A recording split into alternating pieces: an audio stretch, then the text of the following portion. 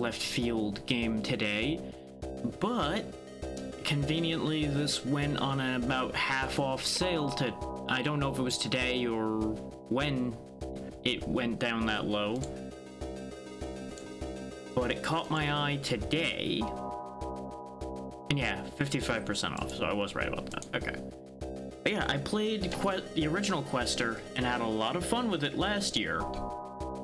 And since this had come out early this year, I had had my eye on it, especially while waiting for them to give the English translation for it.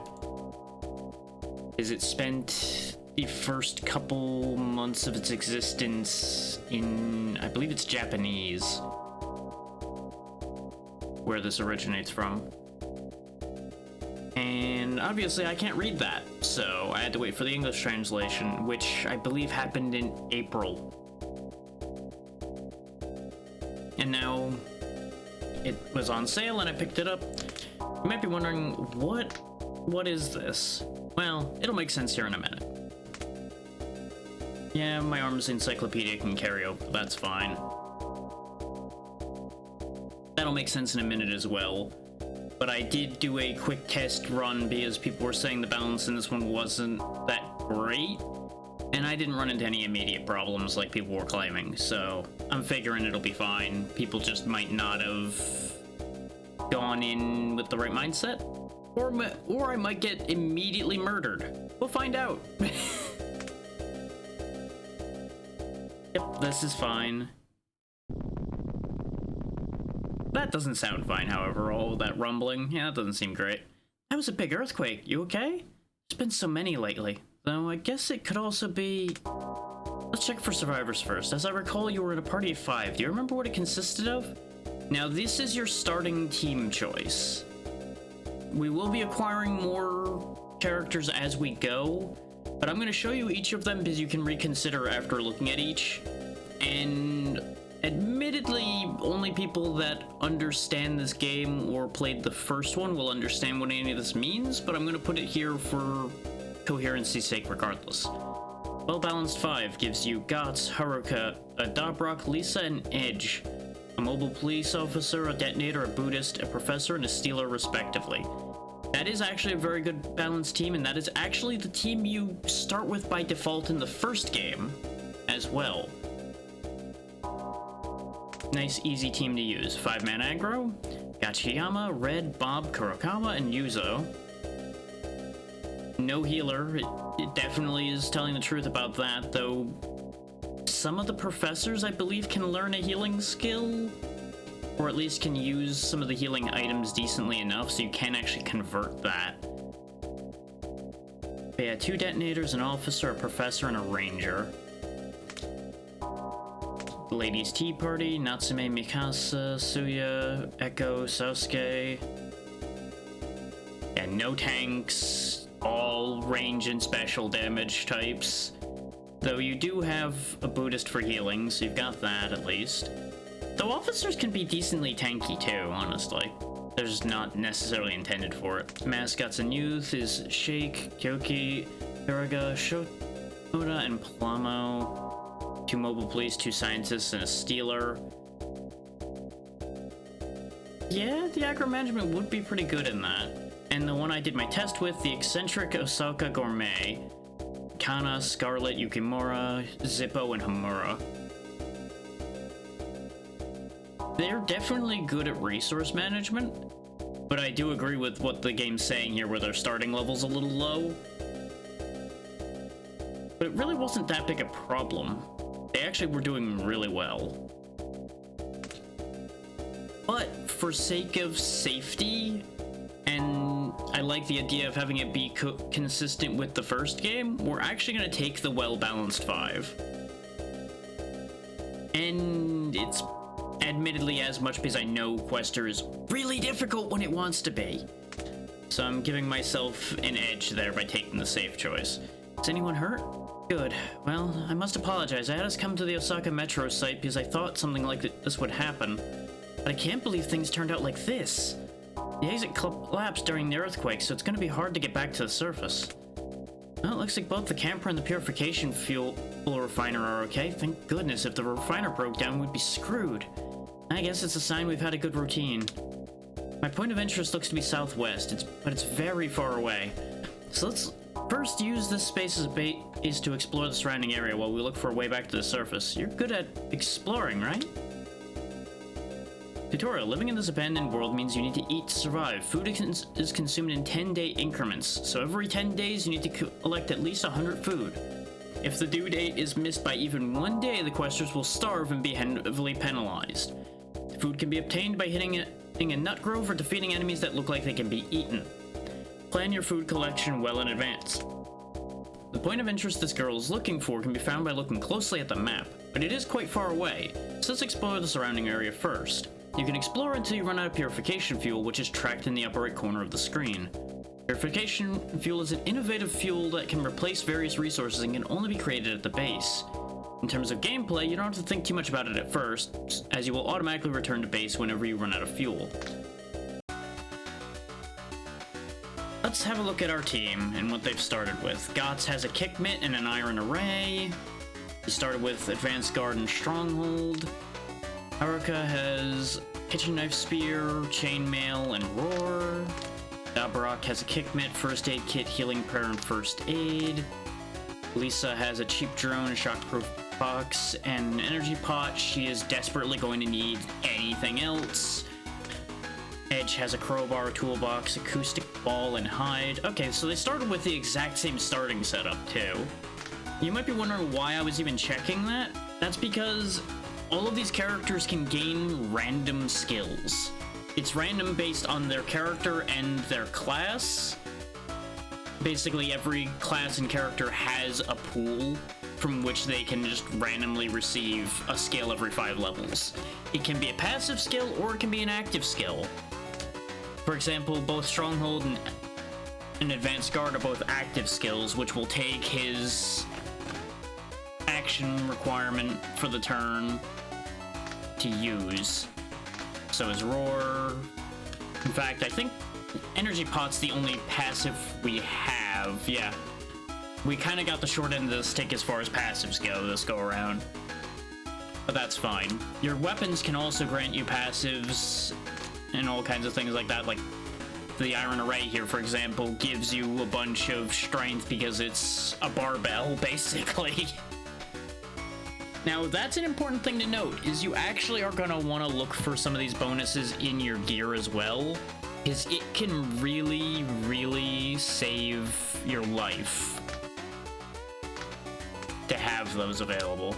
Like the defense bonus from the chainmail, for example, could be the make or break point in keeping Haruka on the field, because her health's not that great at 23. Not that... Oh, no, actually, we have decent health on this team. I forgot Edge is one of the healthier stealers. And as far as classes go, we'll just quickly talk about that too. Mobile Police is your tanking class for the most part. They prioritize taking away hate from everybody else and boosting their defense generally is what their skill pool gives.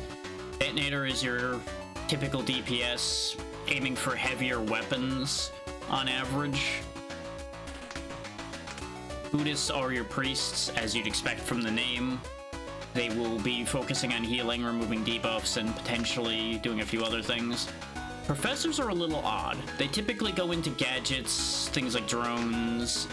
Anything intelligence-based is usually their forte. Stealers are exactly what they say on the tin. They are your rogue types. For the most part, they will be opening chests for us and doing all kinds of sneaky things on the side. We'll go more into what weapons the classes are better at using when we actually have some weapons to use.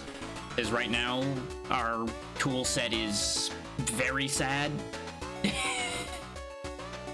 But we've just started, so let's get on the road here.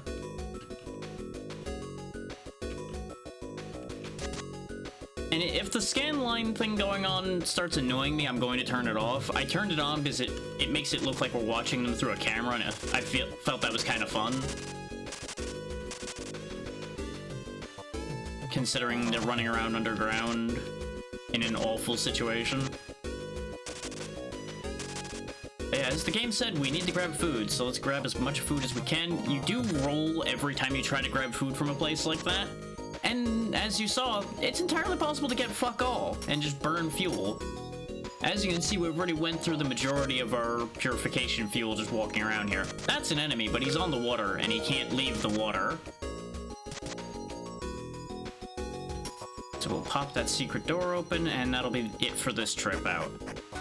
Now, you might be wondering, how are you going to make any progress if you keep getting sent back to the base camp?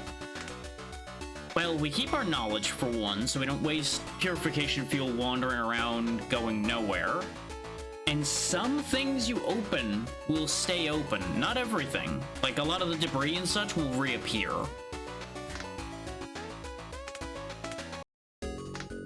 Enemies will, of course, reappear as well, though they will be in different locations.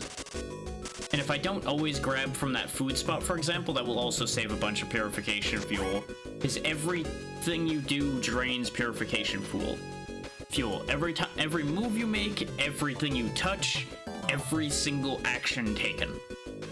Now, just like a mystery dungeon game or any roguelikes or such you're familiar with, nothing moves unless we move. So I could stare at this scary red thing all day and nothing bad will happen. And now, I say that the red thing's scary because I may not have covered it because it may not have popped up, but enemies have 3 tiers. Blue is the weakest, purple is the middle, and red is really, really bad. Especially this early on, red is bad, so we're gonna try to just juke this guy away. Purple we can do. Purple will probably be okay. Yeah, there we go. If you bump into an enemy symbol that's wandering around, you will enter a battle. Battles are turn-based with a command limit. You can choose up to 3 commands per turn as long as your AP allows. Some commands also require special resource consumption. For example, in order to use the bomb command, you need to use an explosive for the explosion and a battery to control a drone remotely. These are listed for each command, and you'll see all those resources down there at the bottom. They're all very self-explanatory, so I'm not going to be going through that. They all work exactly how you'd expect them to. At the end of the battle, all resources, hit points, downed allies, status elements, etc. will recover automatically. But it consumes purification fuel, so you gotta keep that in mind. If you think a battle's too dangerous, consider running away. Escape is 100% successful, but deciding early is important because each turn in battle consumes purification fuel. In addition, enemy strength is marked by symbols. As I said, blue, purple, red. If your level's low, try not to go after red. Red will kill you. But you do want to balance attacking red symbols when you can, because you will get a lot more out of it. They do tend to be harsher fights with higher rewards. We're using advanced guards so we can get away with roaring. As you see down there, increases hate. That number below the blue and red symbols and to the left of the health bar is how much hate that character has on them. Some characters start with more aggro on them than others, just by existing. There's variables there. I don't actually know what all the numbers involved in that are. Just understand whoever has that highest number is probably going to die if you don't do something about that. Dabrok, go ahead and hit them. I don't think we need to healing prayer straight away, so just do first aid on whoever ends up taking a hit. That'll probably be fine. Go ahead and air raid, even though we are only going to be able to do that twice this combat, because we only have 2 explosives, 2 batteries, and we have no... Oh no, we can consume 10 fuel to energy load, but I don't want to be burning our fuel that harshly. Go ahead and use your gadget to acoustic ball. That makes every enemy more vulnerable. Stealers tend to have the hide ability that you see here. It just sheds threat, basically, and dumps it on your frontliners. It says front row, but there's not necessarily rows per se. I'm gonna go ahead and let it stay on normal speed right now, but I typically play at double speed. But this way you guys get to see all the effects going off, all of the results hitting. So you get an idea what's going on as we're going here early on. We gotta watch out for poison as well, because poison's gonna be our biggest danger at the moment. It doesn't last after battle, but it does tick every turn and can very easily bring down even a durable character early on. Especially if you have no way to cure it, like we don't. Like right now, our only play if somebody's poisoned is to just keep hitting them with first aid or using healing prayer over and over again to make sure that they don't drop. Thankfully, nobody died. The reason why dying is a problem, other than the obvious they can't take action, is that phrase right up there. Surviving members will receive this experience. Anybody that's dead gets no experience. It's a bad deal. You get a bunch of material and food, you heal, you spend the fuel, and you carry on. Oh, this is a really rough roll right away, huh? Yikes. Well, we killed a purple symbol already, so I guess we'll just do it again. Basically, the symbols don't necessarily indicate that the monsters themselves will be stronger, but it'll be nastier formations thereof on average. A few monsters only appear in higher symbols early on, but it mostly is just monster formations. And positioning for the monsters does matter. There are abilities that we will see that actually care about what row they're in, what column they're in, and things like that.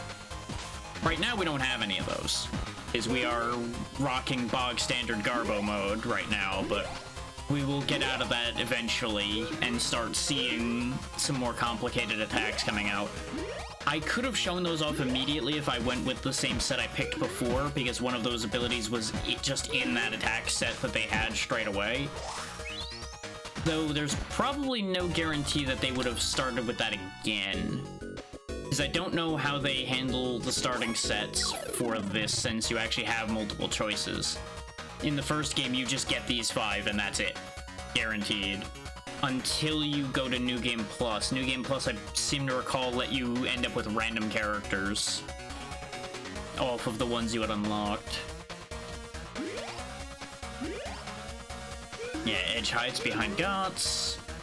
Just transferring all of the hate he has onto Gots, which is why you see him at triple digits between his advanced guard and hide shedding the targeting to him, so everything will attack him.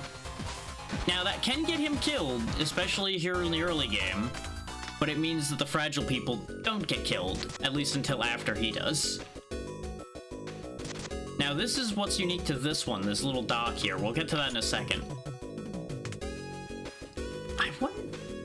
No, that can't possibly be seeded, because that's the same item I got out of my first box before. The Chikun Injection Spear. Specifically, what these are good for is they come with drug, and they usually have healing abilities. Basically, picture like a big needle on a stick, is how I usually look at injection spears. Everybody can equip 2 weapons and 1 accessory. Now, they can't necessarily dual wield in the way you'd expect. Like, it won't bring the 2 attacks together in an immediate way, but it gives them 2 more options. Sometimes 3 more options, depending on what the item has to use every turn. Now, anytime you change their gear, it is going to mean we have to reset their commands. Oh, a large body of water. You have a canoe, I believe. There doesn't seem to be anywhere else we can go, so why don't we try crossing? If this is near Osaka, there's probably a place called Umeda to the south across the water. From up here, you can travel across the water in a canoe. When returning to land from the water, you must also get off at a pier. You know, ignoring the fact that you probably could just push the canoe into the water from anywhere and get out of the canoe realistically anywhere, as long as you don't fall in the water. But, you know, game mechanics. You cannot interact with bodies of water from land except on a pier. You cannot attack enemies on the water from land. You also cannot interact with the land when you're in a canoe. As in, you cannot take a key that has fallen on the ground or attack from the water to the land. As it says down there, it also applies to your enemies. That's why that crab couldn't attack us. Boat. Oh, this could be bad. Hi, death crabs. I'm gonna try to fight this against my better judgment.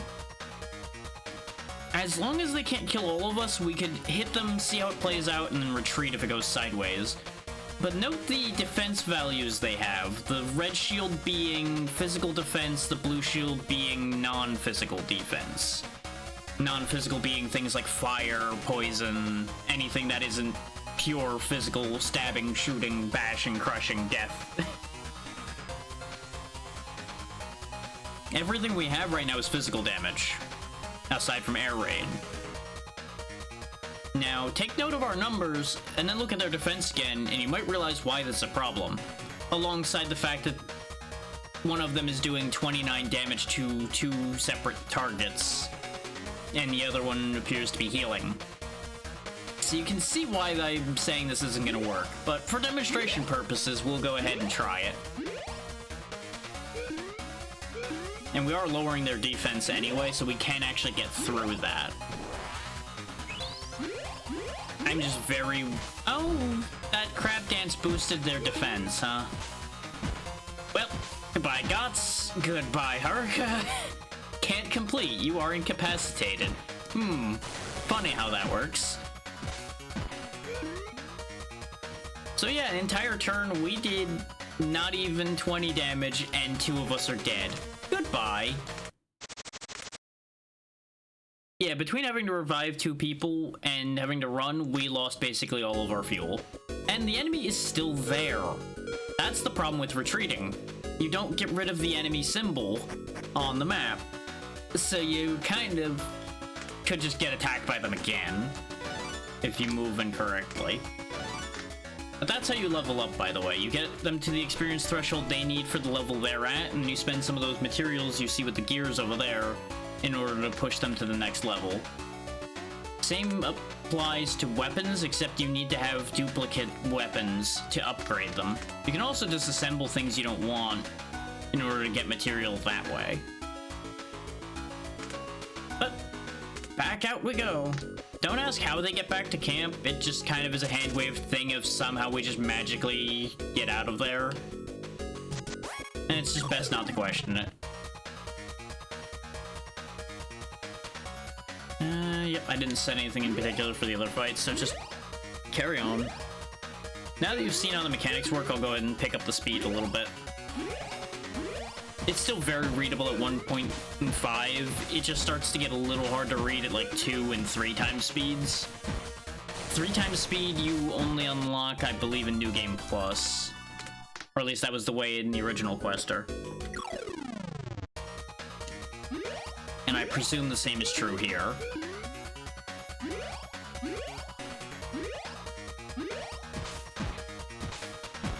So y'all should be able to still get a decent idea of what's going on, even as I slowly speed things up to make this actually go somewhere. Because as much as I really like this game, it does have the unfortunate factor of this is everything you're going to see. It'll just be using different gear against different enemies throughout the rest of this game. Hey, there's Zen.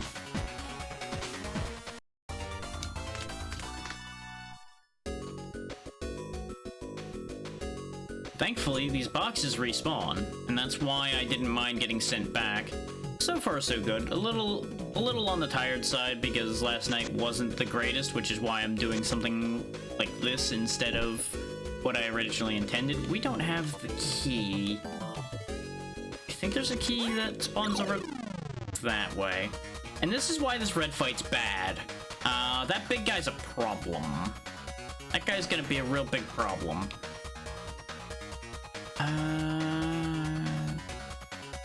Go ahead and keep stun attack because it might paralyze and that might save our lives. I don't want to go into healing prayer yet. There is movement order, and healing prayer, if I'm remembering it right, goes pretty early in the turn. There's actually the yellow number, I believe, is the priority modifier for those abilities, which is why, like, Iron Wall, for example, goes off at the beginning, and Healing Prayer is the same one, so it should be going off early. So I think actually for turn 1 we'll stick with his normal plan, and then turn 2 we'll switch into having him healing. Yeah, because you can't do anything else. Air Raid is the best move you have. Ditto with you. You're the only one who could really end up with a different idea here. And I think we're going to do that. He'll do 1 less attack and boost everyone's defense, including his. That's probably his best choice. Now, mind you, I have no control over who they attack. So they can easily end up being stupid and attacking the wrong things, too. And there's the problem with the Dire Chomper, is it has really nasty attacks, which tear down even our tank. We can theoretically win this fight even down 2 bodies, but it's not likely with the damage output these people have. So we're gonna have to run and waste more fuel. It's also blocking our path. So we have 2 choices here. We can either retreat, and run back to the other island, or see if we can find another dock or something. We can try the fight again, and hope we just roll better. Which, personally, I have never had much luck doing that unless it was a really close fight, which that was not. Because even with defense boosts, we are not going to keep GOTS alive. Our best play there would be to spread the aggro around, and none of our characters would survive a hit from that thing. So it wouldn't matter. So let's just get in the boat and burn our fuel looking around and see if we can find things. Okay, there's where the key is. Okay, and there's another pier here with an item box. Okay, a pan gun. Not bad, not bad. You might be wondering, what the hell's a pan gun? Well, if we go over here to our arms encyclopedia, it's a shotgun. Because this game does have guns, because this is basically modern world, but everything's gone to hell in a handbasket for reasons I don't remember the explanations of from the first game. But most of the underground is full of monsters, and a lot of cities are buried for some reason. Like, basically, a lot of stuff got buried, monsters came out, and yeah, everything's kind of bad. You've got decent shooting, and you've got an open hand right now, and good dexterity, so take the pan gun. Buckshot is one of those things that I was talking about that cares about where the enemies are, because you'll notice it says damages a row of enemies. So that'll actually be really useful. You also want to keep track of the base power and the number of attacks a weapon has. Because the number of attacks a weapon has basically will multiply the damage of a weapon. That's not 100% correct, but it's the short form explanation of it that'll make it make enough sense for people.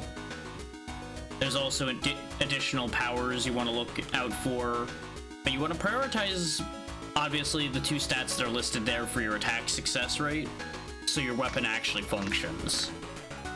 You can get around that, but sometimes it goes really, really badly wrong if you do that. So, you know, understand what you're getting into when you do things like that. We've got enough food now, so I'm not going to worry about prioritizing that. We're actually going to go up here because when I did my test, there was a key up here, and it should be up here again. And yeah, since we gave him that armor... Yeah. How's it going, Pazzy? This is Quester. A really, really good but really rough time. Send this lot off to do the thing.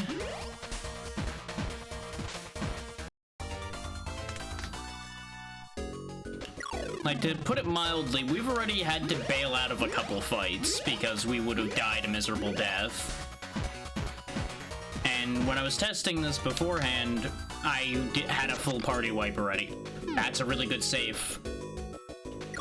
We just got incredibly lucky, and I'll explain why in a second. So you can probably guess based on orange chest. Ah, fair enough, fair enough. Glad you'll be getting out of there before too long. Yeah, if we go over here to the hatchet not incredible, but it's incredible by our scale because we have fuck all right now. We'll be passing that on Haruka here because she's got decent agility and dexterity.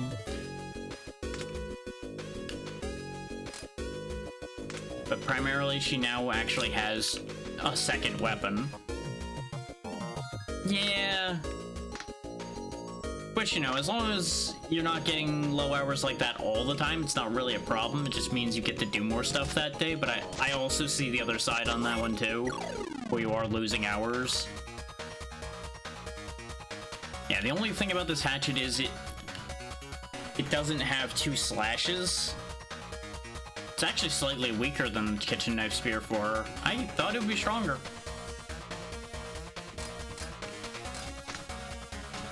Ah, it's one of those situations then. Okay.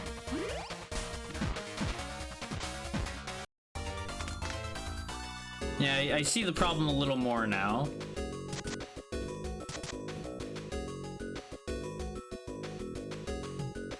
But now that we have that key, we can avoid going those other paths right now if we don't want to.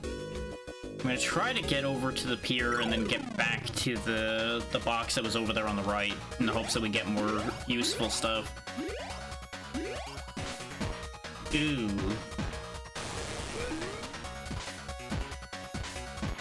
That is unfortunate.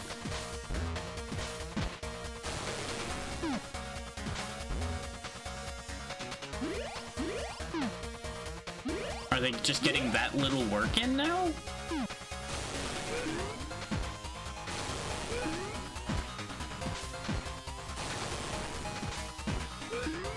Man.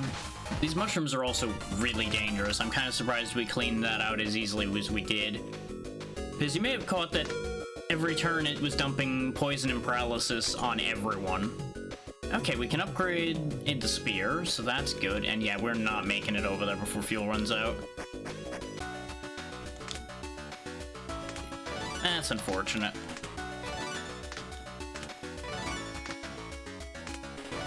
There we go, levels up for a bunch of people. Go ahead and upgrade the spear to +1.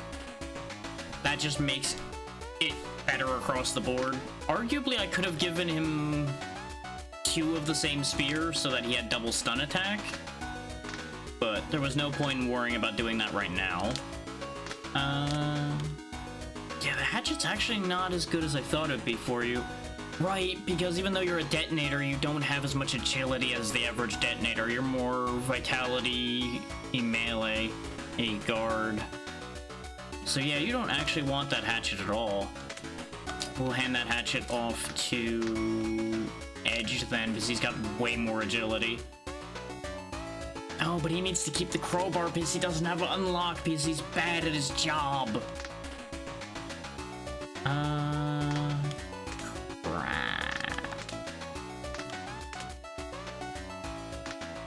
Get used to me calling them bad at their job, by the way, because a lot of these people really do start out very bad at their job.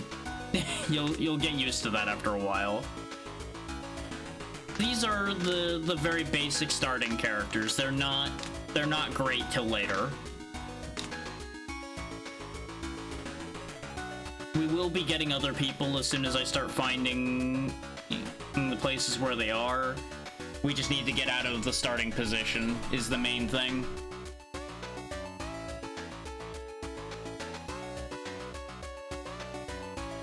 And even if we full party wipe, it won't be that big a deal because it just sends us back to camp. We just lose the rest of what we could have gotten done that day, basically.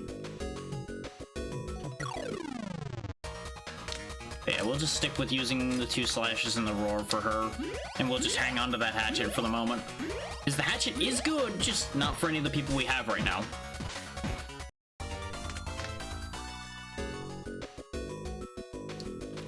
It does have a little bit of that vibe. I could definitely see somebody making something like this in RPG Maker and having it work.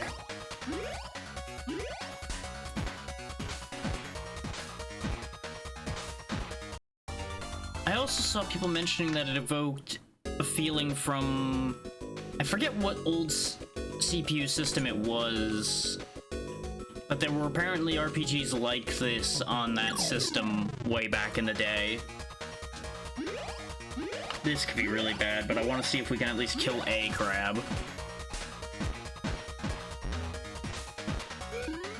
Judging from the damage output we're having right now, the answer to that's going to be a no. Yeah. It's meant to look like kind of you're on a PDA moving, directing them and all that. Oh, no wonder you were on Iron Wall, not Advanced Guard. You're supposed to be absorbing damage, Gots. Do your job. You should also stop firing that shotgun, lower their defense, and hide. You probably should heal Edge. You can't bring back somebody that's dead unless you have one of the couple specific skills that allow you to do so during combat. So Haruka's just out until the fight's over. She will not be getting the experience for this.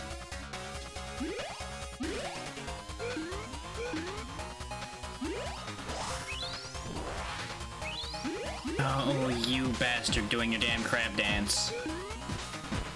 Thankfully, they didn't follow up with that strong an attack. Okay, so we chipped through the worst of its health. I think we're okay. I think we've got this one in hand right now. You can't keep air raiding because you're out of explosives, which makes you completely goddamn useless. Unless I do this. There we go. It'll burn more fuel, but winning this will actually be nice. So we will make it happen. Because that's a big part of this, is you have to know your limits on your resources and actually adjust them accordingly.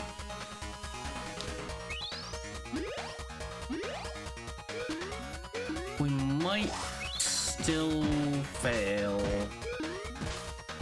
Yep, there goes Gots.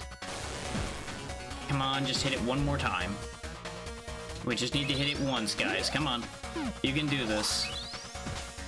There you go. Okay. Only 3 of them get that 1,000 experience, but it's still a 1,000 experience. Oh, that could have been so much worse, but it could have been a lot better. Okay, survival knife's great. That's a boss fight. We're not dealing with that right now. Not doing that. Nope. And by not doing that, I mean literally can't do that. We attempt that, we are dead. That is over. It is so fucking over immediately.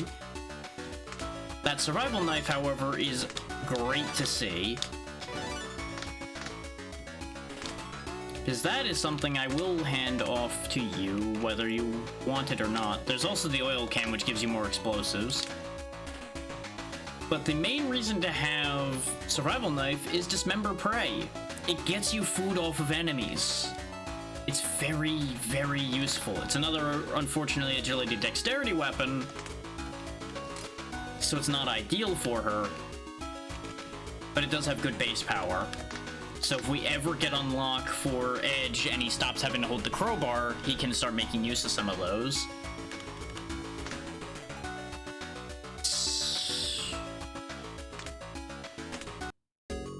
Exactly.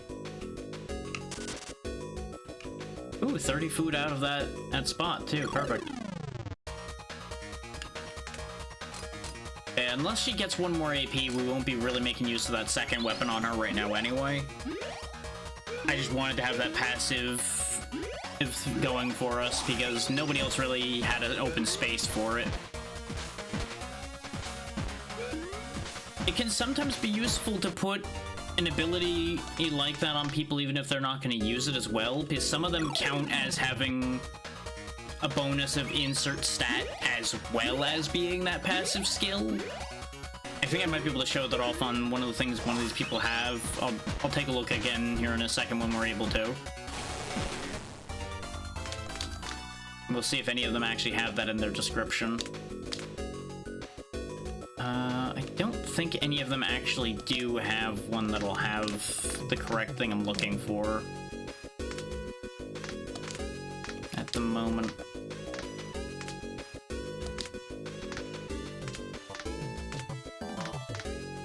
Because again, all of our stuff kind of sucks at the moment still. Yeah, you'd be the most likely one to have something like that. Yeah, there we go. The technique is comparable to having a lockpicking level of 3.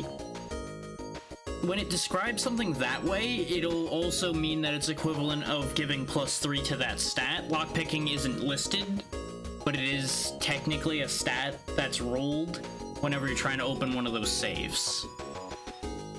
But if it was, for example, equivalent to a vitality of 3, it would mean when he's equipped with this, he would gain 3 vitality by having it. is the point of what that's trying to tell you. Katsu gun. That could be nice to have, but I don't think I want that right at the moment, because we don't have a dedicated shooter at the moment. But here's our first additional campsite. Once you've found a suitable base location, you can relocate your base to it later. In order to do that, you have to go back to your base once and move the camper parked there. During the game, you'll be able to move bases instantaneously, but you need 30 food to do so. By the way, the camper at the base has a fuel purification device that is more important than life for questers, so it's necessary to keep it in a safe place. Exposing yourself to battle is a recipe for disaster. We found a Maida, and we got 75 material out of a coffin there. That's a shame. These camps are where you can get other questers, but it's a chance whether you get materials, random nonsense, or a quester. And this is what the Pankatsu gun does. It's basically a machine gun. They're not kidding when they call it a useless machine gun. It's not terrible, but it's not great.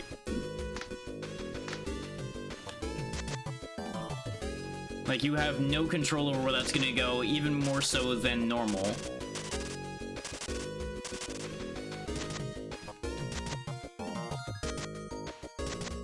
But on the bright side, if you only have one target, the 5 hits will all hit that target. So there are ways to manipulate that to your advantage. Go ahead and keep leveling you lot up. One more level and Lisa will gain a new skill and hopefully become remotely competent. Actually, Lisa, what's your dexterity? Your dexterity is kinda hot garbage, huh? That's a shame. Your shooting is also not good. Like, it's not terrible, but it's not good either. What I was debating was hand her the big machine gun so she has something to do when she runs out of explosives. The problem is this does use up 4 bullets, and we don't have a lot of those to go around to begin with. Is you only have as many bullets as you have the bullet bonuses, just like any other resource. So right now, the Pan gun would be giving us 2, so that's why we only get really 1 good blast out of that. Pankatsu adds 4 more, so it basically allows itself to fire once. Otherwise, you would need a character with reload or something like that in order to turn the materials you have and purification fuel into more bullets. That's what makes gunnery a little difficult in this game. You basically need the right setup for it, or just it becomes a one-trick pony. You fire off once, and then you can't do anything else with that weapon anymore.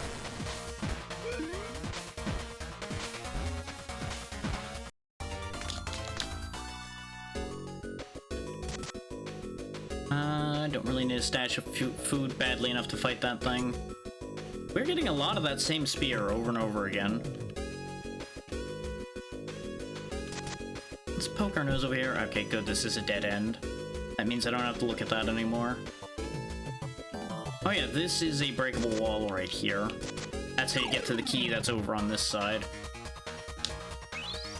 You can tell it's a breakable wall because the icon for it is slightly different. There's a little starfish on the coral pieces there that shows you that it's breakable. In the first game, the walls would have just like a small crack in the bricks of them to show you that that's where you need to be able to break through. Just clear enough that as long as you're paying attention, you'll spot it, but if you're not paying any attention at all, you'll completely miss it.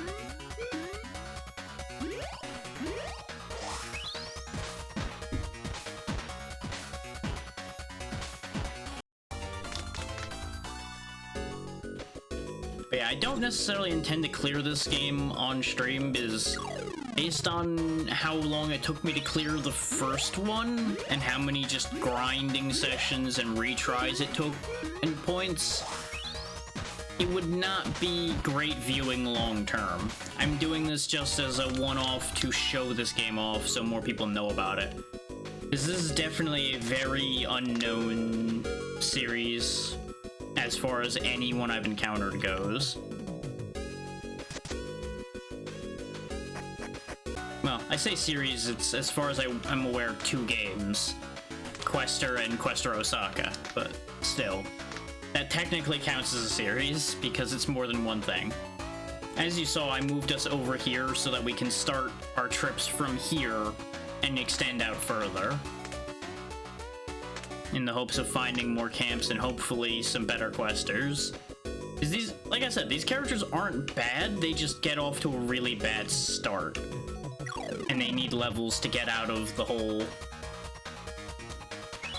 But you can sometimes speed your party's strength along by finding people that start off with better skills. Because bear in mind, when you find someone, they all spawn, give or take, at a set level for that character. And they will have skills up to whatever multiple of 5 that level happens to be, off of their pool of skills. So you could end up with a really good character who just happened to roll all 3 of their worst skills right off the bat.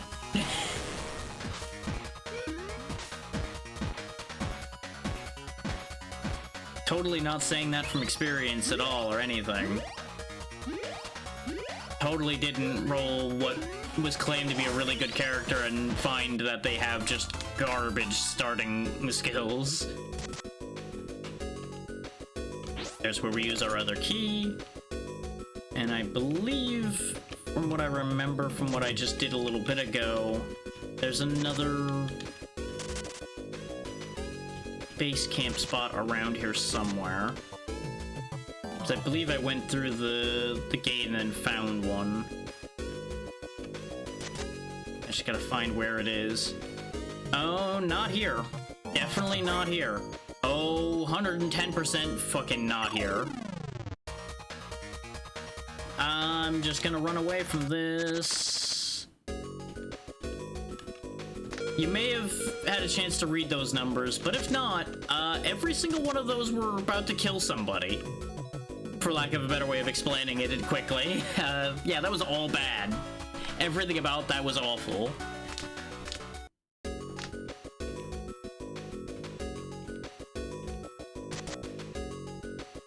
That's kind of the thing with going through those locked doors, is a lot of the locked doors are what you can basically consider to be like zone separators. You cross over the threshold through one of those locked doors, you're going to a harder area than before you open that door. Almost across the board. Sometimes it can be weirdly easier depending on your setup, because some enemy types are easier to deal with certain setups, as you might imagine. But on average, it will be stronger, nastier monsters. Which is why the enemy symbol system isn't always 100% accurate either. Is a blue monster formation in an area further along may be as bad as a red monster formation in the area you were just in. Though usually more shifts one symbol over. Oh, there we go, there's the other one. While exploring Yorubashi, you find a mysterious device that looks like a coffin in a closed room, but it seems broken. Looks like you can use the parts of it as materials instead. Another 75 materials for us. I'm so sad right now. Neither of these provided a quester. Modified vacuum. Now you might be thinking, what on earth would a modified vacuum do for you? It'll make sense when I go look at it here in a second. Hello there. Hey there, Callista, how's it going? But yeah, the thing with the modified vacuum is it got turned into a flamethrower.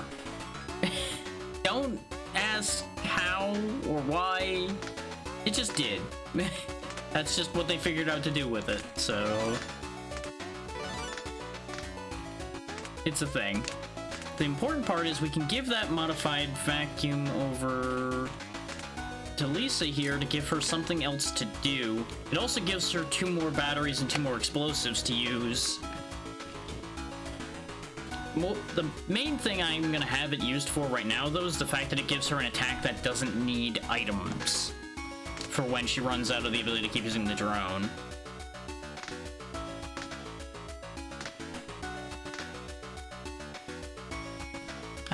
We have plenty of food, so let's go ahead and shimmy on down to this spot. And just keep pressing further outward. So I would like to find the path to that pink chest we just saw.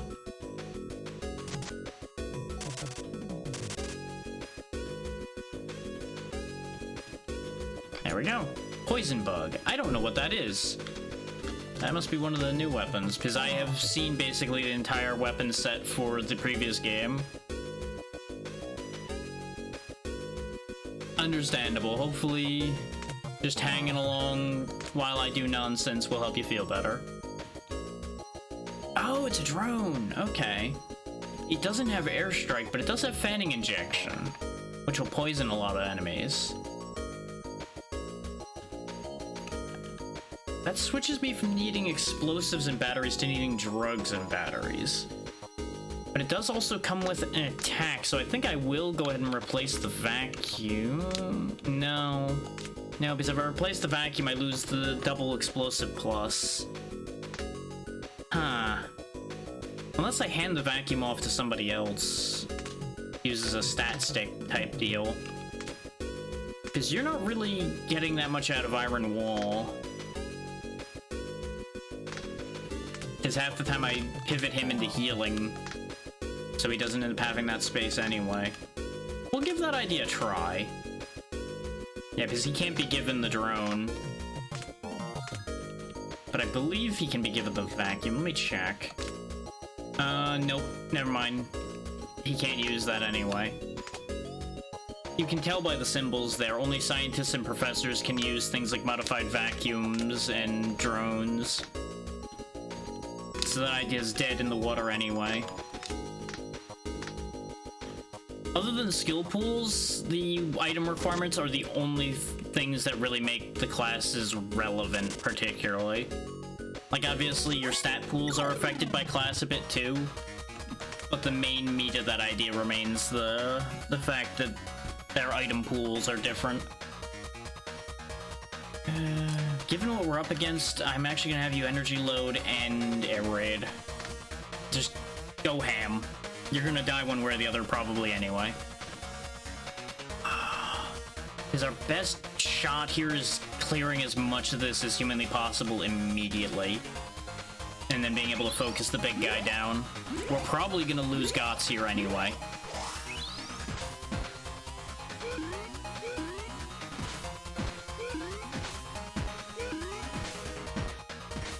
Yep, there he goes, straight away.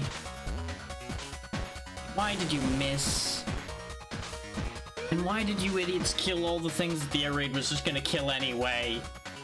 Ah.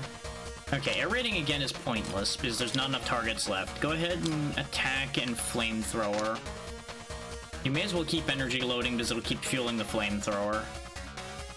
Because my estimation is even if we win this, we're probably gonna have no fuel left to keep moving.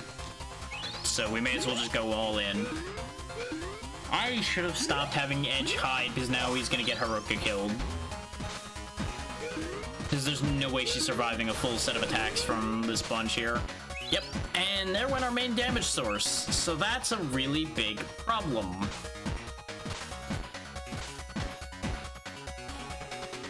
We're not dead, but we're in a bad spot. You stop hiding.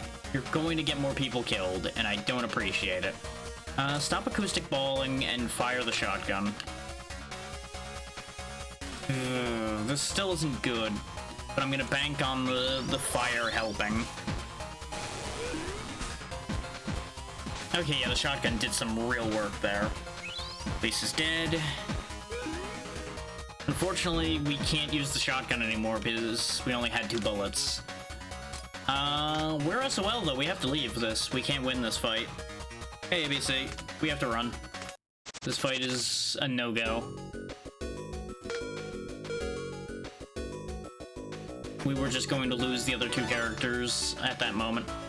And there we go. That's what happens when you have enough food for everybody at the end of each set of 10 days, by the way. Is it all the extra food turns into materials to use to upgrade more things and level up your characters. Unfortunately, we have nothing to spend that stuff on right now.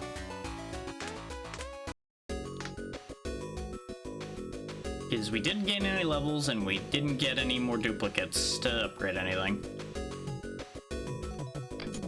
Portable battery, that's just gonna give more gadgets, I believe. It's either that or it gives you energy loader. Either way, it's not something we need or want right now. This is a slightly nicer set of enemies. So we can try this. I just gotta remember to have him stop hiding so he doesn't get anybody else killed this time around. We're also gonna have you only attack once and go in for... Yeah, go for Stronghold. This way you can buff everybody up. There's nothing else you can do. You should Iron Wall first and then treat injury next turn. Air raiding here doesn't matter because most of these enemies are gonna be dead by the end of this turn. I'm just gonna hope that she points the flamethrower in a smart direction.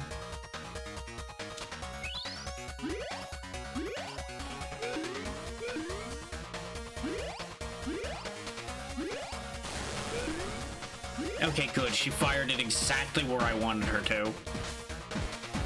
Is that 20 fire damage straight away is going to make a huge difference for us. Unfortunately, Gots still died immediately, so we are still in a bad position. But we should be able to turn this around now. Is one good blast of the shotgun combined with the fire should get some work done here.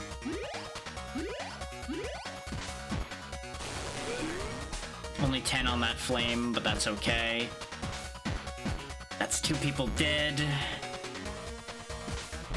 Nope, I think this actually is still gonna go wrong. Because we got bad rolls on those attacks. Oh, gotta go! Nothing to do here. That is really unfortunate. Because that was in the worst possible spot it could have been. And yeah, just to prove my point about the battery. I know it is battery +2, so it's not completely useless, but it's not better than any of the things we have already for what we're trying to do. I'm gonna keep going back up to that pink safe just so we keep rolling on the item table and hoping we get something we can actually work with here. Homemade pistol, okay. That's a step towards building a gunning set, so not the worst thing that could have happened.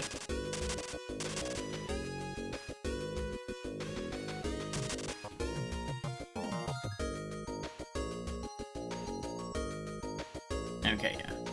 Just double checking something right quick. Ooh, convenient. That's the thing that can happen, by the way, is you can get random chests through chopping through the debris. You can also get random attacks like that one. Which is not what we wanted, but well, I guess that's what we're getting.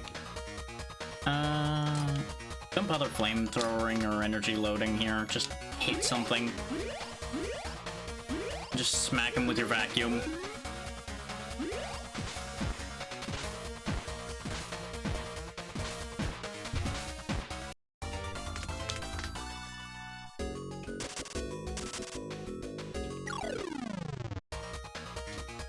Yeah, because these regular chompers really aren't too bad, and they're a great source of food. Why you would eat something that's just a square blob of flesh with legs and teeth is beyond me, but you know, when you're stuck in the underground, you got nothing to eat. There's probably worse things to eat down here.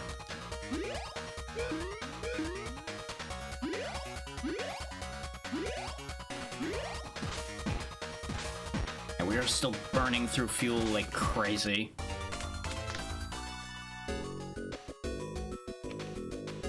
You can reach a point where your team is competent enough that you don't need to use any material using skills, so you end up burning way less fuel. Unfortunately, this lot ain't it yet.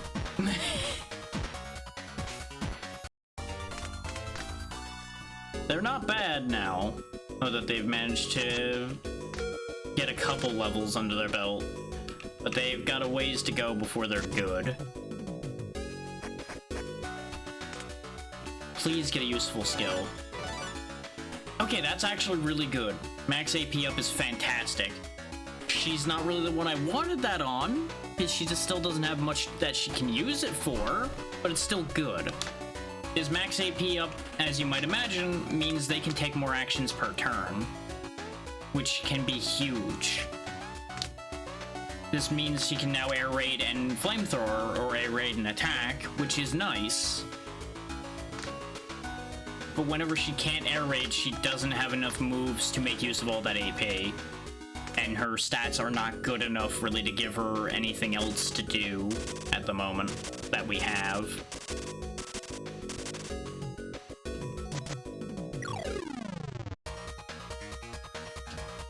That's one of the perks, though, of the fact that she survived basically every fight except for, like, one of them, is that she got her 10th level. And you may have noticed that some of these characters were already past that level. That's because of what I was talking about before, where everybody has a different starting level based on their class and such. It kind of operates on, like, old wizardry rules to a certain degree. Or old D&D, depending on how you want to look at that, because there would be starting level changes based on some of your stuff. Or in some cases it would be reflected as different leveling speeds for different classes and such, depending on the system you were working with.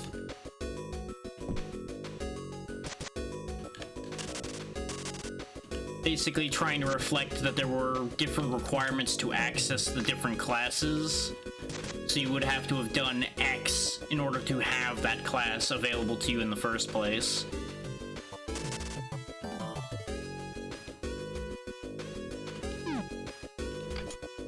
Deodorant spray... I'm not sure what that does in this universe. My gut tells me it's probably a flamethrower. My gut is wrong. It's a... Oh! Actually, that could be good. That's poison and paralysis shield. I might give that to Dobrok, then. So he has a way to protect us from those status ailments. His 2 more drug from first aid kit is nice, but having a means of protecting us from getting paralyzed could be huge. He also doesn't have a ton to do with his points most of the time, unless I'm actually going for healing and prayer anyway, which frequently I don't end up doing because most of the team is either not damaged or dead. There's really not an injury state for them most of the time right now.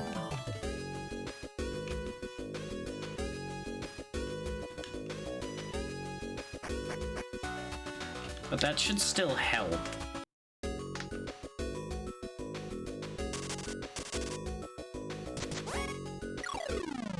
Not ideal, but we can handle that. None of these guys are doing anything I need to worry about. Aside from the spiny boys there do hit with poison, but not enough to be a huge ordeal. Yeah, you know what? We can keep God's doing Stronghold, honestly. One more attack from him really isn't going to make a huge make or break for us. We'll go ahead and have you air raid just to clear this a little faster. Or so people hopefully don't die at all. Because this many enemies, somebody could theoretically die if they all attack. Which they're all going to. But they don't all get their turn, so it works out. This right here is the problem with air raid, though, is it's kind of slow. So a lot of enemies die, then air raid goes off, and then you just sit there kind of feeling kind of stupid because you now air raided like one guy.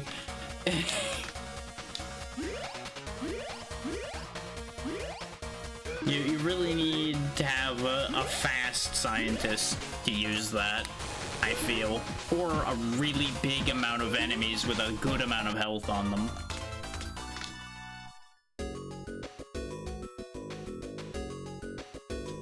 The thing you gotta watch out for with those AoE attacks, though, is that's also a very fast way for somebody's aggro to go through the roof and get them killed. Because I believe every individual enemy you hit adds to the hate you get. Because you can see it appearing at the bottom of every attack.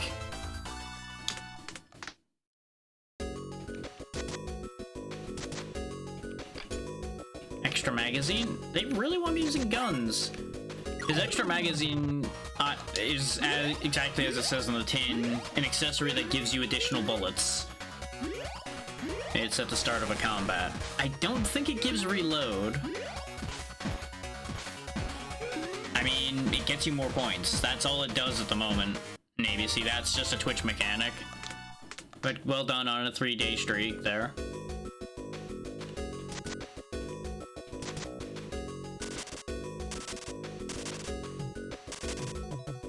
Then why are you asking what it would do?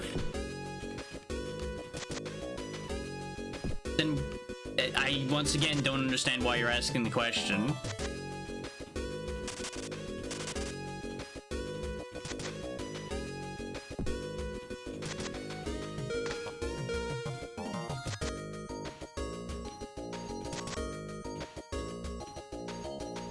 Oh, we found a whole lot of nothing over here, huh? That's disappointing. What do you get from your level? Okay, that's actually really good. Offensive is fantastic for a detonator to have. Stimulate your instincts and focus additional energy into your attacks. Increase the probability of getting extra attack actions when using Roar or Patience. Sounds good, ABC. You have fun.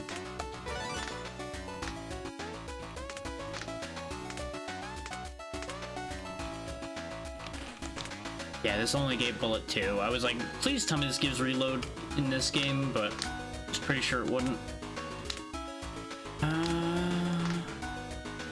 Again, unless I hand the crowbar off to someone else. Which I forget.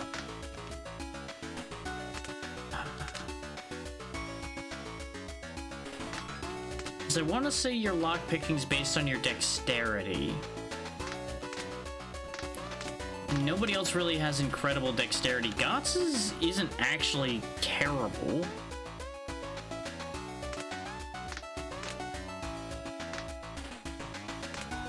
He doesn't have Iron Wall by default, and you'd lose a bunch of strength.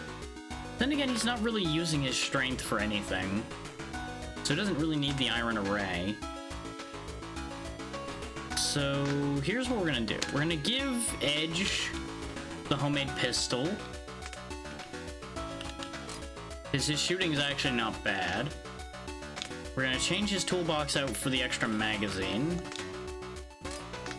and he's gonna be focusing on gunning for us now. Switch the kitman and the Iron Array. Give you the crowbar, which it's vitality and dexterity, which is actually really good for Gotz anyway, so he should actually do some solid damage with that crowbar. With both of those being 24, and his melee is not bad. So he should get some work done with that. We also have enough of those spears that we can make a second +1, and if you have 2 +1s, you can make a +2. And it keeps on going up that way until you get to +3. +3 was the cap in the last game, and I'm going to assume it still is. But I don't know that. They might have made +4s a thing now.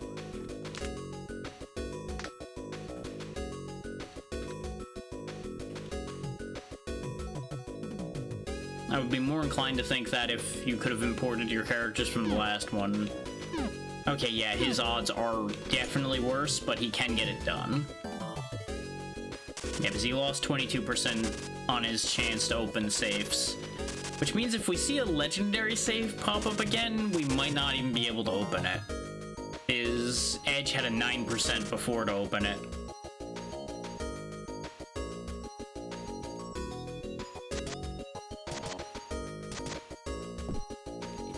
But I'm hoping that the damage we start dealing... Ooh. Aha! At the ruins of the station, another quester is writing on something. When you call out to them, they hide it with a surprised look on their face. It seemed to be a diary. You ask them if they were alone and want to come with you. The quester accepts your invitation with a smile. The quester's name is Yukimura. They claim to work as a Buddhist. You give them the location of your base and they agree to meet you there, and you begin to make your own way home. There seems to be at least some purification fuel left in the lantern for the trip back. Okay, Yukimura could be good. He might be a replacement for Dabrok. He's the one I started with in the other set that I did. We don't want to fight this red thing still. I'll take the pink one. Pink one's fine. Okay, yeah, you're up to doing 19 with that. That's pretty good. Go ahead and do Stronghold. Yeah, we only have 5 bullets. This is going to be the main issue for Edge here. But the homemade pistol does have reload gun, so it can keep reloading itself, which wouldn't be able to maintain the Pan gun. So Pan will only be for when things go really sideways, probably. 21's nothing to sneeze at, though. There was actually a really good setup for the buckshot, though. We'll see if he actually shoots in the right spot. If he shoots correctly, he can take those 2 chompers and the other thing in one go. That is, of course, if nobody else kills all that stuff all first. That's where I wanted the shot to go, yeah. The fire went the right way. Perfect. That's why shotguns can be useful. If they align it just right, it's devastatingly helpful. It's just expensive.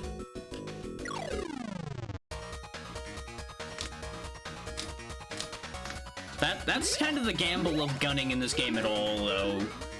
You only get so much time before you run out of the ability to keep fighting, unless you have good recharging for it.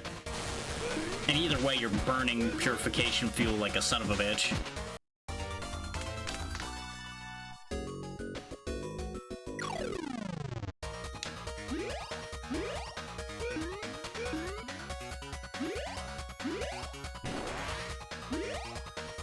Nice. Offense kicked in, so all of Haruka's attacks are increased by 1 attack. But yeah, you'll notice, for example, on each of their turns, you're seeing like 2 hit, 3 hit. Basically, the amount of attacks on a weapon is the max times you can hit, as you might imagine. And their attack rate will generally make them not ever reach that amount. Yeah, there's Yukimura over there. We can also see what Yukimura brought with him. Also, they're certainly a character. I love the character designs in this game. Some of them are just wild. Bamboo spear shot and a first aid kit. They do start with super magic barrier, which is really nice. 3 resistance to everybody's not bad. It is a little AP intensive. And I think for the moment, I'm just gonna take his gear and give that to Dobrok. Do I even want that? No, I think I don't even want his gear, actually. Because the spear we found is better. Or at this point. So unfortunately, we got somebody we can't really use in any meaningful capacity.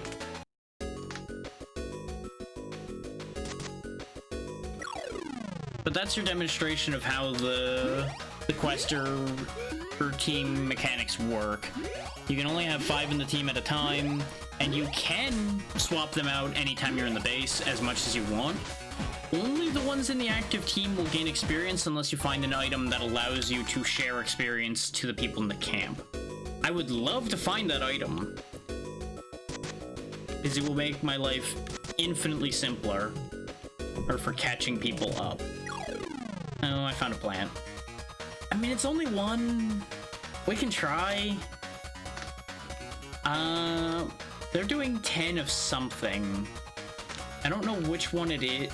Oh no, I think they're doing 10 resistance, actually.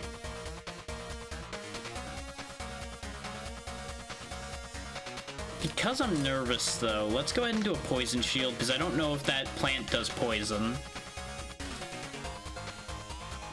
And if they're going to be receiving resistance, doing flamethrower is kind of silly. We'll go ahead and air raid instead.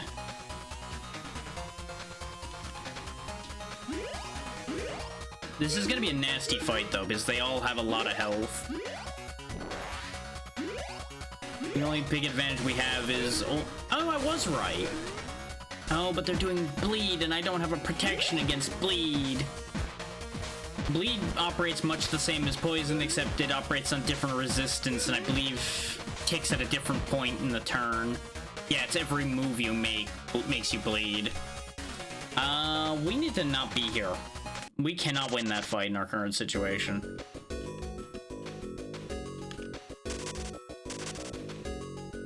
This is what I was saying when I said this game is rough, though. Based on how the first game was. You can very easily end up with a bunch of unwinnable situations, and you have to kind of finagle your way around them.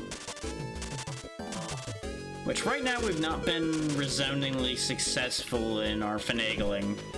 But we will find a way. Even if it means just going and killing a bunch of things until we can get stronger, or opening a bunch of boxes till we find what we need. There's always a way. I can't really give the iron array to anybody and have it be meaningful, I don't think. Do I want to move camp? Because we have a lot of food. Because we're not really farming that pink box anymore either, so we'll go ahead and go down to Honmachi. Go this way.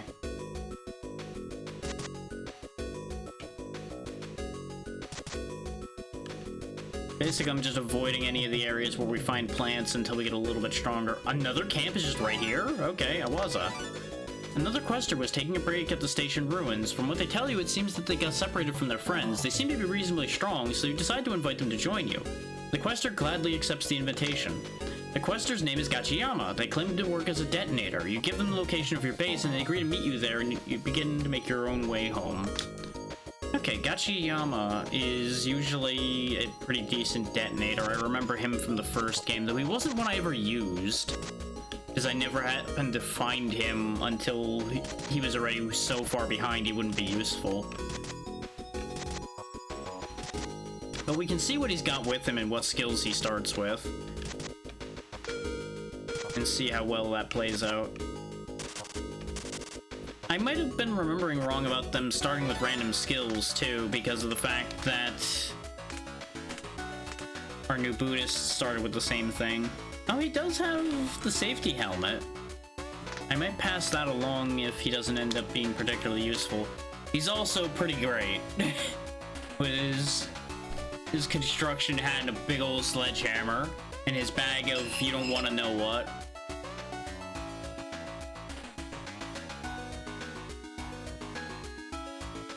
Super Iron Wall. Ooh, he does have Inner Focus.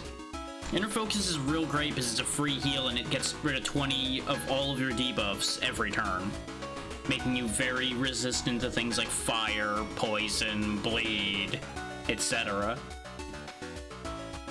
Construction Shovel is nice, solid, basic weapon. Gives you +3 agility and scavenging. He's not bad. Gonna go ahead and remove all equipment from non-party members for the moment, though. Yeah, because you have 26 vitality, 12 agility, 19 dex, 21 melee. I mean, you're the same level as Haruka, and offensive is the only good thing Haruka has going for her right now.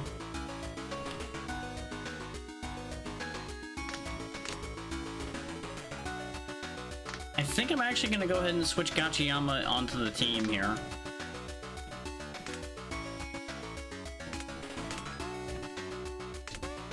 Because he's a little bit more durable, and that Inner Focus will keep him alive. And it lends a little bit of variety to the team. See, the best thing we have is pretty much still the same thing unless I want to bank on additional power, giving him something to work with here. So I think we'll still give him the kitchen knife spear, but I'm actually going to keep the... No, because scavenging just gets us materials, and we've been kind of drowning in materials, so we'll keep the exact same setup we had on her and just transfer it over to him. We'll give the safety helmet over to Gots, potentially.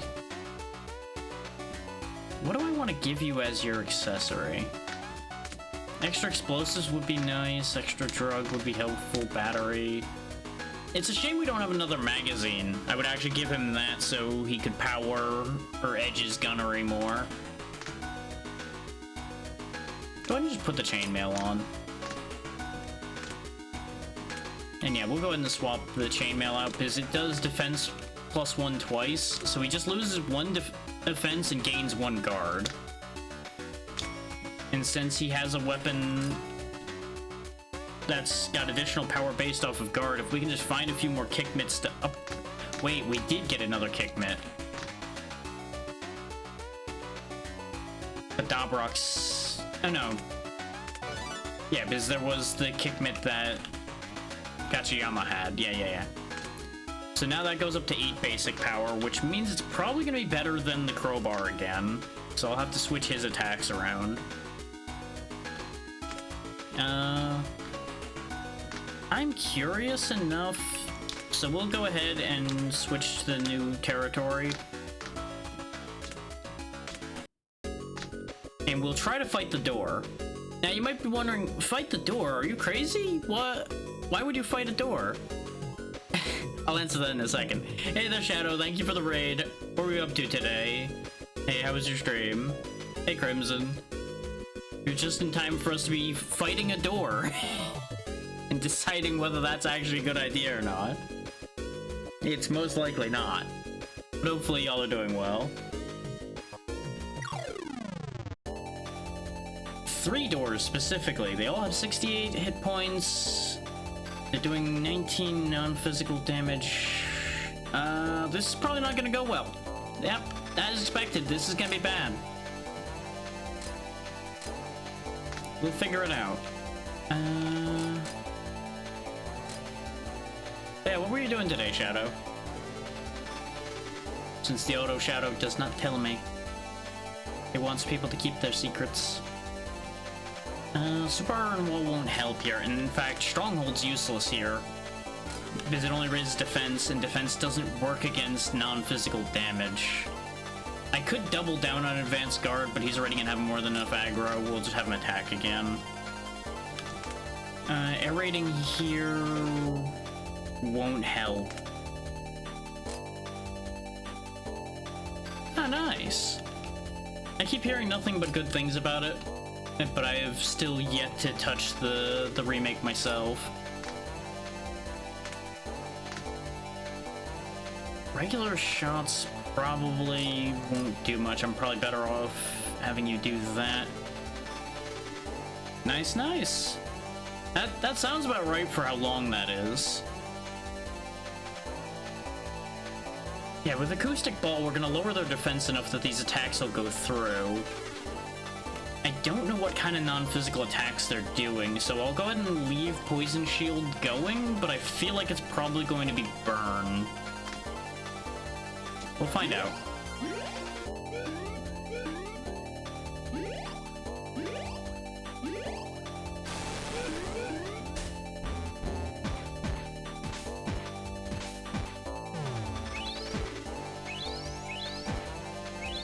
That checks out, yeah.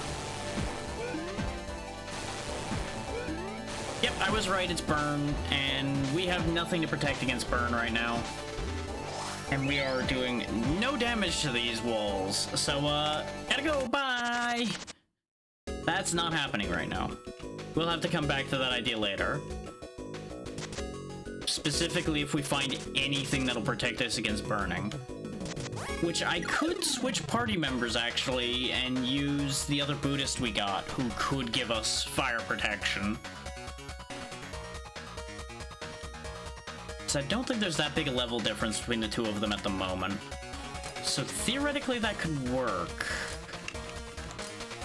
I don't know how well it would work, but we could try it.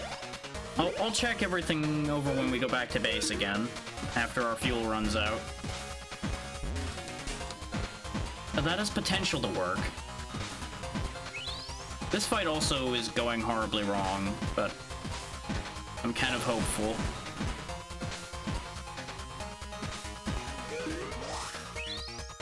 This is still doable. I just need you to stop wasting time with Poison Shield right now. Stop doing Iron Wall, do Healing Prayer so everybody's topped off.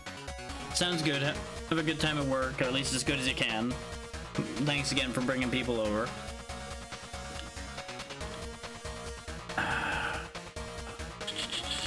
you stop doing buckshot. Buckshot won't help here, because there's not gonna be enough targets left. You also need to stop hiding, because you're not getting rid of enough. You have 3 turns of shooting left, and this fight's gonna be over in 3 turns, so I'm not gonna bother reloading guns. Yep, fingers crossed. Oh, I didn't realize we were out of gadgets, so we can't keep acoustic ball while going. Ow.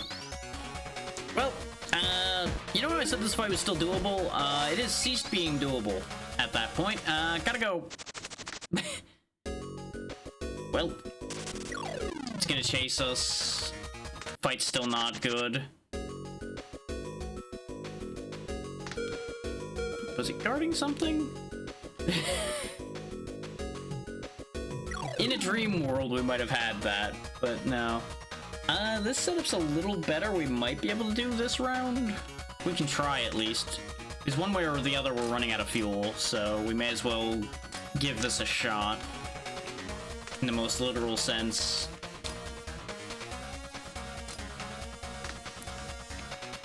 Don't bother with healing prayer right now. Just go ahead and iron wall up and get ready to first aid whoever gets hit. So I'm hoping that first aid's delayed enough. Yeah, exactly. That's the nice thing about retreating being a 100% chance in this game, is you can run from any fight that you think you can't win. You just burn more fuel running away. And you easily end up in a situation like what we're in right now, where they just keep pursuing you. And we didn't have room to get away from them. So we're losing this trip out pretty much entirely because of this. You need to stop the hiding again. Switch to shoot. You're out of gadgets. In fact, there's just enough shots, just go for both. Go for broke and hope you can survive to do so. Go ahead and get a healing prayer off. And hope for the best.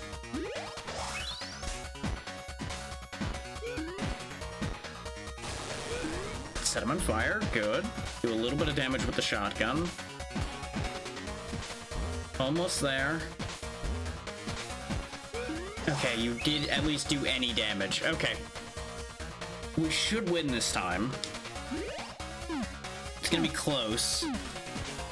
I'm mostly relying on the debuffs to kill him. Oh, he healed because he ate somebody, though. Ooh, that's bad. That's very bad. Nope. I don't know if we got this.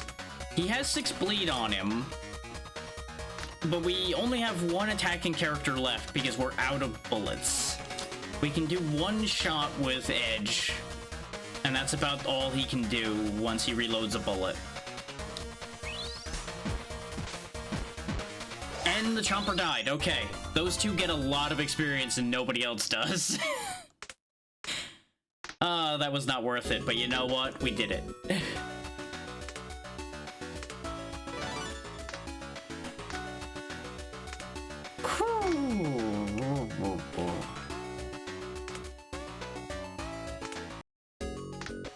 And that's why those red symbols are dangerous. Purple plant is also really dangerous because we've had enough trouble fighting blue plant. So we can't go this way right now, or this will just kill us. We might be able to bait it out and get around it. Come on, follow me. Come with me. Come on, dumb plant. Come on. There you go. He faked me out in return, but that's fine. Now we evade him and run. Because now he'll get stuck there. 2 more, huh?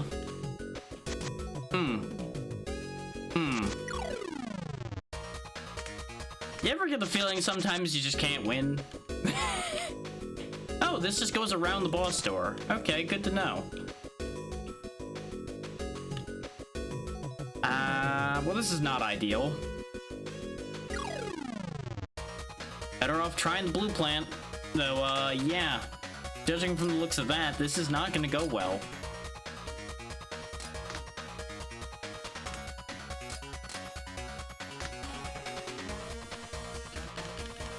Because you might have gathered that each of those 38s might be somebody dying, and yeah, that would be pretty much accurate. I can raise our defense enough that it might not kill, but that's the best we're gonna have here.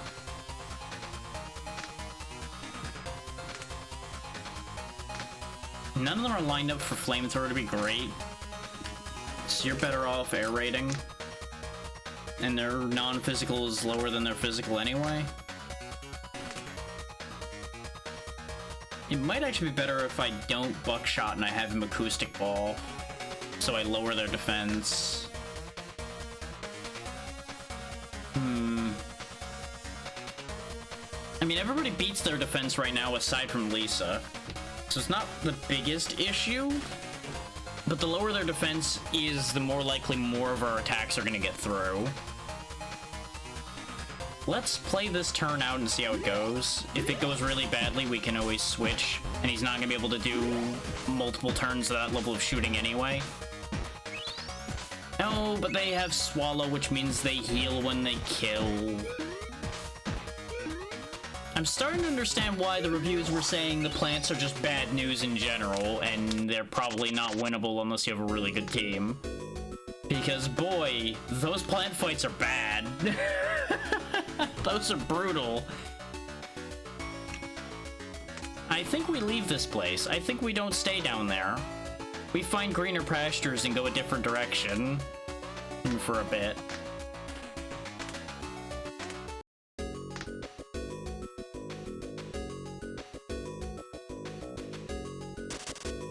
Because boy, oh boy, was that going a lot of nowhere fast. Except to death. It was definitely going to death very quickly. Throwing dagger might be really good. Yes! Extensive throwing is great. What extensive throwing does is it hits every enemy without requiring any resources. It's also scaled perfectly for people like Edge to use. So that expensive shotgun that he's been using can go away and be replaced with a little tiny knife. The best part is it gets a bonus from shooting, so the shooting skill he has plays into his throwing knife. It all works out perfectly. Now, there's one risk to extensive throwing, and that is, just like air raid, it attracts a lot of aggro.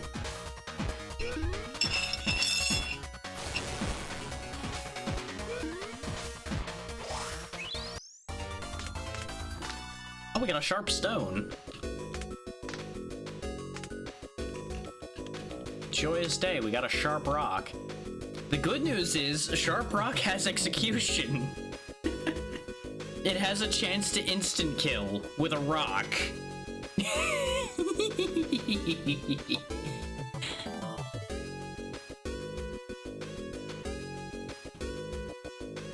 Yeah, any attack / shot or thrown projectile skill with a probability can instant kill as long as you have the execution skill.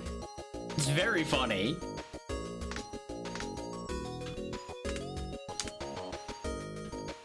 Hey, it's pretty honest if you think about it, because you catch a rock the wrong way and you're going down. It's just over. We're actually gonna switch him to using that too, because that again cuts out the resource usage and it's perfect for his stat line. So he's gonna smack him with a rock, throw a knife, and then go hide in a corner. The true rogue way.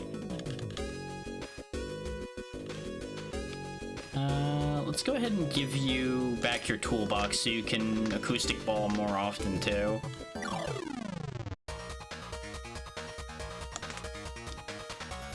If his 19 attack on that rock is actually nothing to sneeze at. We'll do that set of 3 for now though.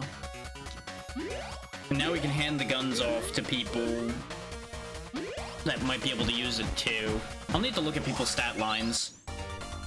But as you can see, extensive throwing is really great when you have a bunch of trash mobs in front of you. He throws one set of knives, field's cleared. It's very, very handy.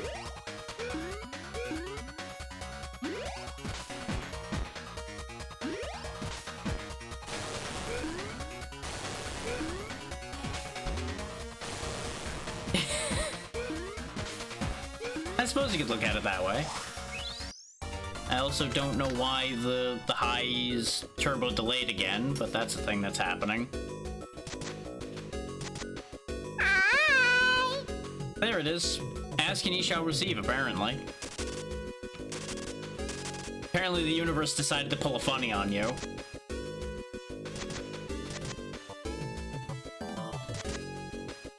What's behind this hidden wall? It's just a thing I do. Ask almost everyone that has been around me for a while. You will find that I read everyone's mind at least once at some point. Kill them all. That's the plan.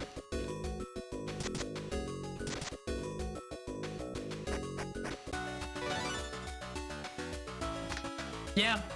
I mean, it was pretty expected, honestly. You had already done the other sounds, so you were about due to hit that one next. Don't need to read minds to see that one coming, though.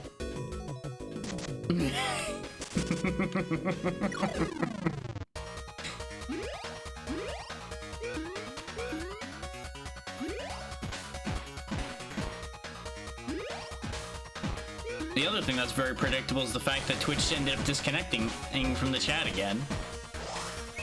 We're being attacked! Now that one I wasn't expecting next. I was genuinely expecting the meep meep to be the next one you do, because you like to do that one too. I forgot to go grab the pink chest again to get what we could want from it. We're also able to upgrade the iron array now, so we might be able to get that to be more useful. More chainmail. Unfortunately, accessories can't be upgraded, which kind of sucks. But I suppose it would get really ridiculous if you could upgrade accessories. So I understand why we can't, even if I'm not happy that we can't.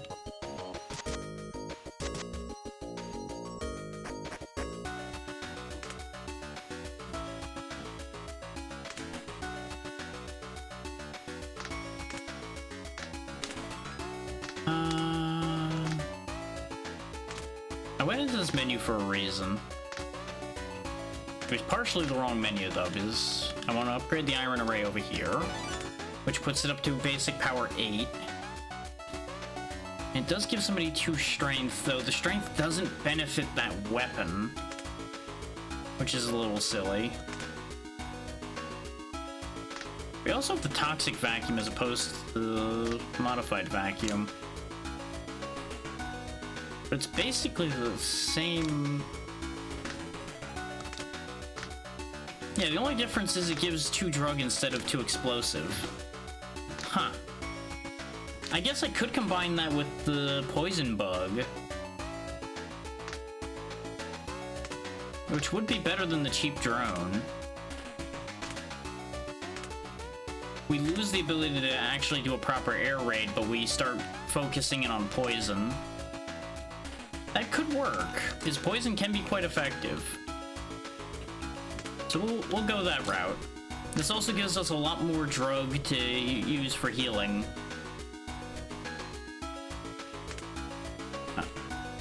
Honestly, you can go ahead and get rid of that shockproof box in exchange for a first aid kit as well. There you go. Because we really don't have her use Iron Wall, like, much at all. And even when she does, she dies anyway. So there's no point in having her continue to use that.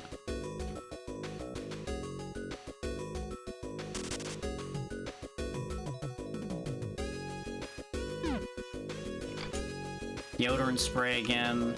Stop giving me duplicate accessories. All that does is give me more materials that I still don't need right now. Damn it, game.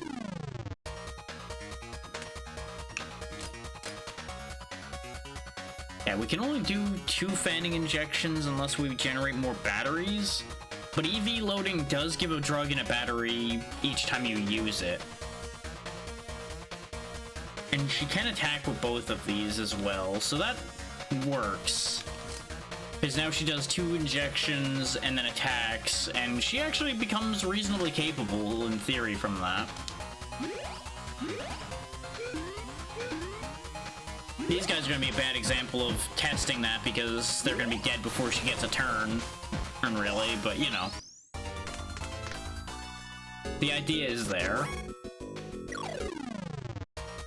These guys really also aren't worth much experience to us anymore, so I really do need to get out of this hole we're in. What I probably should do is not actually be going from this base camp, because we waste a lot of fuel moving around from here. But I wanted to keep hitting that box in the hopes that we got something useful. At this point, that box isn't giving us what I want, so I think it may be time to leave it behind and hope we find one that has better results.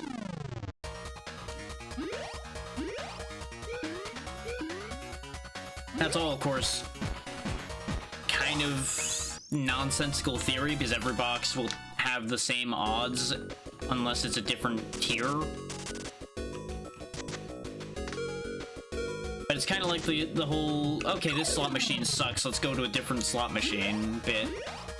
Oh, there's a big guy in the purple team here, huh? I didn't process that till I had already hit the start fighting button. This could be bad. Yep, goodbye, Guts. Right side, poison the enemy. Poison him a lot. I think we can get this kill here, because we already poisoned him for half his health. We're just probably going to take another casualty, which means they're not going to get the experience, but it does start digging us out of the experience hole that we were in. There's only one target left, so switch from extensive throwing to just attack and hope that you get the instant kill. Oh, you still did damage. Our poison's gone now, which is inconvenient. But we're gonna make him bleed instead, so that could potentially work.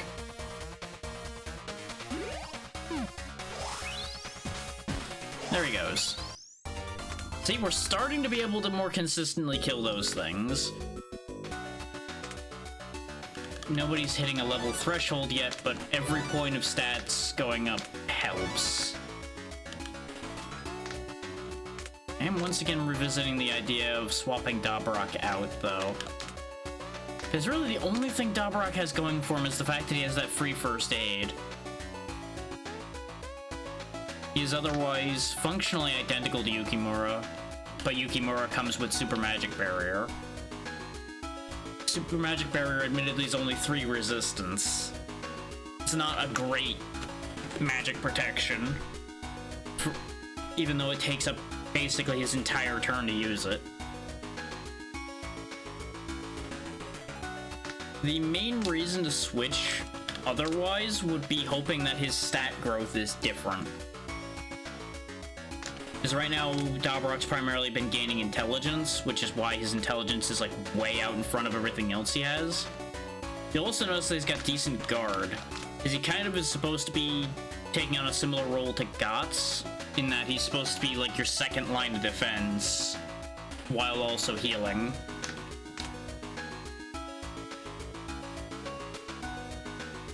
Though looking at Yukimura's stat line, I think he'd end up on the same path anyway, so I don't think there's a reason to change that.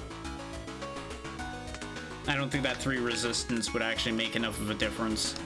Let's go ahead and move to this base camp, though, and try to push further to the left. At the very least, it starts putting us back on different territory again. We can also try sailing off this way. Okay, it's just one crab. It's just one crab. One crab might be okay.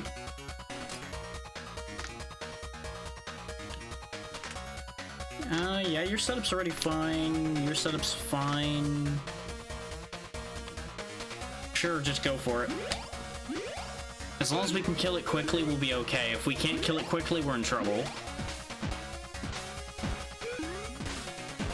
Yep. His Guts dies immediately again. but we just put a ton of poison down on it. Yep, there we go. So those are worth 500 experience each, so that's actually pretty good. Two different crabs, huh? They both look stronger. How about we don't? How about we fucking don't? You're not gonna let me sail any further down the river that way. I shouldn't have touched the nest. I should have just ignored it. This is doable. After the way one crab went, should be okay, and the other thing's not really that big an issue. Well, aside from the blood everywhere. The blood everywhere might actually be an issue.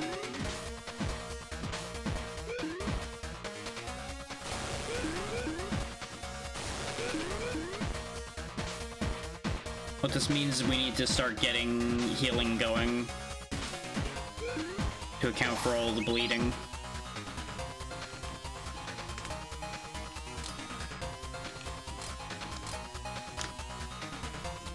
So once he attacks, somebody else is dying.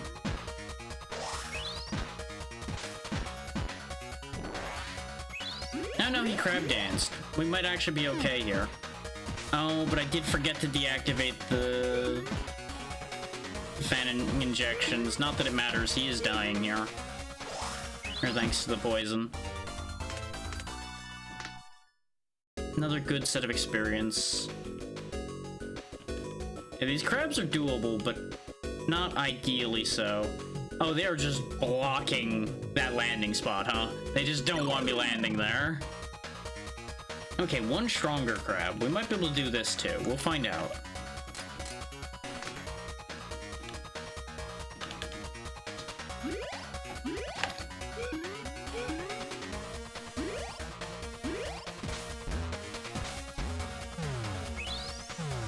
Oh, he's ruining my food. You dick.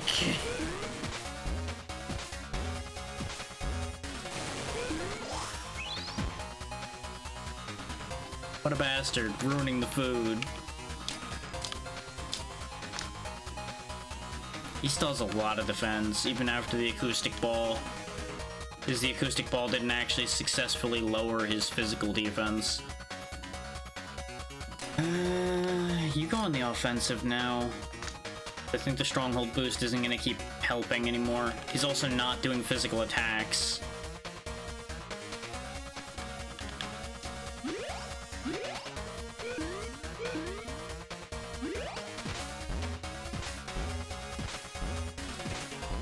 Oof. Just everything is bouncing. Yikes. Oh, no wonder we're not able to keep using acoustic ball. And we have nothing to generate gadgets with. Uh-oh. We could be in trouble here.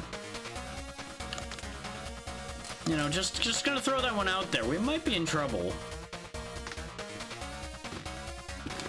Because we can't rely on the poison to kill him. So we might have to just hold out and hope that the A, attacks start somehow managing to go through. B, we manage to get enough charges to poison him some more. Because that's basically what I'm playing for right now, is just surviving long enough to EV load twice. Actually, no, we only need to EV load once in order to be able to do the thing, so we can actually queue up in a fanning injection right now. Because it just needs 2 batteries, 2 drug, and we had 1 battery left still. And yeah, some of our attacks do break through. There we go, there's the poison on him. He dies this turn, actually. We win. They're worth less experience, though. That actually really sucks. Another modified vacuum so we can upgrade the one we have. May as well kill these guys while we're here. That could have gone way worse. And actually, I think I'm better off only doing 1 fanning injection with her and having the other one be an attack. Because of how much of a difference she has in how much she gets from that injection. Engraving knife. Hold up. We may have just gotten really lucky. Or not. It's a really good dexterity weapon. But it's one of those little, like, utility craft knives, not a killing knife. Which, you know, you could still do harm with that, but that's not really ideal.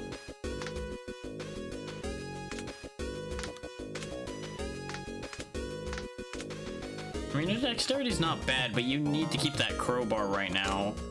Unless I hand the crowbar off once again. Which actually, it is a Vite Dex weapon.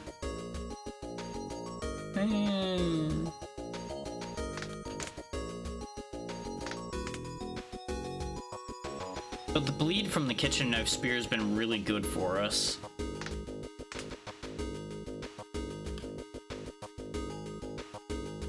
I could get rid of your kick mitt, because the iron wall really doesn't help you. We can try that idea.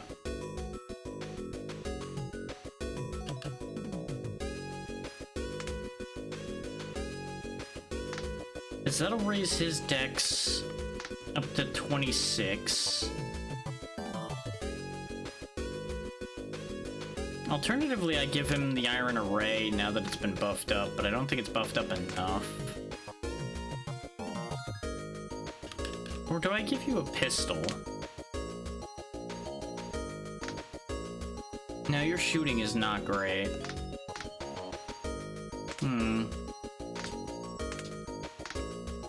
I don't know if the engraving knife's even worth using. No, I think it'll just sit there until we manage to find more of them or something.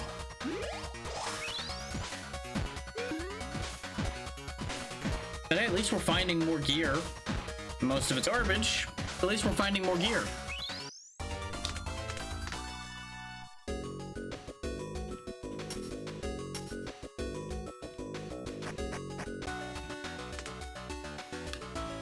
More importantly, we're gaining levels and... Oh, right. I guess level 15 isn't one where you gain a thing. Oh no, it's every 10 levels, not every 5. Fuck. That means we're gonna be waiting even longer before anybody learns anything. On the bright side, though, that means just 2 levels and Edge will at least learn something. Please learn Unlock or learn something useful, please. His Unlock is in his pool. Every Stealer, I believe, has Unlock in their pool.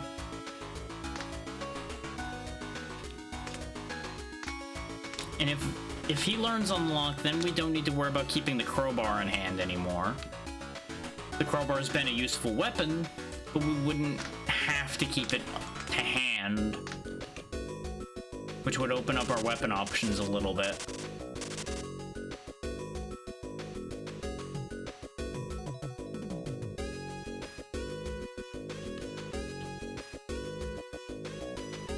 Just kite my enemies and see if we find something over here.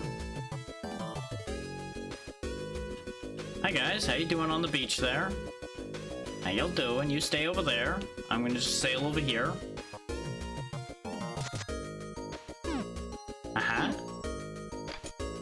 Purification mask. That's actually not a bad thing. Big mushroom, not great, but also not that bad. We just throw a poison shield. Actually, go ahead and throw a poison and paralysis shield. That'll shut down the mushroom entirely. Just tell him to fuck off with his nonsense. And I think we're good. Just sitting there with a can of deodorant, just fuck you, fuck you. Can't do anything.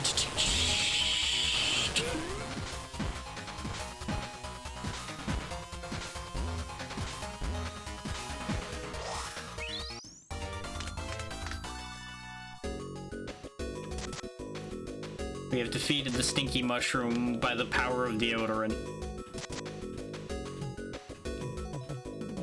Another camp. I'm not even gonna try to pronounce that. Aha! At the ruins of the station, you find a quester who appears to be angry about something. Apparently they've been left behind while they slept. They asked to join your party, clearly desperate. You're curious as to why they were left behind, but you allow them to join anyway. The quester gratefully accepts your invitation and says, I will gladly face death with you. The quester's name is Filtrea, and they claim to work as a stealer. You give them the location of your base, and they agree to meet you there, or you begin to make your own way home.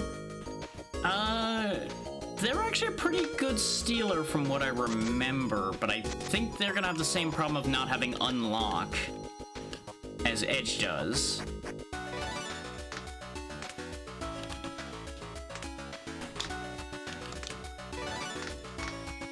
But what did she bring with her is the more important question. She came in with a crowbar, so we can at least get an upgraded crowbar. Ooh. She has Treasure Hunter. She's joining the team. Treasure Hunter's really good. Radar is useful. I want to say it makes more enemies spawn.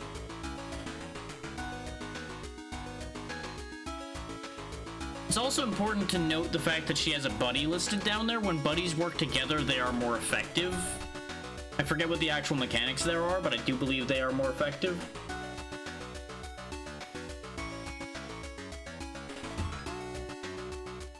We unfortunately do not have her buddy, and I don't think anybody else we have has a buddy. No. They're the only one with a friend. Oh, but the problem is she's like half Edge's level. Alternatively, we bring her onto the team in place of someone else.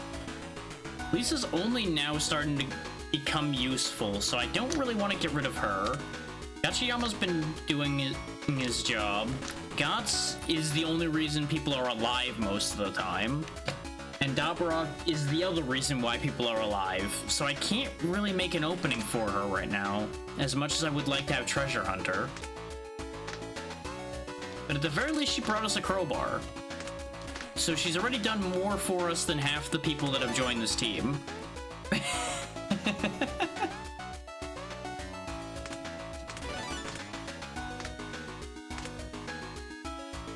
The modified vacuum is now stronger, but it doesn't fit in anymore at the moment. We can go up to our newfound spot here in the incredibly long name that I choose not to pronounce. Problem is we have a boss door up there too. Let's at least take a look at that boss door, because it might be a weaker one. There may also... Okay, there's more territory over here too. Okay, it's only 2 instead of 3, so this is easier. It's admittedly not that much easier, but it's easier. Let's see, yeah, you desperately need to acoustic ball. Hiding will work here because they're doing single target moves. Their non-physical's lower, so go ahead and fanning injection twice. Oh yeah, no matter how much AP you have, by the way, you can only assign 3 commands regardless. Just in case anybody's like, why don't you just do a bunch of an AP moves and just go crazy? You can't. That doesn't work.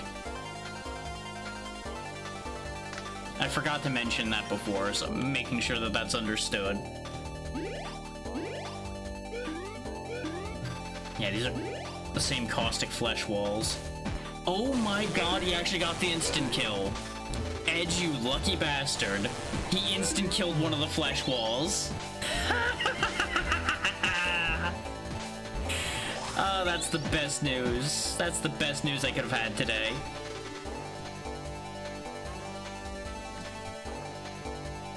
We are good to go. We've actually beaten our first boss.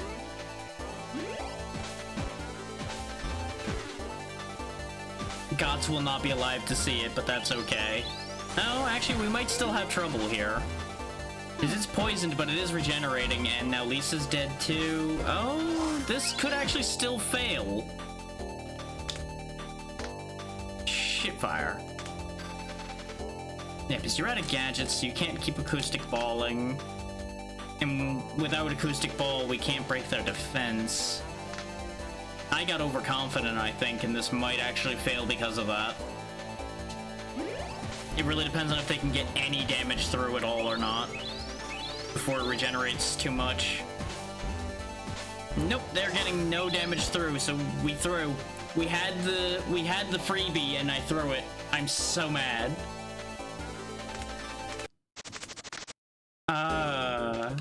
God damn it.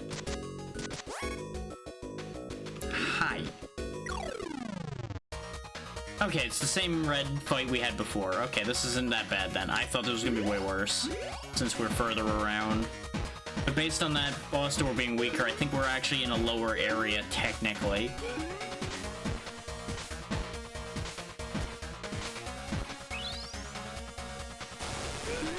Okay, I was about to say, it's like, where's the poison?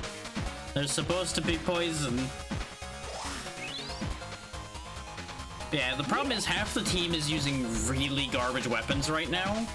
So no matter how effective the characters themselves are, a lot of their attacks bounce, because they just don't have the damage to go past something's defense. And right now we've just got a really bad situation, because we got kind of unlucky. I think we might still be able to win this, because of the poison. Oh, nope, it healed. Bad rolls. Everything's going horribly wrong. You hate to see it. Oh good, now there's another one. You ever get that feeling you just can't win? Because I'm getting that feeling. But we cleared the whole field. We just don't have the advantage of the acoustic ball right now. Oh, one of the poisons got blocked. Ooh. That's bad times all around. Stop extensive throwing, ball and hide. Stop attacking, do that. Actually, get rid of that and attack, because you're only able to do one of the two anyway. And I don't want the game to be stupid and give you the wrong one. Healing prayer so nobody dies, hopefully. Oh, we don't have any fuel left, so she can't EV reload. No, it's fine. It died anyway. At least we got a kill out of that, though that whole thing was a comedy of errors, and I'm so upset about losing after the one-hit kill went off. Such good luck followed by such garbage results. Let's try that again, just because I feel like I have to. Stay on that moveset. You stay on EV loading. And we'll just double fanning injection and hope for the best. With the way they operate, I feel like Advanced Guard might not actually help anything, but his other moves don't help anything either, so he's kind of just stuck doing that anyway. Don't Healing Prayer yet, you need to do that on the next turn.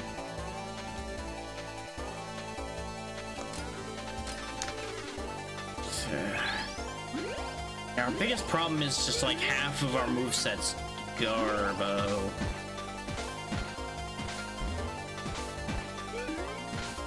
Even with the defense down. My food! You bastards!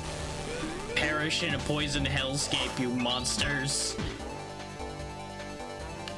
Okay, we can only do one of the two fanning injections now, so switch to attacking. But hopefully that'll be enough more poison compared to before that we actually make a breakthrough here. Because we only got one more turn of acoustic ball, all to keep being able to hurt them. Good poisoning, good poisoning. Oh, it regenerated. Ooh. Yeah, literally everything we're doing is bouncing. Ah. He got the instant kill on the one with more health, though. Hang on, hang on. Oh, actually, was that the instant kill or was that the poison? Was there just that much poison on that one? Hang on, we might We might be okay. He says, very hardly lying to himself right now, just so he has hope.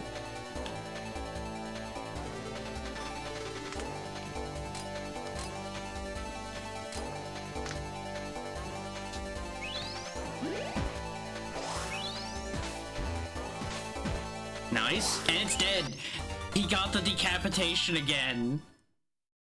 We finally killed the boss. And the point of killing bosses is it increases your level cap. You also get some good stuff from them usually. In this case, a folding sniper rifle and a dream cylinder. With those door bosses in particular, it also opens up another path, which may or may not lead to anything good. But holy shit, we redeemed it. Ooh, the dream cylinder is also an injection spear with execution. Hello! Dabrock might actually be useful.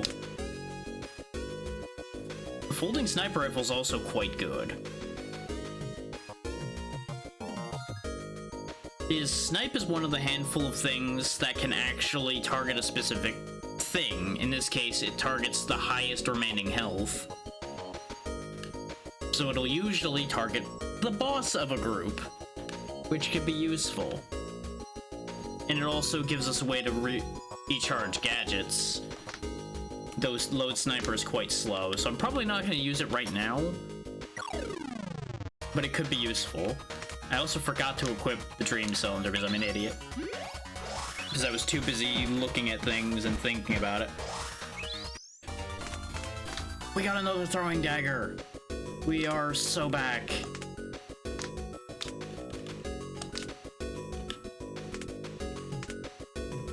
Yeah, you'll notice even base, the dream cylinder is stronger than our current spear by 4. So that's pretty big. We can also just have him dual wielding spears. He won't be able to use all of the attacks, but he gets even more drug from that. So we have more ways for him to heal. He also now has 2 treat injuries he can use, so he can actually fix 2 people at 1 AP each, which will be quite useful. And that's some of the few 3-star items we have, too.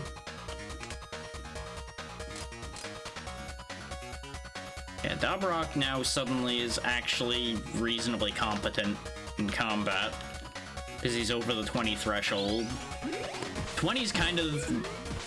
You want to be past 20 with most of your attacks, if at all possible. Because otherwise, they won't do much damage at all.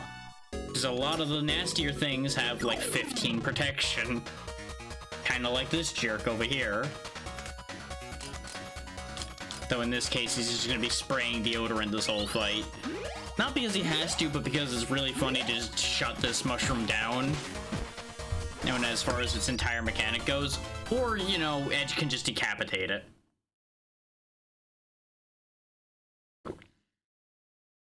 Note there. Poison Mega Shroom was decapitated on the extensive throwing. This is what I was talking about when I said that having execution doesn't have to apply to the thing that has execution. He basically has a chance to execute on the entire enemy party when he throws the knives. That's why I was excited about that idea.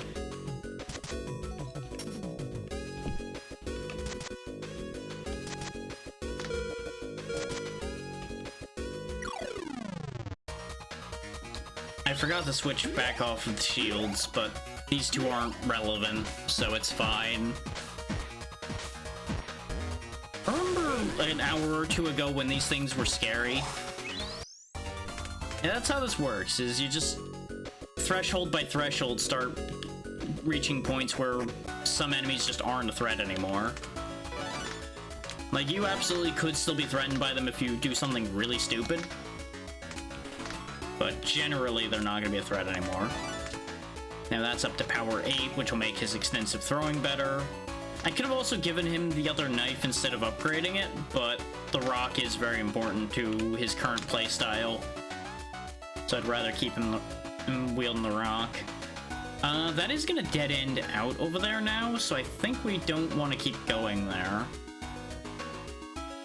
Part of me is actually considering going back to the beginning because we have access to 2 blue chests in reasonably easy reach there, which might start filling out our item pool a little better.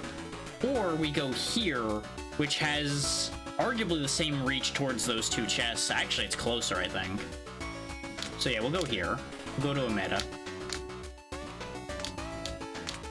Because all we have to do is sail across the water. I wish there was a shortcut to the other chest, but there isn't one.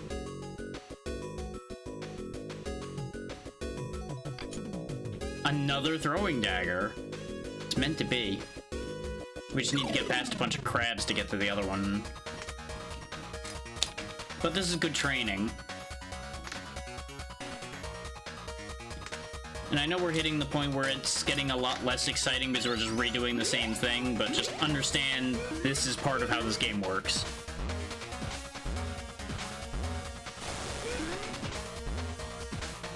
Now, he didn't get the physical defense drop on the acoustic. I was like, why is everything bouncing? This is bad. This is a problem. It's because acoustic ball failed me. We have enough, so just do double fanny injection again. We do have people injured now, so go ahead and start using treat injury. And other than that, just carry on. Okay, good, you actually lowered their regular defense this time. So some of our attacks might get through. Keyword being might. Because unfortunately, the defense down does get reduced each time you successfully hit them. So it kind of got burnt by some of the attacks that are less than useful because of turn order. Thankfully, it'll die to poison.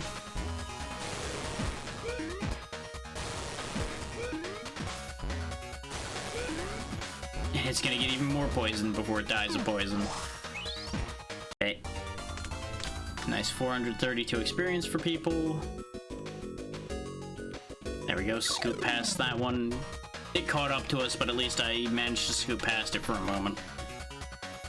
This is fine to do, aside from don't waste the treat injury. And go ahead and extensive throwing instead.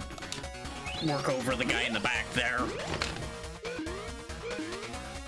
Because the silver crabs don't have as much defense, so they should be able to break through that just fine. Until, you know, the crab dance defense boost comes in. That's upsetting. But we burnt their defense up alongside my defense down that I put on them. And the poison kills. So, easy. I'm curious what's in their nest there, but I'm not stupid enough to go for it. So they're toxic vacuum, so we can make the toxic vacuum better. You know what? We're over here. The wind blowing through the air has a fishy smell to it. 2 huge crabs are standing at the edge of the sewer, as if trying to block the way. I'll check the database. Let's see, that's a black scissor claw and a white scissor claw. An adult member of the Otogawa crab species. Maybe it's mating season. They eat rancid and spoiled food, so be mindful of any perishable food you find and how much of it there is. So this must be where we're supposed to be going. They're both really strong. They're both really strong.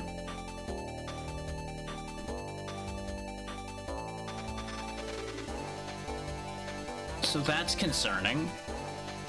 Hey there, Swarm. How's it going? Behold, giant enemy crab. And we unfortunately do not know its weak spot.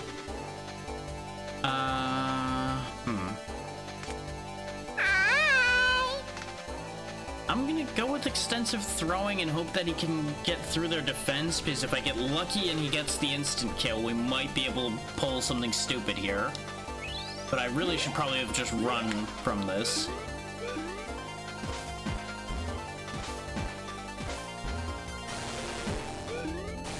If only it were that simple. As you can see by the fact that that's not working. Because they have more defense than we can possibly do damage, so the poison's the only thing hurting them. And we're not going to survive long enough for the poison to kill. Because we're going to run out of resources to keep poisoning them with. I can hold this for one more turn and see if we get close enough, but that's not looking good. I have to turn this one off. We have one gadget left, so I can keep lowering their defenses. Just go for a regular attack because it's a little higher. Okay, fingers crossed. Resists are down. Still bounced, though. And our poisoner's dead, so this no longer matters. We're leaving as soon as it's our turn again, as we now genuinely cannot win this fight. Because that poison's gonna wear down faster than they do. Out we go.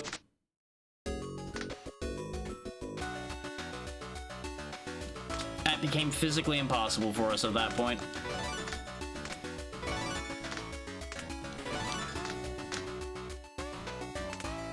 Okay, so going that way is a non-starter at the moment. Our next best bet's probably going to be to try to go that way again.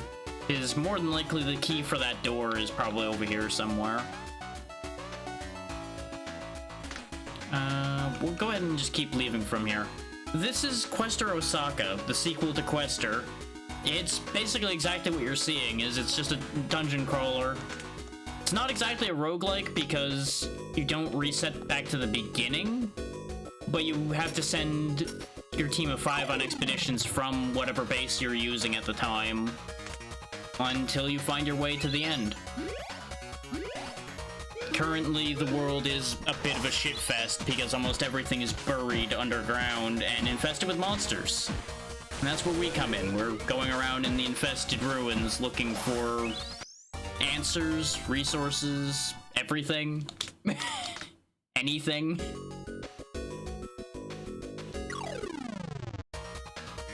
And unfortunately, we're relying on that purification fuel for reasons that are not entirely explained, other than if we don't have it, we're going to die. So it's probably a mix of light and some manner of protection from whatever's down here.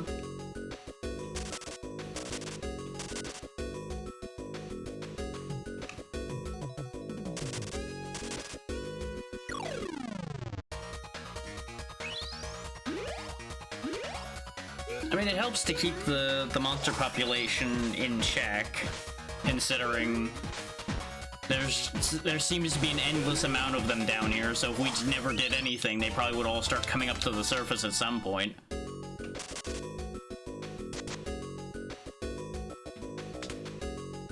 Okay, we are on the right path to where I'm going. PC. It may not look like a PC game, but it is. It, in fact, came out this year. Early this year, specifically. The previous Quester came out last year.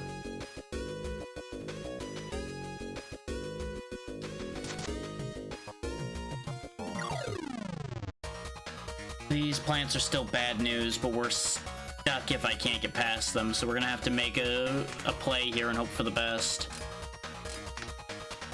Nope. It just looks like that.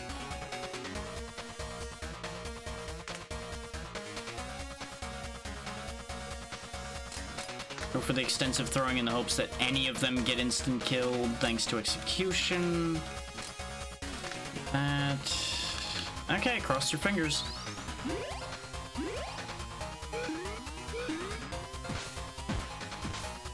Okay, the shrooms decided to attack. Oh, we did get one instant kill.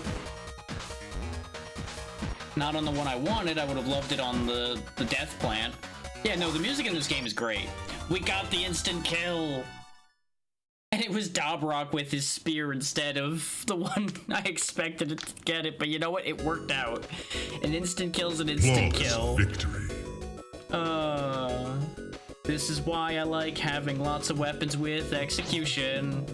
A shadow hangs over the heads of the questers. Thick liquid spills on the ground from it, causing white smoke to rise from where it lands. The creature is a massive insectivorous plant shaped like a big tree. It looks as if it could swallow a human in a single gulp. I'll check the database. Let's see, that's a gaping mushroom. Watch out for the big mouth. Well, if they burrow into the ground and attack out of nowhere regardless of your hate. Sure. I'm always up for something interesting. We are not fighting that thing right now. Another deodorant spray. Great. Not what I need. This fight's doable. You're gonna have to spend your time poison shielding. I mean, sometimes that can be good. Sometimes it's very concerning when that happens, though. Did you have a lot of sleep debt, or did you just... You know, were you just really that off?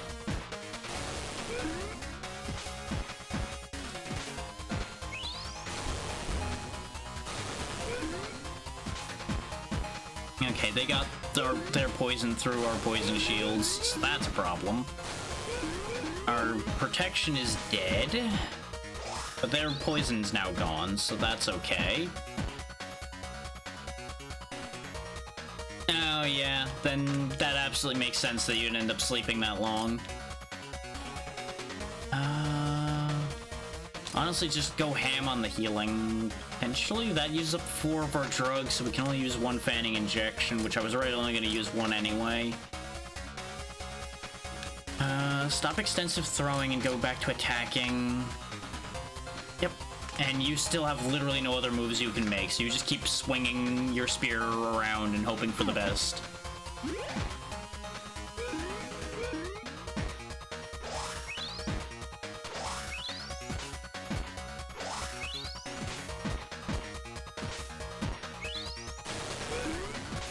Okay, it stole some health, but it has a lot of poison on it.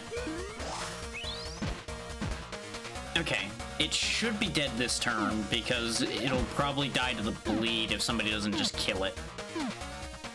Yeah, I know, you can't do any of those, that's fine. I knew the fight was over, so I didn't care. We actually managed to kill some of the stronger plants, too. We're definitely getting better. We're definitely getting better. What's your new move, Edge? Okay, that's not unlocked, so I'm not happy, but that's a decent one to have. Take advantage of a special pouch used by Stealers. Increases the number of available gadgets by 2, and the technique is comparable to a dexterity level 3. So we got basically +3 dexterity, and we guaranteed start fights with 2 extra gadgets, so we can use Acoustic Ball 2 more turns. So that's actually very helpful. Not as much as I'd wanted, because now we're still stuck using the crowbar. But at the very least, it's still helpful. Do I want to stay at a meta? We are starting to make inroads over here, but we found another boss we might get stuck by for the time being. We could make a play for trying to go in over here. We haven't really explored this whole section yet. And staying in a meta works for that, so we'll go from here.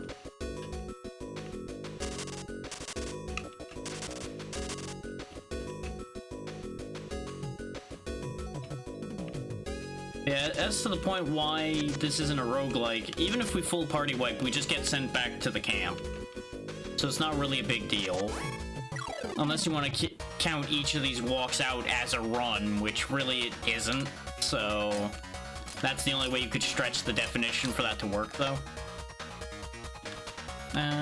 This set is fine for this fight. Carry on. I'm also going to speed it up another step.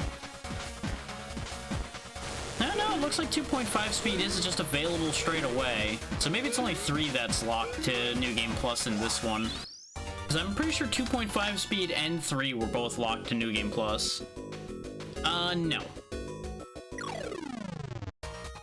In the first game, the map would change on each fully new game, but I don't know if this one changes or not. I have not done a new game or New Game Plus of this one yet.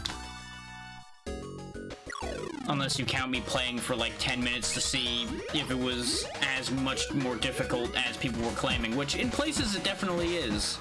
But it's not that ridiculous. The first quester was fucking brutal too.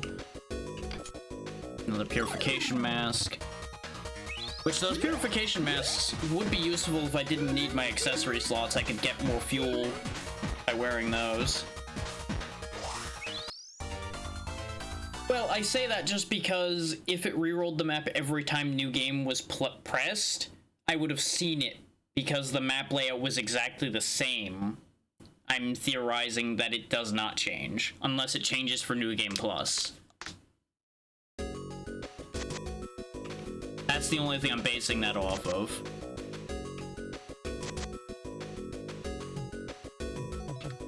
Because that's the only information I have to work with.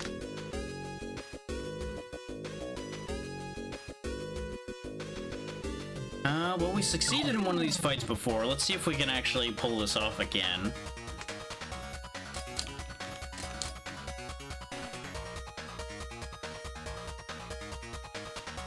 It probably won't have a separate map because the first game didn't, and almost everything seems to work identically, aside from just being more. I'd be very surprised if they made a separate map instead of shuffling for this one. Not saying it's impossible, just saying it's unlikely.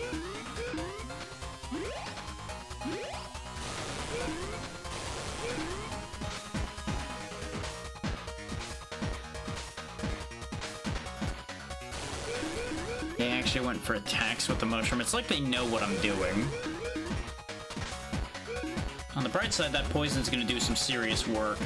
On the downside, we're also getting some very serious work done to us here too. We're in trouble. But I think we can still pull this one off. No, that's excessive healing. We only need the healing prayer and everybody will be back bright as rain. Because none of these people have health to speak of. Except she died to bleeding before the healing could go off. Well, that's a shame. Which, hindsight being 2020, I should have considered that as going to be a likely problem. Right side, we won. The only one who got that 69,900 experience was Edge, but we won. And we're out of fuel, so this entire trip is now moot. Because we have to spend 120 fuel bringing 4 people back to life. Oh, poison is so good. Poison is the best.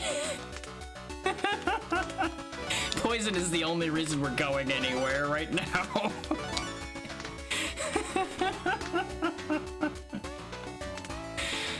Oh, fuck me.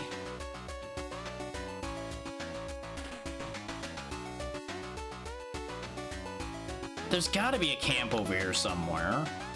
It's probably like right in there, right where I have the camera centered.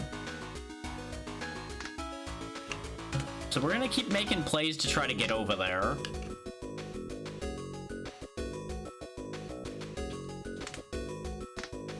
Yeah, even though this goes around where the chest was over there, this goes around where the enemies are particularly bad. Because, like, obviously there's these guys, but these are nothing. They're fine. Don't waste resources. Don't waste resources. This is where a lot of our fuel's going, is constantly making the stuff to keep using fanning injection. But, you know, I don't really need to do much to clear these guys out. So, ooh, Hornet mod. Yes, please. That I recognize, because that's another injection spear, which also has execution on it.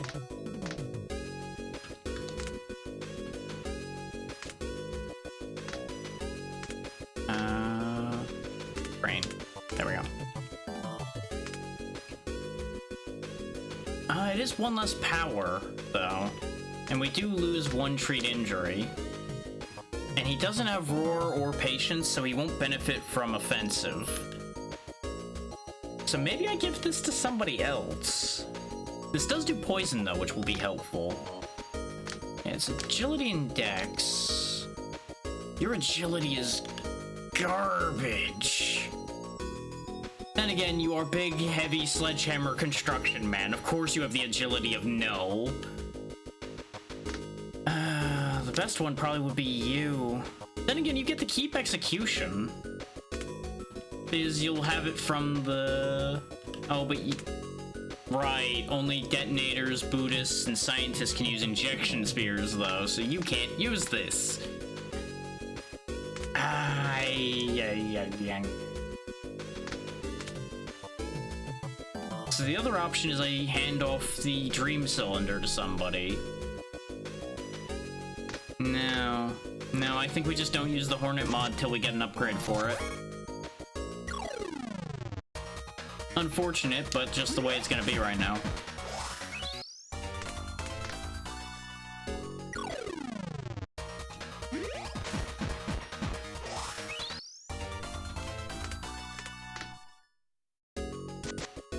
Thankfully, it doesn't matter who does the killing, they just have to be alive for the fight ending. This could be bad, but we might get rewarded for this. This is one I'm gonna have to actually have them try for, though. Just because that big bastard in the back there. That's the main things we really need to do other than adding that.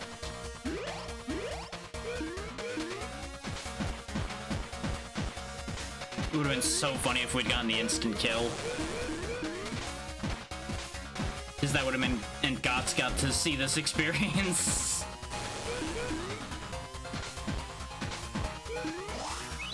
Right side, we win this turn. Small chainsaw. Okay, hang on. A concept.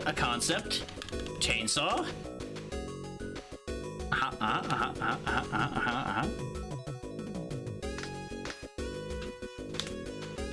Yes. That is a good weapon for detonators, and it's also vitality and dexterity based. His two highest stats other than guarding. Goodbye, kitchen knife spear. Hello, chainsaw. Yeah, he does have to start using explosives, but nobody else on the team's using the explosives we have in storage right now, so that's fine.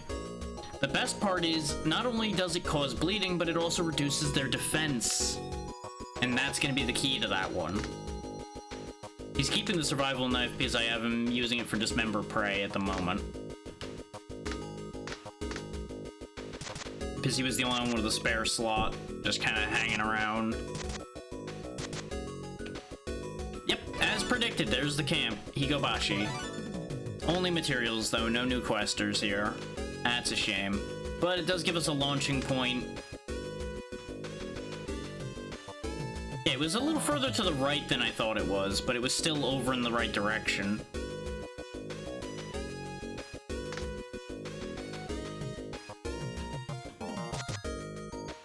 You know what? Fine. You know what the best way to beat a tree is? You take a chainsaw to it. Okay, now he's up to having a 30 attack move there, so that'll help him out a lot.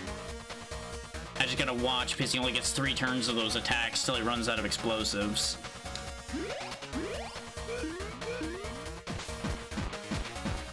Yeah!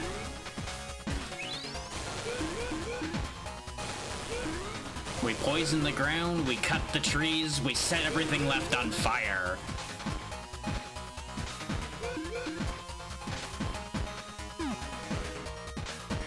And then Gots dies again.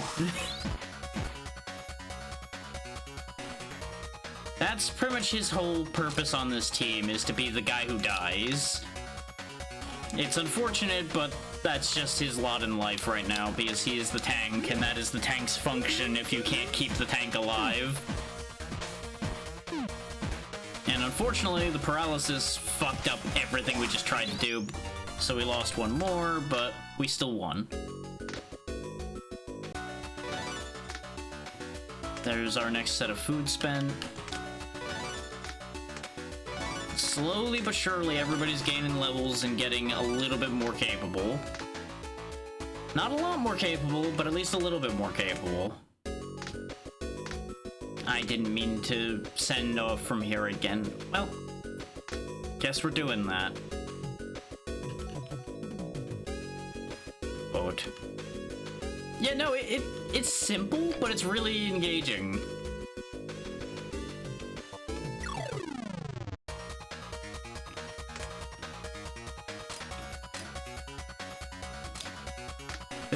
It keeps that what's around the next corner feel going the whole time, and that that helps me a lot specifically with keeping interested in a game, is not knowing what's coming next.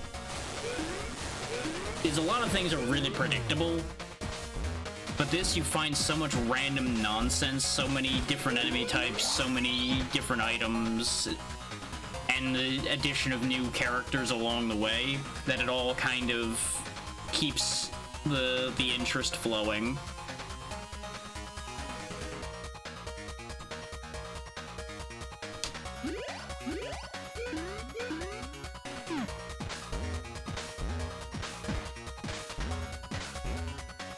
You know, I was kind of banking on you guys killing him.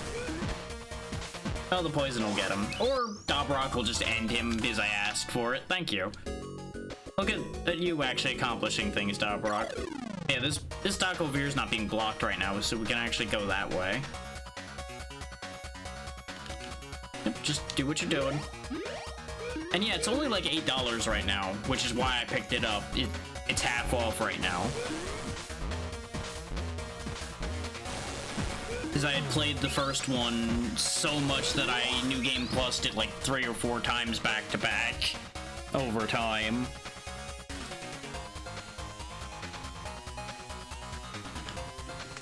Because it was one of the this is how I kill time games for me for a good long while last year.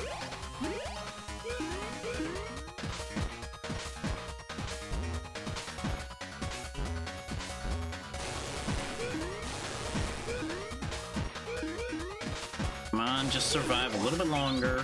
There you go. Another modified vacuum. Well, this could be bad. Oh no, it's just big egg mushroom. We're fine. We must be further or back toward the beginning than I thought. Don't EV load, just fire her off another poison. And there we go.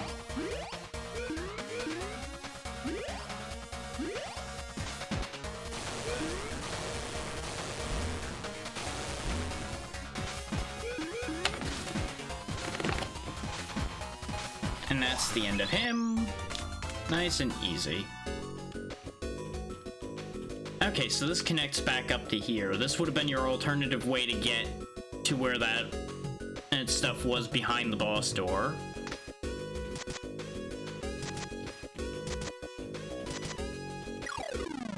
We may as well see if there's actually anything else back here. And if you don't like the scan line thing going, you can turn it off. It just hasn't really even registered to my eyes enough for me to bother turning it off after I turned it on because I thought it'd be interesting. Because it does default to off, which is a sensible choice on their part.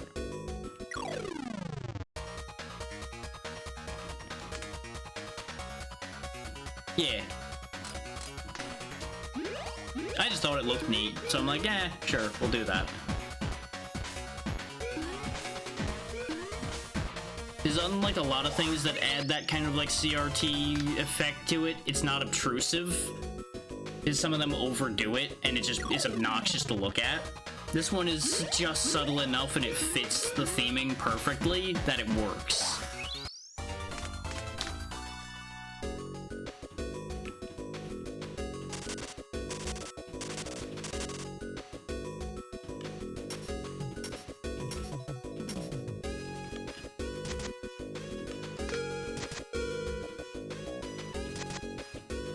Now there's a secret passage there too. It's a decently long secret passage.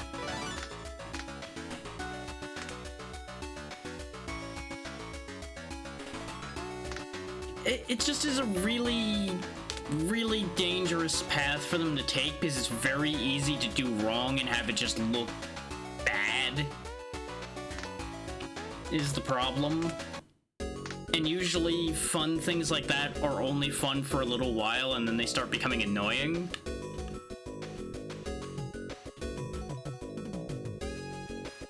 Absolutely. That is a case of it working. I just can think of dozens of times where that exact same thing was attempted and came out looking disgusting. That's why I'm like, nah. Do it if you're gonna do it right. Otherwise, don't fucking do it. It's that simple.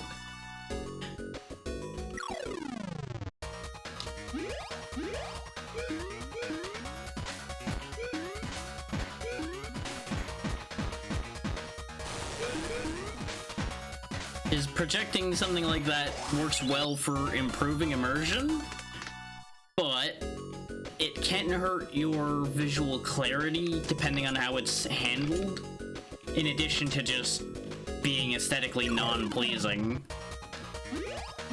Not to mention, some games go a little too hard into, like, when you take a hit, the vision on that flickers and everything, and it just starts turning into, congratulations, you're gonna cause an epileptic fit because you don't understand that this is a problem.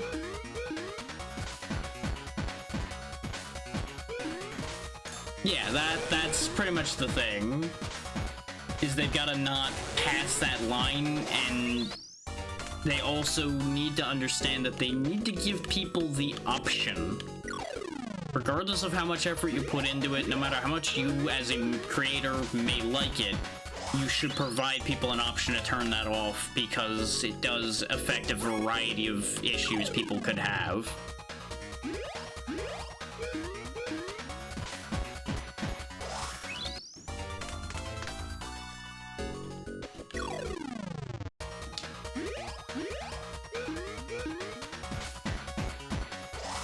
I'm hoping that this secret passage over here leads to something worthwhile. I'm pretty confident it isn't. Well, it might. That's a pink chest. The pink chests are, I think, second highest? Highest being the orange legendary chests that we've only seen one of so far. And it was a random one. Okay, actually that was great. That's fantastic. Those safes are pretty much the main way you get loot. The live camera is great because it works like a Pokemon EXP share, except instead of it feeding experience to the party, it feeds experience to everybody that's in the base. So you can actually keep the other characters relevant instead of, oh, you have one party and everybody else is too fucking far behind and they're immediately useless. So it is going to be fantastically useful for us to have this. They only get a portion of the experience, but it adds up. It's a great way of them remaining relevant.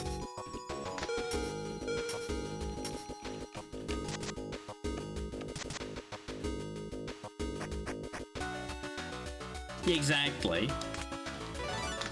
And the thing is, it's not even that OP when you think about it, because they will never have the same amount of experience as the active party, because they're only getting a portion. But it encourages team variety, because you're actually able to use them without having to grind 30 hours to make them relevant again.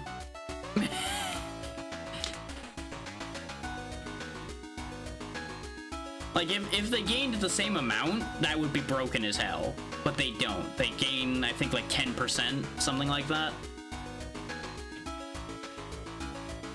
So it's pretty reasonable.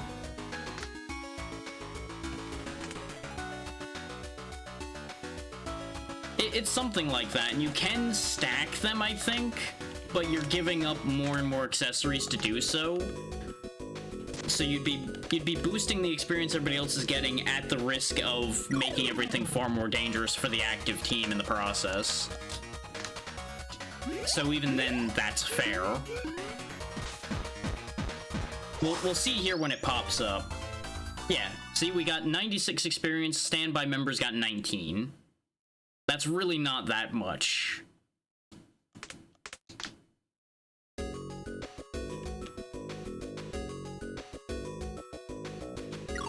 Obviously, out of much bigger fights like this, it's gonna be more. But he now is lacking some of his defense, so he may die in the process. I threw 10% just as memory. I have no idea what the actual number is. 20% is possible, but again, it's still not excessive. The actual numerics are kind of irrelevant. And I don't think we're winning this one, because two of those chompers is just ripping right through everybody.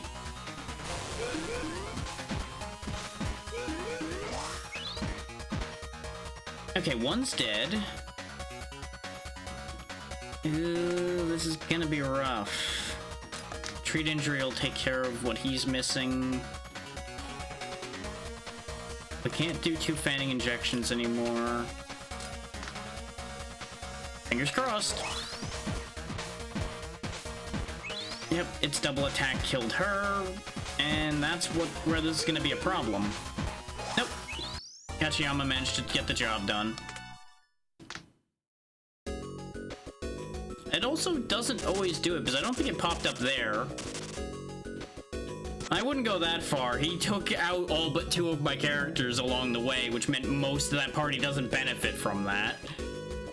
So, I don't know about that one. That was an expensive win.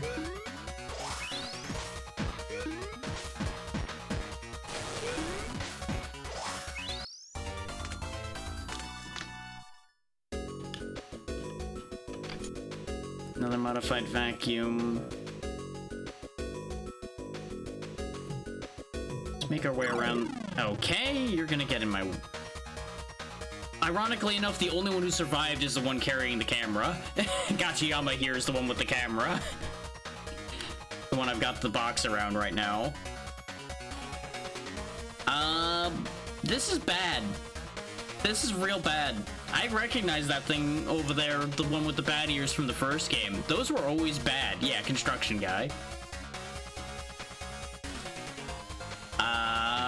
This is very, very bad. I could run. I could definitely try to run, but we wouldn't be able to make any further progress this way if I run. I could try running and re-roll the fight so that disgusting abomination over there isn't there anymore. No, we'll play it out. We'll see how this goes.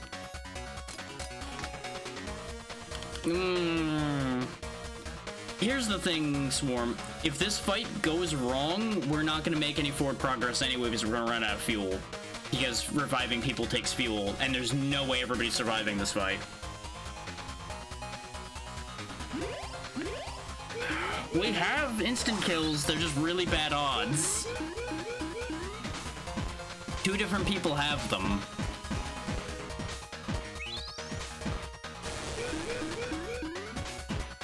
And neither of them have had them go off. So, yeah, that's off to a great start. The poison, though, is going to save the day. I just think we're going to lose enough fuel here that we're not going to be able to actually go anywhere else. So it will be the same as if I ran. We just gain a little bit of experience.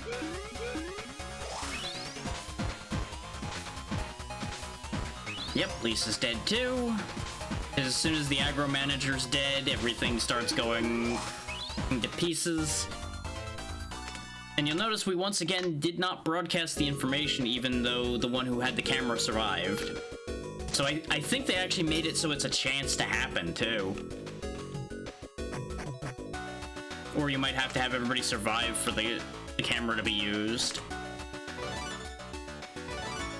Ease Sutra. Why do funerals make you so sleepy? It must be because of the monk's earnest prayer to the Buddha must have the power to put you at ease. At the end of the turn, this skill reduces the team's debuff accumulation value according to the amount of drugs in your inventory. Oh! This is really good, actually. This had a different name in the first game, slightly. But this is one of the best passives a Buddhist could have. Is it takes care of all your bleed, all your poison, all your...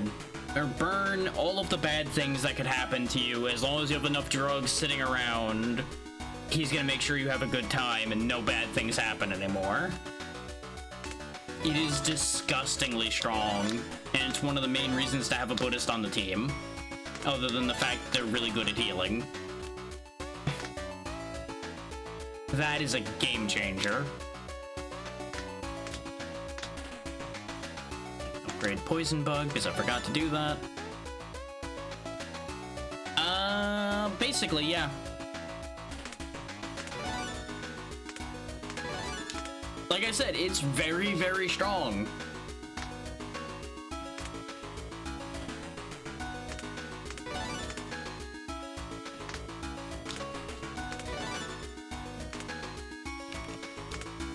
Upgrade his kick mitt, so it's a little bit better. The modified vacuum's getting to be pretty good. It is now technically stronger than the toxic vacuum, but we'd be switching poison out for burn and losing some of the drug bonus we have. Now bear in mind, the most drug we can have at any one time right now is 8, unless we sit there and get a bunch of abilities that allow us to make more in the field at that exact moment. So Ease Sutra is capped to 8, basically. And I use a lot of it, so it would actually be dropping rapidly.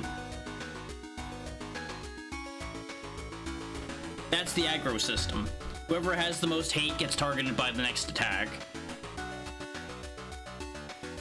So he's basically taunting everything in the field, which is why he's always dead. Because everything wants him dead. And there's not really any way I can make that not happen.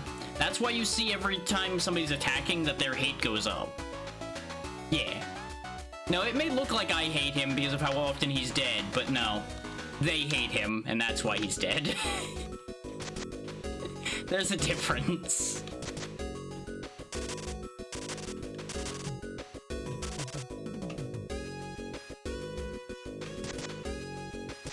Oh, these are neat, by the way. These get you more purification fuel and their plot. Looks like there's a USB port on the wall. Can you connect me to it? Access to server somewhere. Alright, it looks like we're in a place called Osaka.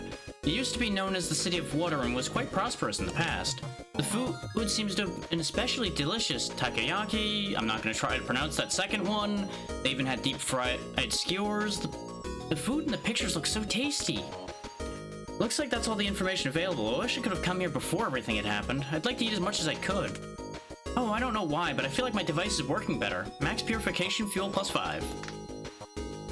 There we go. We now can carry a little bit more fuel.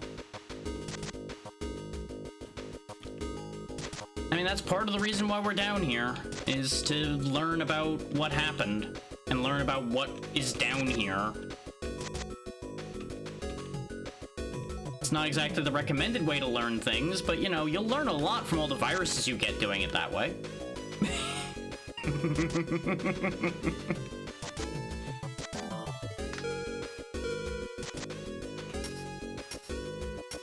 Go ahead and just mine these materials since we were going to run out of fuel before we got anywhere meaningful anyway. But finding that helps. 5 more fuel isn't amazing, but it helps. It's basically 1 more tile of movement at the very least.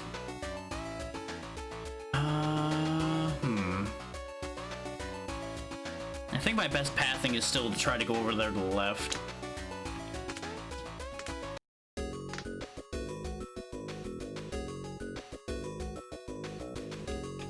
Avoid the death plant. Don't touch the boss door, because we don't want to fight that right now, because there's 3 of them in that fight. We learned that earlier. And we ain't up to the task of 3 of them, because we only barely scraped through fighting 2. Oh, not too long ago. That's not to say that it wouldn't be possible at all, is there's a world in which Edge, like, instant kills all 3 of them, but that's so low odds that I'm not gonna actively try that.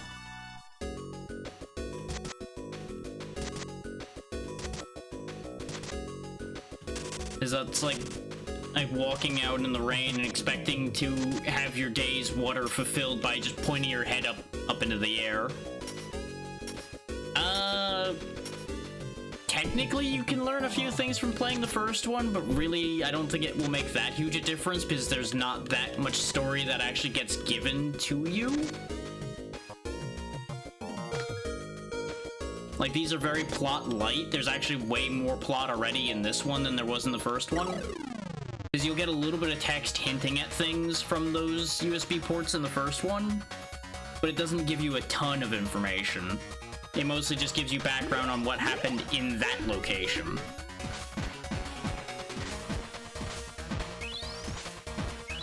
So I would say you could probably safely just play this one, since basically I would almost factor this one more as an expansion than a sequel, considering it seems like it brought back all of the characters from the first one to this one and then just added on more weapons, gear, enemies, and characters, and a new map. Yeah, it seems like every time people die, we don't get the experience transferred over. Kinda, yeah. Ooh, he learned patience. That's actually pretty good. He gets higher defense rates and has just +1 defense and resistance straight up. He's getting tankier than Gots, but then again, Gots is also falling behind in level because he's always dead. So here's something I can do, though. Give me that safety helmet. You're going to switch to having a purification mask, so we have more fuel.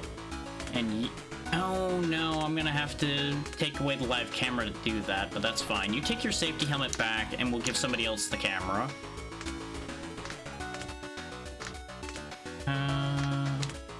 You don't really need that first aid kit that badly. It means we have more drug, but I'd rather you carry around the live camera for now.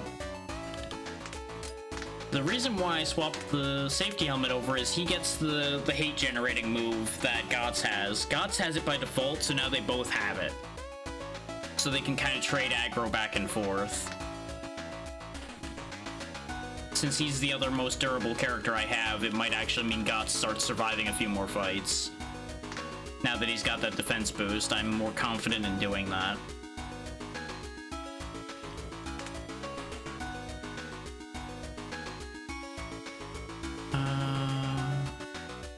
We still don't have keys to open that door or that door.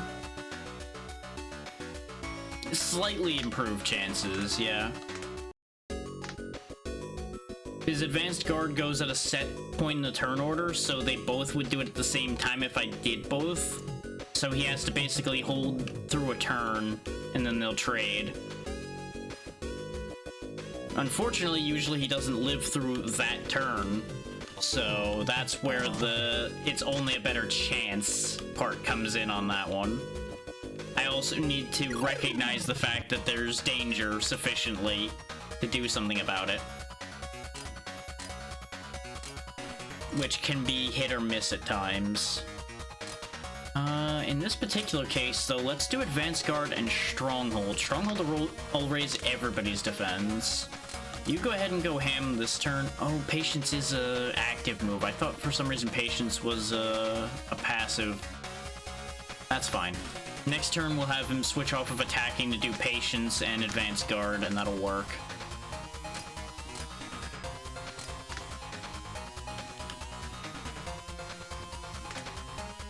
Yeah, you still don't have the AP to do anything else meaningful. The reason why I don't have him using his healing abilities all the time, Dabrok that is he can't heal at the right point in the turn. The healing moves have very high turn priority, so he'd be healing before the fight even starts. So it'd be a waste. Yeah, I think actually you have to have everybody survive now for the live broadcast effect to go off. Because every time anyone on the team's died, the broadcast doesn't happen.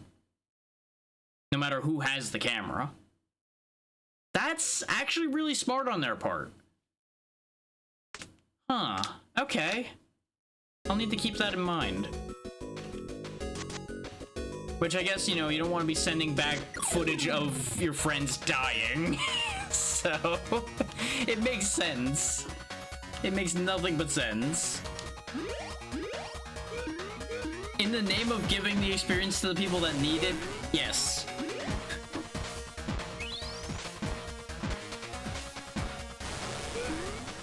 It's a valuable lesson for everyone on the back rank to learn. You can in fact die, and you probably will die.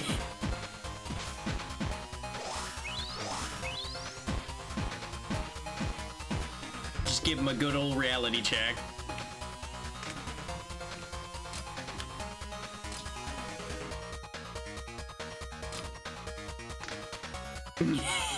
Pretty much, yeah. I would definitely count getting eaten by giant plants as a dumb way to die. Especially since more people are about to die that way, because apparently they suddenly stopped being able to hurt this thing. There we go. Because I think its defense went back up just enough that it started being a problem. Ha ha ha ha. Hi guys. Yeah, I know I touched your nest, but goodbye.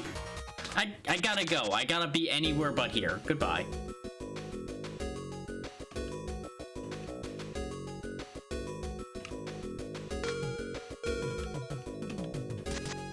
So anyway, what's over here? A lot of nothing, huh? Well, that's a fucking shame. Soon she'll gain her next move, and she'll hopefully become much more useful at that point. Gotz's survival rate still has not really increased. I think I may need to start having Gachiyama just start using Advanced Guard every other fight, just so Gotz gets to see the light of day sometimes, rather than it being trading back and forth every other turn.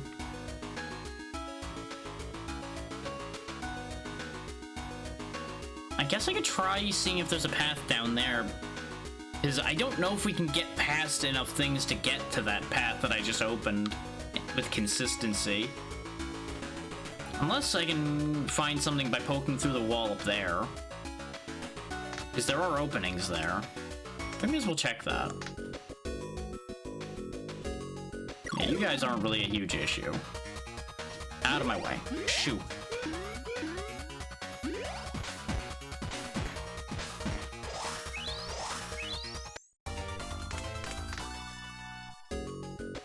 Everybody gets to enjoy the live broadcast of them getting 5 experience.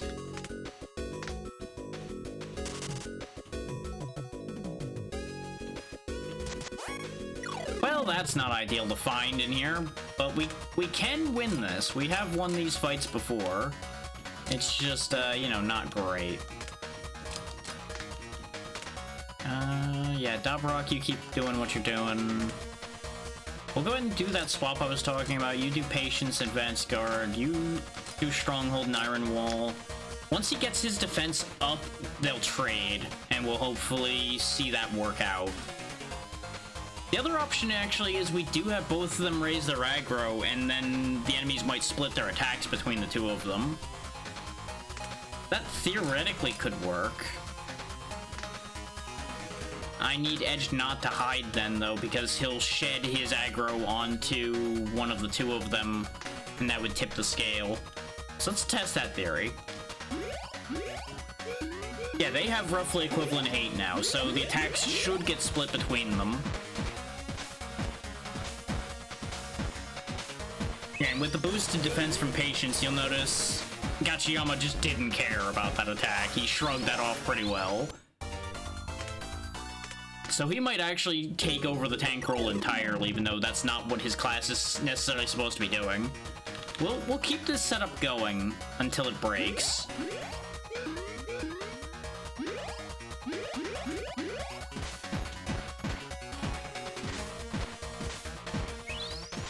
Yeah, exactly. They slap him, he's like, that's cute. My turn. Revs up chainsaw with malicious intent.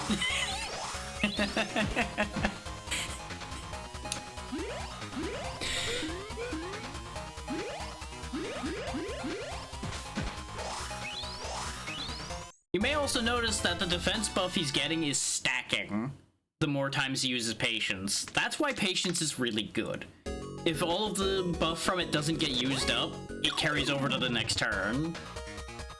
So he can just keep raising his odds of blocking and more of the damage. I really wish Gotz would pick up abilities like that, but no. Exactly. Gotz just needs to get to level 20. Once he gets to level 20, he should get another ability that'll make him way better at living. His fun fact about one of the things mobile police can learn, they can learn immortality. And no, that's not me kidding. They can basically become immortal in that every turn, I forget if it's a chance to come back or if they're guaranteed to come back as long as you still have drugs left. But mobile police that have that ability will just get back up on a fresh turn.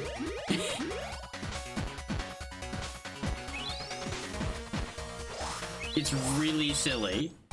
It tends to lead to them dying again because they come back with, I think, like 1 hit point.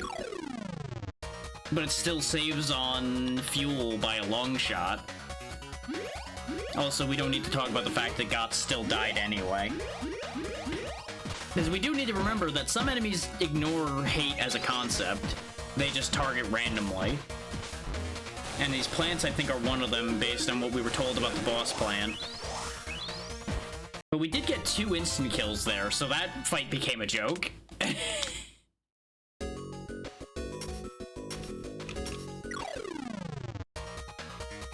Like, we are defended by the power of gambling, kind of.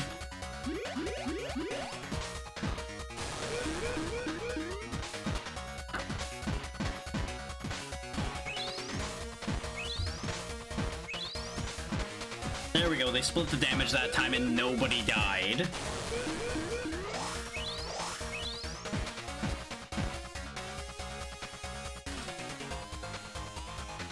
Oh, for what it's worth, there's also a version of the Ease Sutra that also just gives health per turn based on how many drugs you have, so your whole team basically gets health regen, which is also really nice. And I'm hoping Dabrak happens to get that, but we'll find out. If that's even in this one. Okay, that's where the key was. Okay. That makes sense. That was actually a reasonably sensible spot for that key to be, because it was out of the way.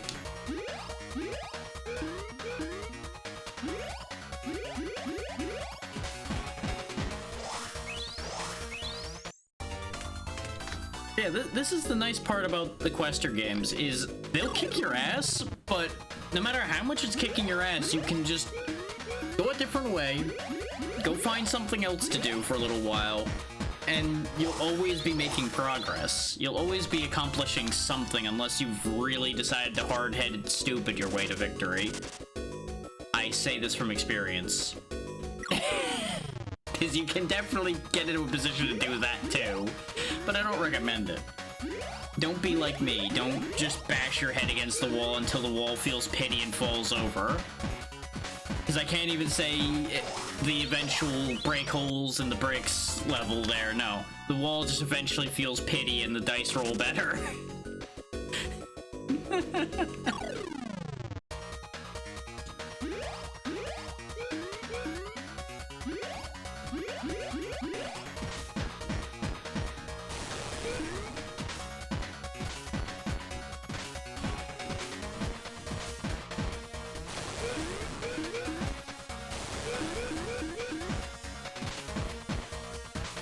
I also find it in some ways harder to be upset with a system like this, because failure is partially my fault, because it's either a failure on my part to plan or to prepare for a fight, but there's the extra layer of like, well, they just rolled poorly. The attack just didn't land the way it needed to, so there's only so much I can be upset about that. You know, there's the classic, well, that's just out of my hands. But see, now even the side team here is gaining levels. It's gonna take them way longer to gain levels, but that's fine. We also gained a lot of experience on that trip, so that's pretty good towards getting these two up to 20, and Edge is unfortunately now no longer going to level until we kill a boss. He is at the current level cap. And yes, they did that on purpose. They gave you level caps so that you can't just go, okay, fine, I'm going to level myself to level 40 and go kill everything. I will use the power of grinding to win the video game. Nah. You can't just grind your way to victory. You can grind your way to parity, but you can't grind your way to just guaranteed victory.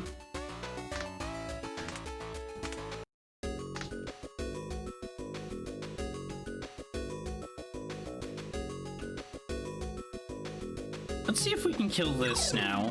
This is gonna be dangerous. This is not super likely to work out. But we are stronger than we were when we came to see these guys the first time. And and we're definitely stronger than when we fought the 2 doors before. So this is doable. Just gonna depend on how things land.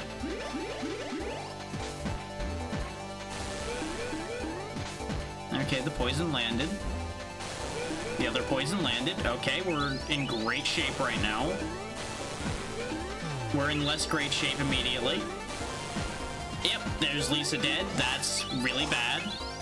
But 1 door dies, and 1 door's almost dead. They're gonna regenerate, but we're in a decent enough position at the moment. Switch off of extensive throwing back to attacking. If I didn't need the defense down from Acoustic Ball, I'd actually have him do both of his attacks, but I can't afford to do that. We are going to turn off Healing Prayer and switch him to Treat Injury so he can attack again. You both have a lot of hate built up. I might be able to get away with switching you off of doing that. At the very least, you can get away with stopping doing that for a second so you can swing in again. Because he'll still generate hate from attacking.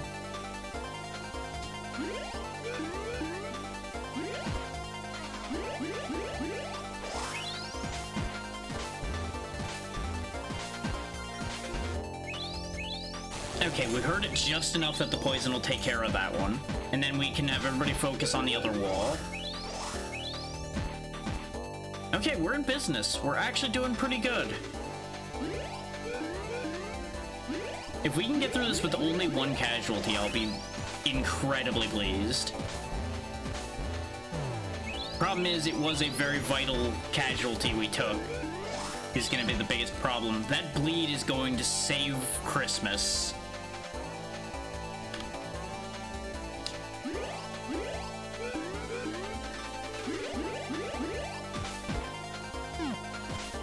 Never mind, we actually broke through and killed it. There we go. That's another boss done, and Edge is no longer at level cap. We got a Firecracker Ball. All for efforts. We have the other 2 items already, but we can at least upgrade one of them now. This gives somebody Acoustic Ball, attack, and gadgets. I was kind of hoping this would have Flashbang on it. This Flashbang deals out paralysis, which could be hugely helpful. As it stands, this really isn't that useful. Like, it's not terrible, but it's not any good for what we're doing at the moment.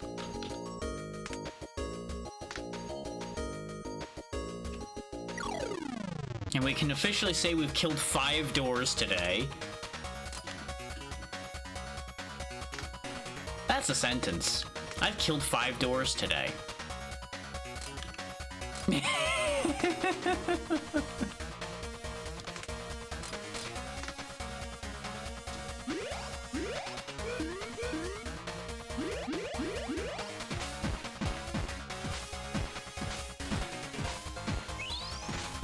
Curse you and your random attack choices. I don't even know why I keep trying to aggro manage when these things attack randomly.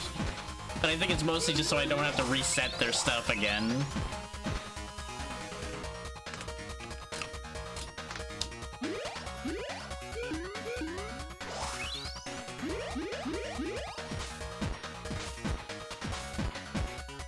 Yeah, but see, Edge had the lowest hate there and they still targeted him. That's your proof that aggro management against the plants doesn't necessarily matter.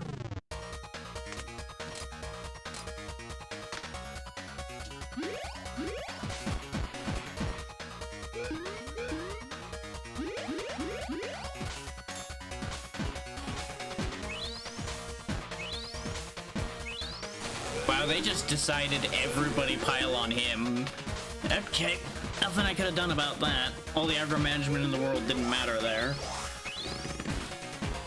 And there's not enough defense in the world to stop 3 of those plants piling on somebody.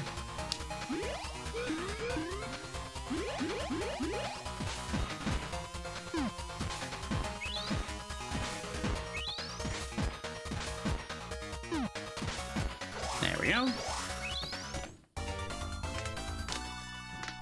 Another really good experience fight.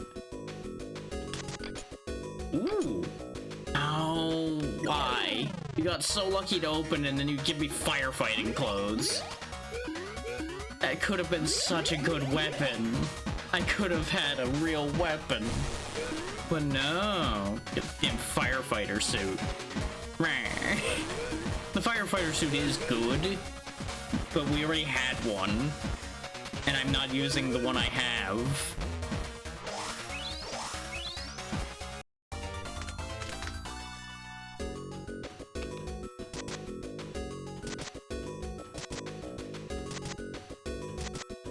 Okay, so this leads back around to this door. This door literally doesn't matter to open because we can just go around it.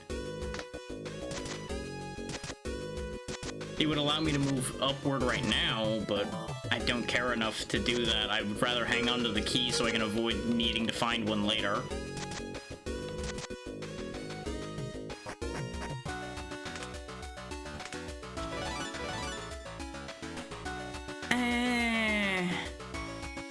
That could have been a lot better, but that's not bad. Mechanical Mania. Obsess over everything from precision machinery to game consoles. The Mania is comparable to having an operation level of 5. So basically, her new skill just gave her 5 more operation. Which is great, because her weapons are based on operation, so she will do more damage. But unfortunately, there were so many other things she could have learned there. And she didn't learn any of them.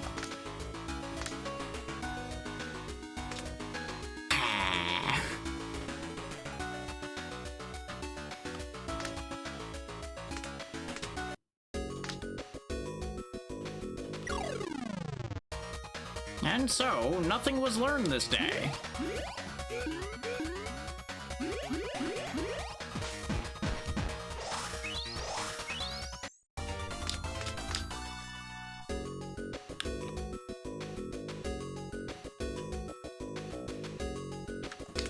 I autopiloted to the loot again.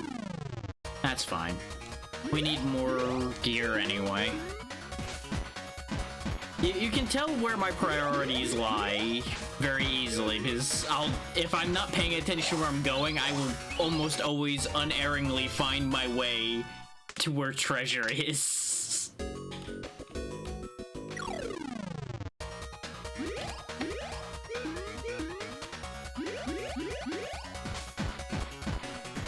And this is definitely how I spent many a trip out in this game, just running to chests, collecting all the chests,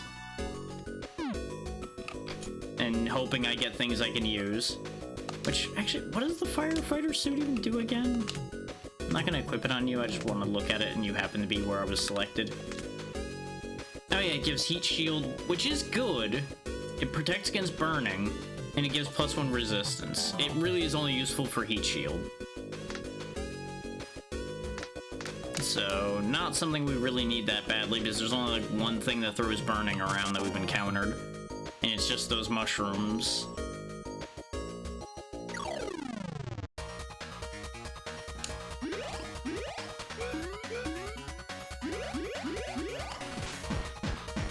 Oh yeah, Binnacle.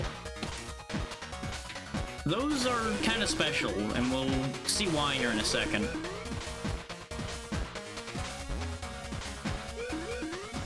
Well, provided we win this fight, which we should, but there's a world in which we somehow fail this. Just in case.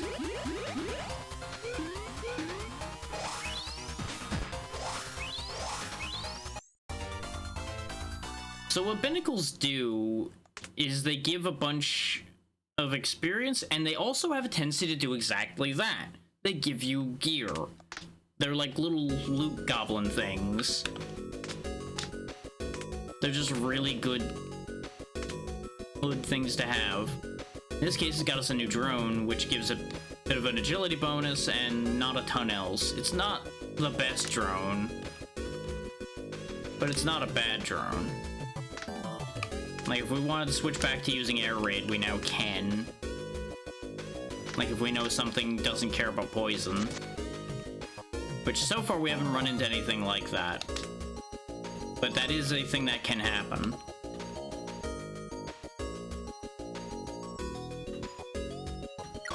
I almost reflexively opened that door, I'm not gonna lie to y'all. I almost wasted my key on a door that I can just walk around. Autopilot is dangerous.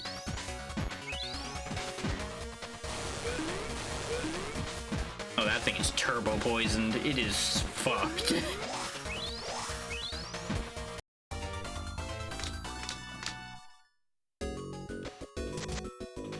There we go. I wanted to bait him out of position so I could just avoid him.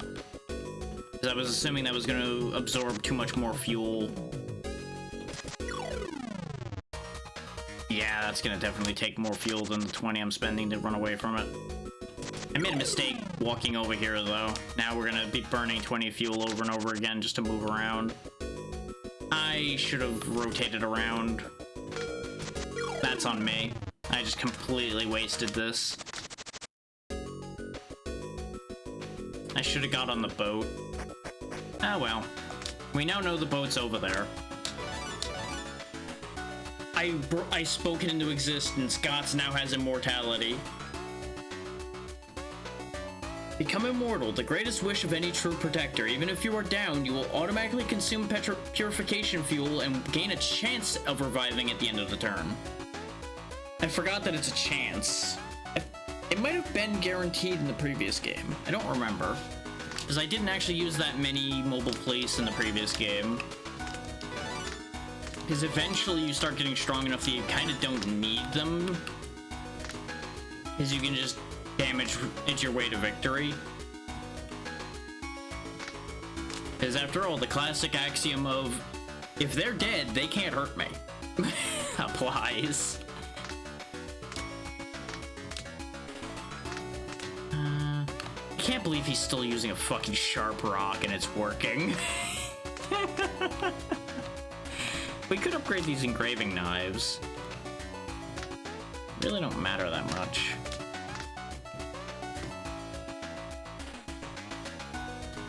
Huh. I mean, there's been a lot of states making the news lately, mostly for things we don't want to find out about. And if it's politics-based news, I don't want to know. If it's funny news, by all means, but if it's anything politics-based, you can just leave it at that, and we won't discuss that further. Okay. Have at it, then.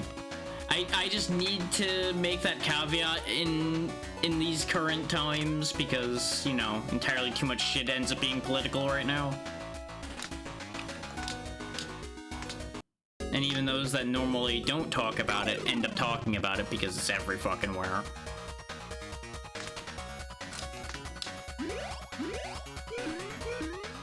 Yeah, have at it then if you want to. That's entirely up to you at that point.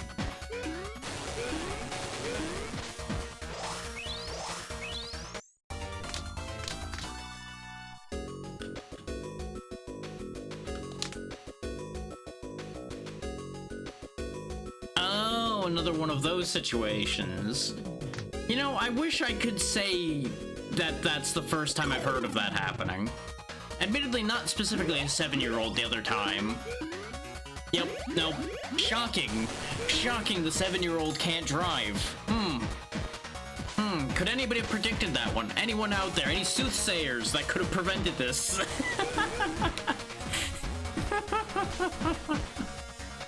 Like, what the fuck did you think was gonna happen? Like, I get it, you probably had no one else to turn to, but maybe, I don't know, park the bus if you're having a medical emergency? I'll take a look later, yeah. By all means, just, like, kick that to me here, there, wherever. Because people on here probably will want to watch it too. Links are fine here, so you can just drop it in here. I just won't watch it right now for obvious reasons.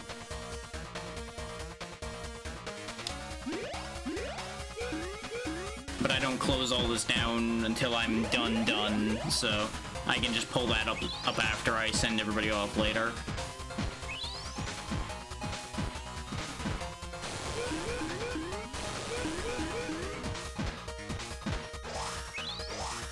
Yeah, she's definitely causing even more poison thanks to the extra operation skill, so that is the best news I've seen so far.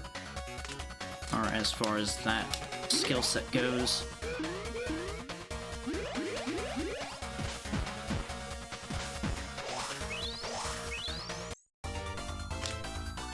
Another kick mitt. It's good when they can actually add to something that they're showing everybody instead of just like, look, there's a thing I found.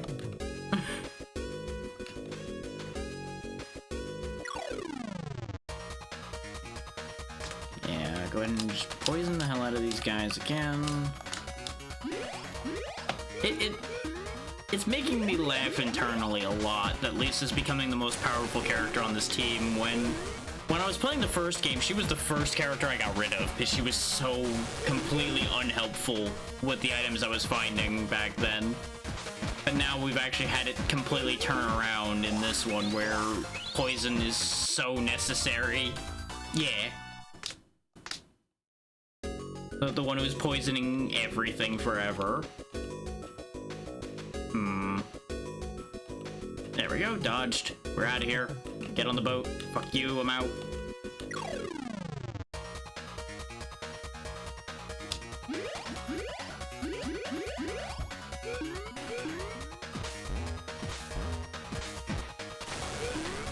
Exactly.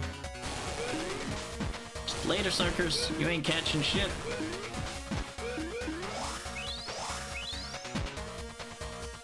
Like, technically, I could have sat there and fought those, and they probably would have been fine, but the amount of fuel we would have spent getting rid of them would have meant we wouldn't be getting anywhere.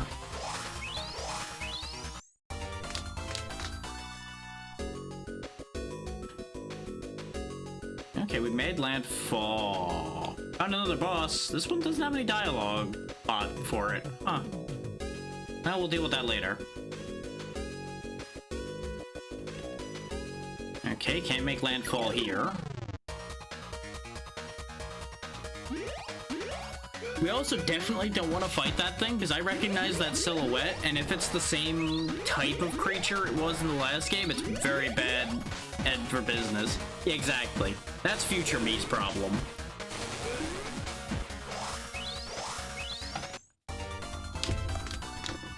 A lot of these bosses are going to be future me's problem. Okay, this connects back up to the one we were at before. So this was technically useless? I was kind of hoping there'd be like a stream that went up this way, though you'll notice I can't move the camera any higher here. That's the top of the map, and this is the far left of the map. At least the bit we're in right now.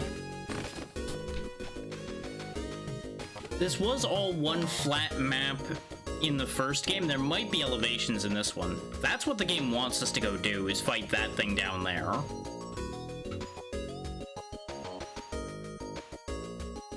I wouldn't go that far. Apparently it goes really far to the right. Like, there's at least one full screen this way.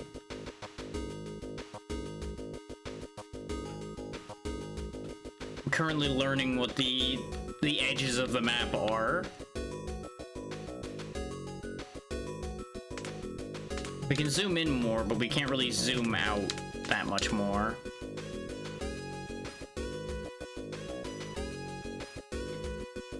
Yeah, this is the most zoomed out we can be.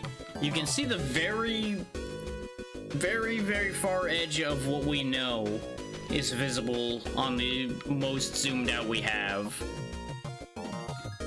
So we've basically like explored like a quarter of the map, give or take, in the 3.5 hours we've been playing.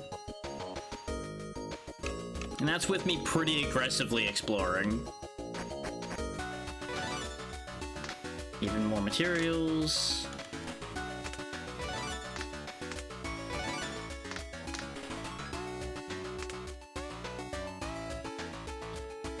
We're gonna have to make a breakthrough past one of these bosses, though, because we're running out of any other paths to take. We can go over here and hope that this leads somewhere, because we do have this door we can unlock.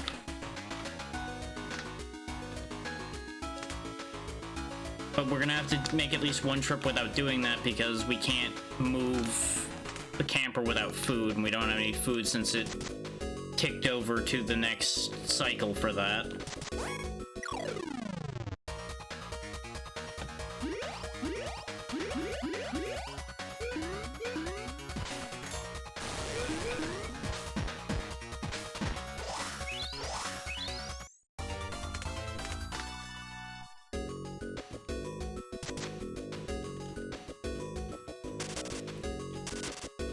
Come on. Oh, of course we didn't get enough food there. Of course we fucking didn't. Food? Material we don't need.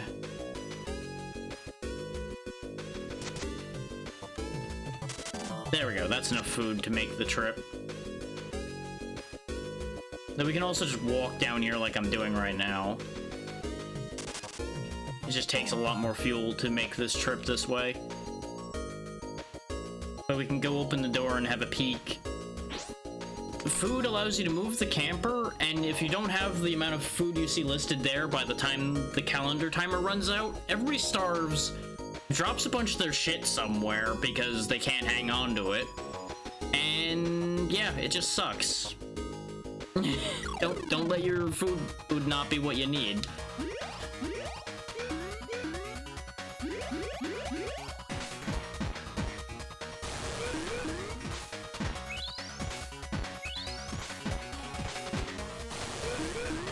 The positive side to that mechanic is all the excess food is why I have so much material. They turn that food somehow into materials. Don't worry about the how on that one. It's not going to make sense anyway.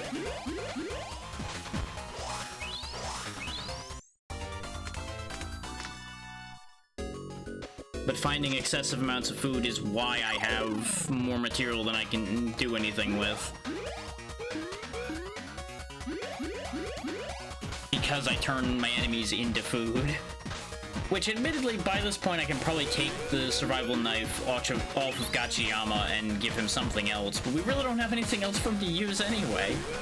Unless I give him the crowbar so that Gots can use something else, but we really don't have anything else that would be good for Gots to use anyway. We're just still in gear hell. Even though we're getting better, we're still in garbage gear mode. I mean, maybe. That's as good a reason as any, really.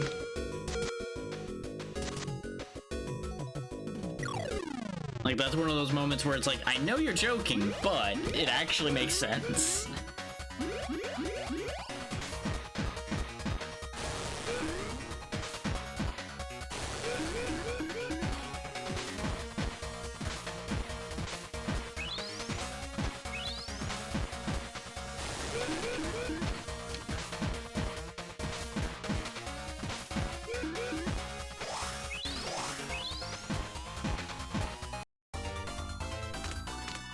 There we go. Lots of levels.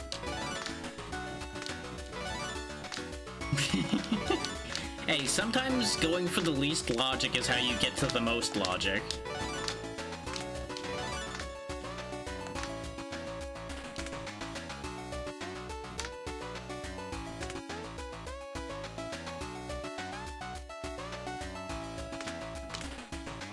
So it's looking like that door we unlocked might have been just as wasteful to open as the other one. Yeah, he's max level. Ooh, we want to kill that bug. That bug is important. There's two very good reasons to kill that bug, and we'll get into both the reasons after we catch it.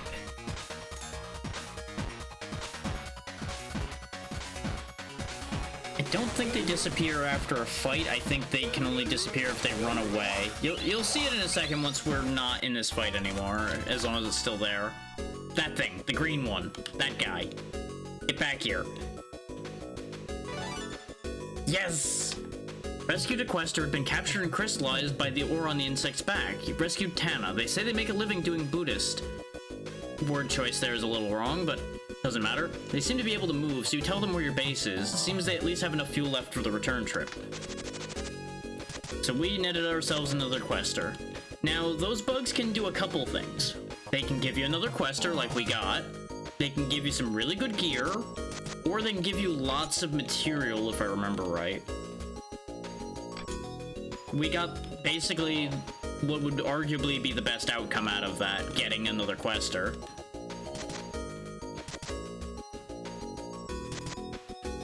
Because the earlier we get more questers, the more useful they'll be. Yeah, exactly. That's why I'm like, word choice, but you know what? You do you. Or in her case, do Buddhist.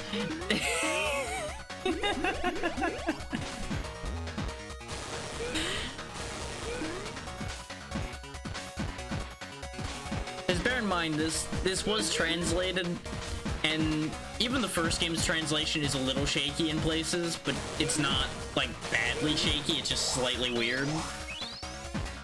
And it usually only rears its ugly head in situations like that, where it just is...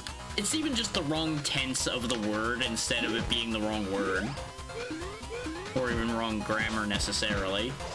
God damn it. This is why I queued up a heal, but no, Edge had to go crazy and swing first and fucking bled out. Oh yeah, the boomerang is the upgrade for the throwing knife, pretty much.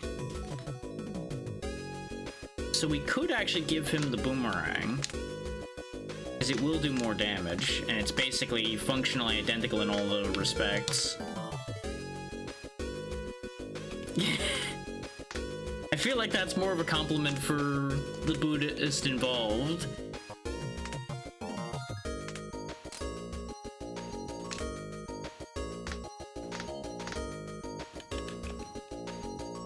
You'll also notice she's not in our list yet, because we actually have to go back to base before new characters get added to the list. So you can't just yoink gear off of people as soon as you get them. Now they properly join the team, and they had two things we didn't have. A Morning Star. I mean, ironically enough, she's carrying a Morning Star. I'd say that's a pretty big stick.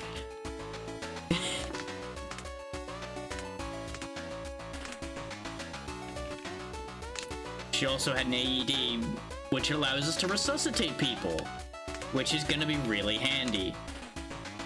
Oh yeah, she also starts with Healing Aroma. This is the passive heal I was talking about. She's really useful. I think she was actually the healer I had on my final team when I was playing the previous game. For now, though, she is super under-leveled, so I'm just gonna take the Morning Star off of her, and yeah, I'm just gonna move right along with life from there. Because this is a really good weapon. It's a 4-star. And Wide Swing is also really nice. Do I want to give it to you, though? Dexterity Melee? Yeah! He is the Buddhist of the team.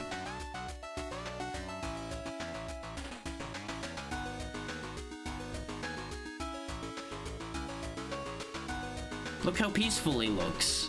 Of course he's the Buddhist.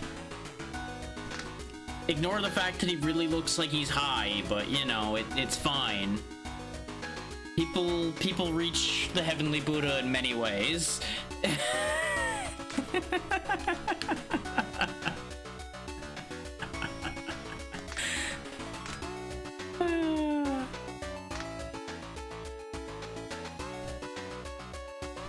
Yeah, this guy's also Buddhist right here.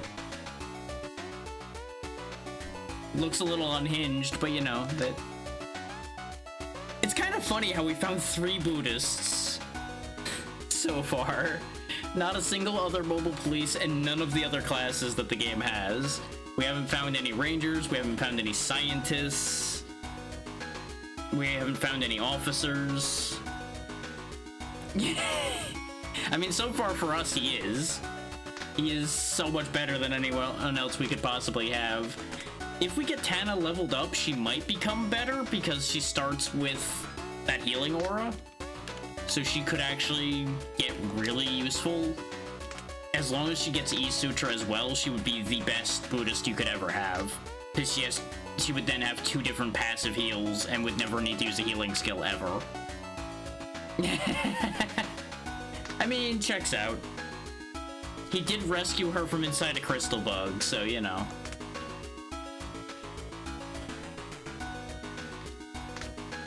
We can just create our own headcanon here and just leave it at that.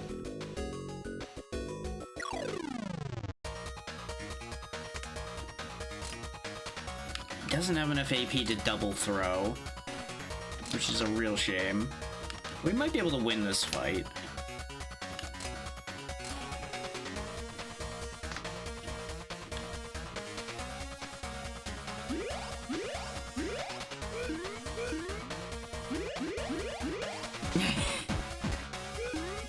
It's working its way to that.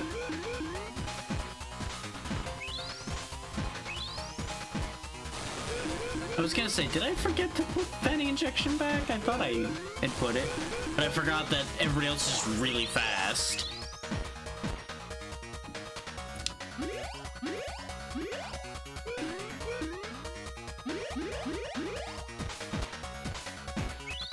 And Gots found a way to die anyway. Good job, Gots. Way to go, buddy. Proud of you.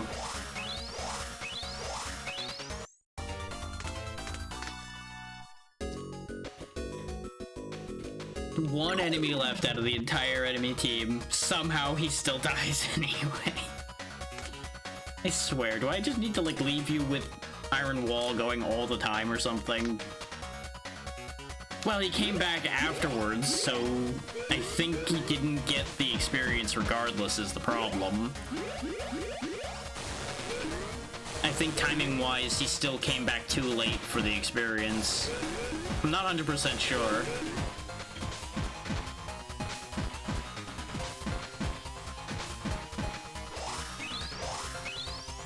Okay. I was not staring at his hit points, so I wasn't sure what timing that ended up having.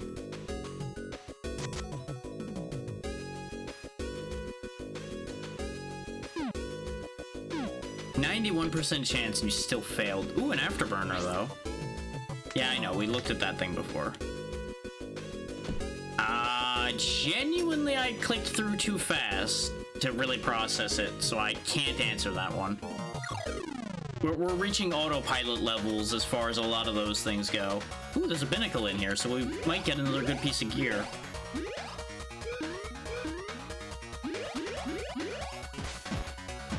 There's also no guarantee that my theory is correct that they all have to be alive for live cam too. The little gray thing that was over there, the one thing that wasn't a plant in that pile, yeah. Yep, big barnacle dropped up to toolbox, which we already had, so that was worthless, but you know. Eh? Fire axe! Okay, now we're going places. Now we're getting somewhere. They treat it as a blunt instrument, but I think that's just because axes and hammers end up getting shuffled together in a lot of things. It's unfortunate that this isn't hugely great, but the damage, the defense down that it does is actually good.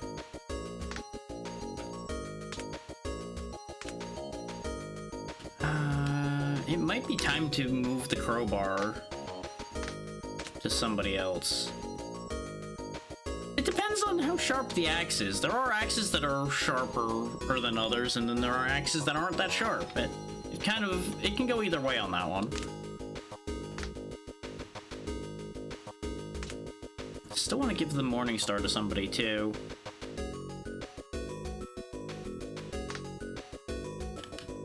Maybe I give up the chainsaw. As fun as the chainsaw is,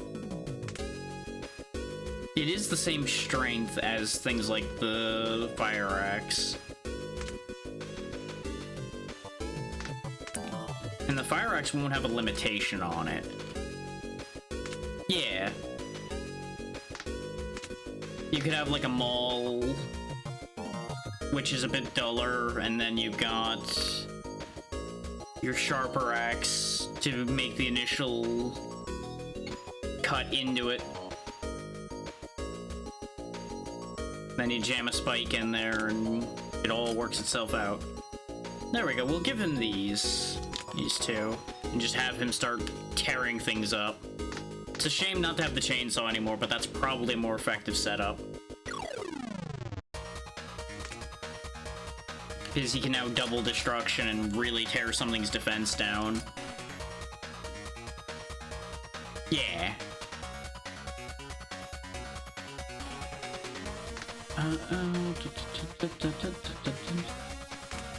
Yeah, most of this isn't going to be attacking based on threat, so we'll go ahead and put the shields up to keep the mushrooms from being too big an issue, other than the red one in the corner, and we'll see how this plays out.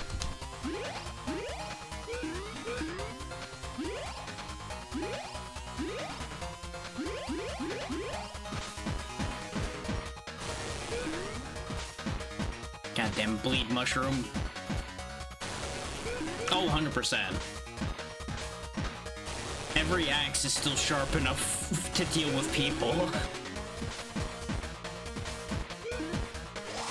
Yeah, unfortunately, Gotts still died. And he didn't immortal that time.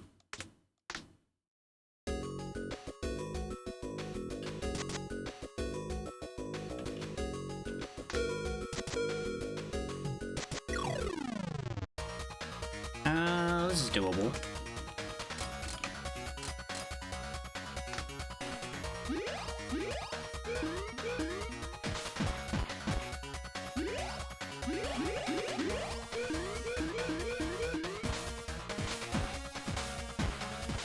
Yeah, part of the problem is that Screamer keeps lowering everybody's defense.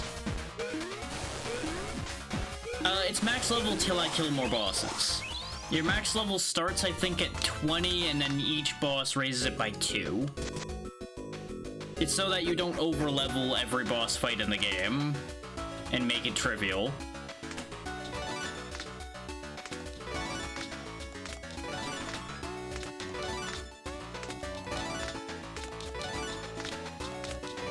Like, you'll notice most of the party's hitting the level cap right now.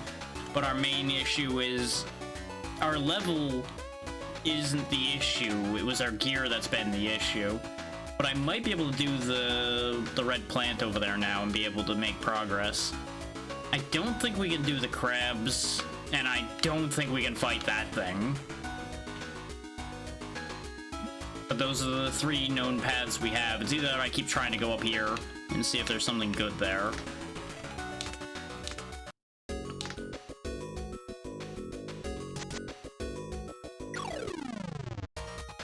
Hey, there's Snork. How's it going? Yeah, the only issue with over-leveling ends up being it can trivialize things, and this game just says, nah, you ain't doing that. No. And they all targeted Gotts again, so Gotts is dead again. Expected results were achieved. Doing fine so far. Getting a little tired, so we'll be wrapping up before too awful long probably, but getting real roll going here, so it's all working out.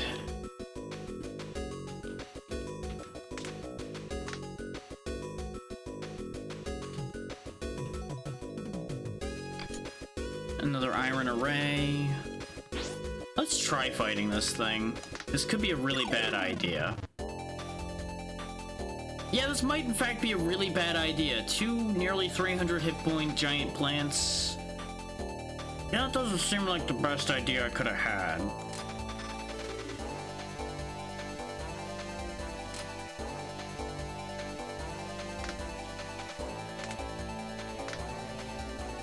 On the bright side, if they work like the other plants, they're just going to be hitting.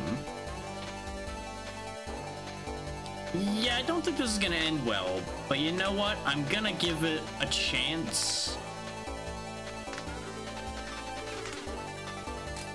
Because at the end of the day, worst thing that happens, we lose. We pick ourselves up, we dust ourselves off, and we try a different fight. Based on how strong these things are, though, the crabs would actually be the better choice, because the crabs only have like 100-something health instead of nearly 300.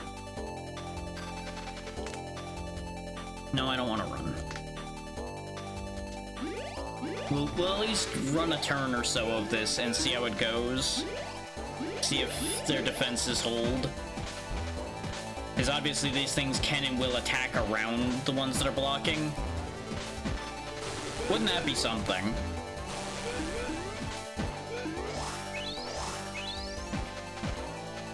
That wasn't too bad. They held up. One of them's doing a heavier attack, so it's doable. We'll go ahead and just Healing Prayer. We're gonna have to stop poisoning because we're gonna run out of resources to do that. You start EV loading, so you can start doing that again soon. Healing Prayer does only take 2, right? Yeah, okay, so we have enough to do a Healing Prayer.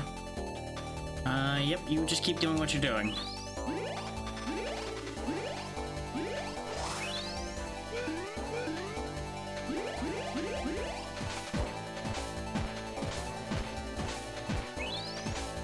It basically depends very heavily on where their attacks happen to land, and one of them did get decapitated. We did get one of the instant kills. This is already looking much better. Unfortunately, we don't have enough drugs to Healing Prayer twice. So we're gonna have to first aid and treat injury and try to scrape this together here. But there's only one attacking now, so theoretically this can be made to work. Actually, wait. No, Healing Prayer goes after EV loading. So no, we can Healing Prayer. We can Healing Prayer. It should be okay. Just in case, though, I'm gonna do a first aid after, just in case I get my turn order wrong. Yeah, there we go. That goes first. Intimidate triggered, so Gachiyama is drawing even more anger. That first aid was actually a good idea. Yeah, now we don't actually have to heal this turn particularly. I think we'll be okay as far as that goes. Go ahead and keep first aiding just for whoever does get hurt. We just don't need the Healing Prayer this turn, so we can start building our drug count back up to potentially poison. I wouldn't go that far yet because its defense is still really high, so a lot of our regular attacks are still going to struggle to get through it. And we're going to run out of acoustic balls to keep that defense down soon. And it has a lot of health left. Which is why I need to get my capacity to poison back. Yep, there goes all of my attacks bouncing. He's also hitting harder now.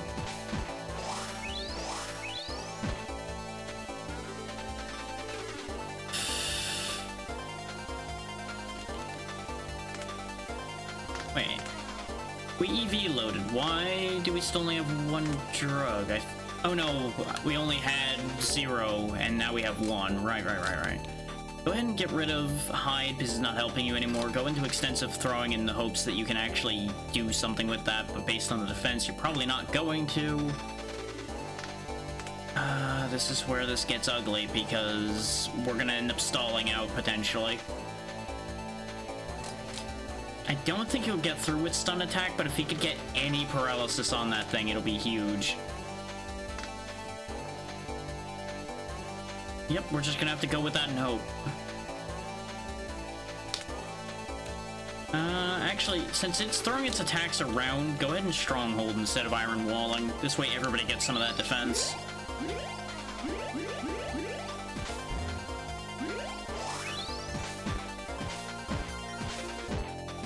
Not exactly, but you can look at it that way if you want.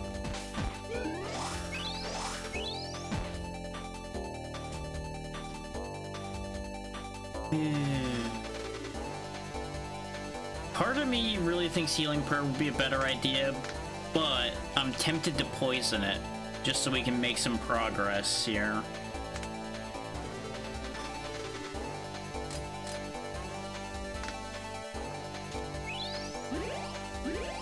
The first aid should keep Edge alive, but it depends on if it decides to hit him. Oh yeah, his first aid didn't do a lot. Yep, Edge is dead, so he's not going to get the experience off of this, but we are looking pretty good on killing it now, at least. I'm getting a little bit more confident as far as how this is going to play out now that it's almost dead, as you might imagine. Because we had entirely too many fights where we got hard stalled out toward the end of a fight. There it goes.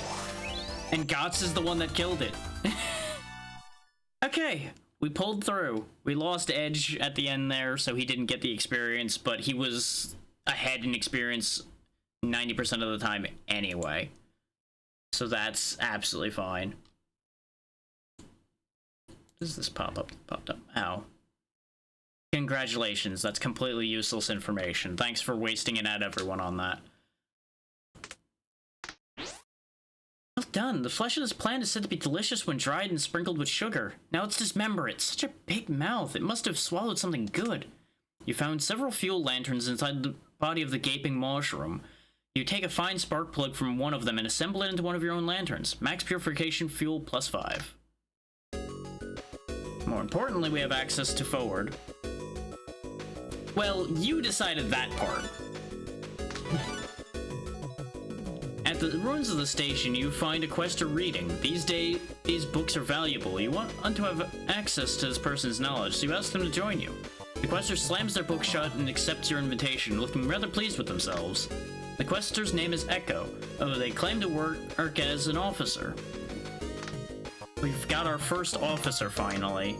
Officers are actually really strong under the right circumstances. Well, you also didn't say that till now, so how was I to contradict you when I didn't know that's what you were going for?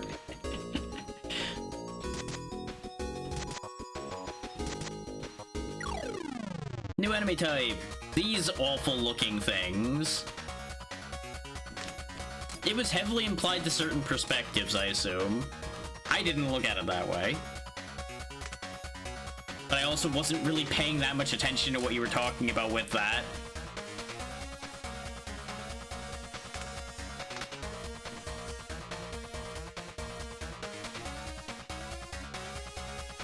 These things are going to be a problem.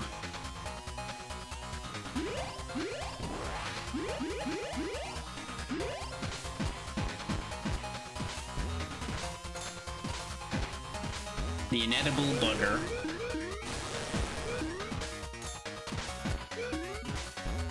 One letter away from burger. And I think in the first game they actually were straight up called inedible burgers.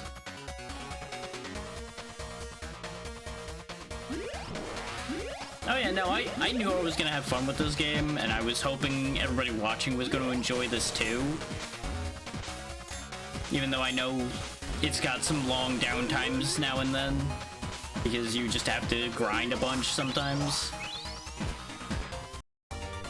We actually won that pretty handily. Okay.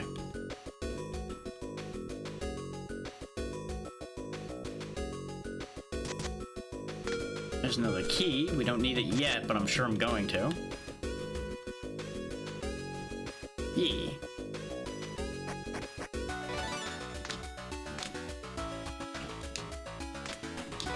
Echo immediately gains some levels.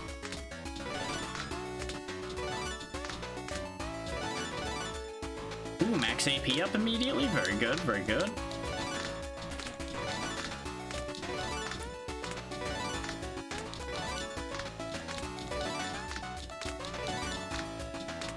There we go.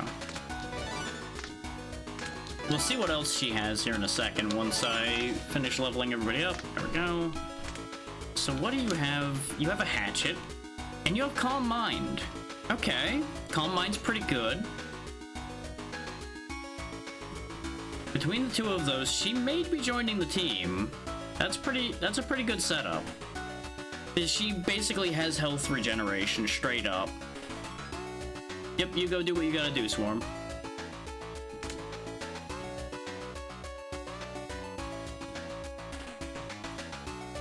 Oh yeah, no, Calm Mind isn't active. There is a passive version that does that health effect. So you more or less end up using Calm Mind all the time. Especially with AP up. She'll probably end up using it every time she has a chance to. Go ahead and pull equipment from non-party people. Upgrade that. Upgrade this. Upgrade the other thing. Upgrade these.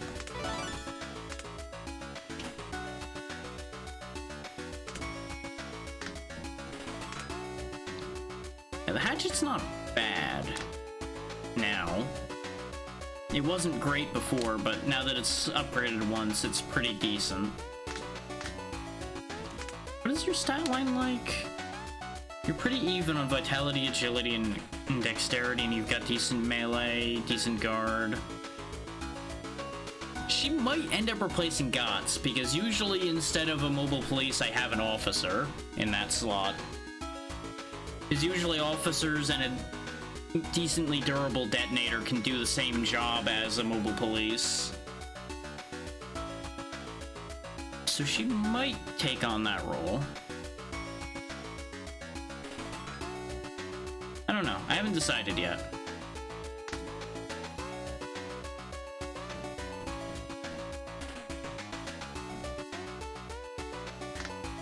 I don't know entirely what I plan to do. But currently under-leveled, so doesn't matter. Oh, I did grab a camp there. I should have switched us to. It's fine.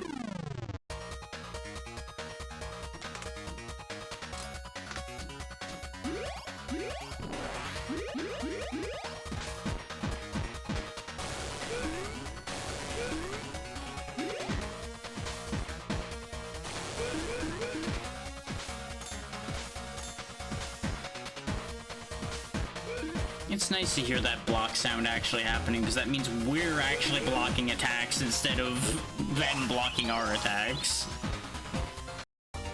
Don't get to hear that nearly often enough in this game. But then again, I'm also usually, you know, the crazy aggressive fool who has nobody actually defending, just killing everything before it has a chance to kill me.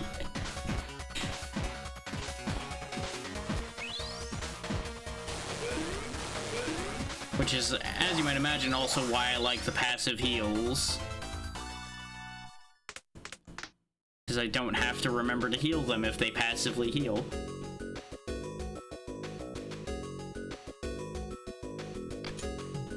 Trash can lid. That is actually better than the kick mitt, though I think right now it'll be weaker because we've upgraded the kick mitt.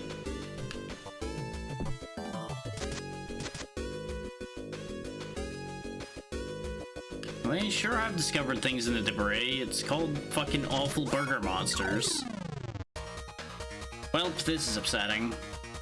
We just ran from bad to go to worse, apparently. Go ahead and acoustic ball. I don't think you need to hide. Make sure we get good hits on these things.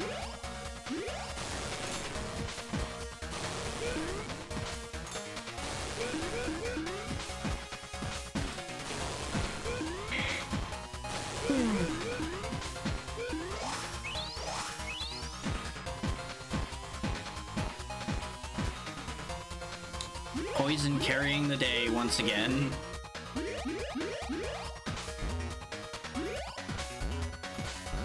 Please stop bouncing with every attack off of that thing.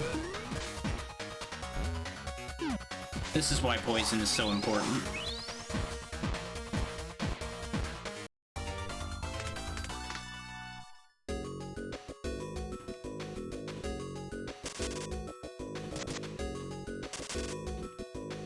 Oh, dead end, huh? Well, that's a shame. It's burger time.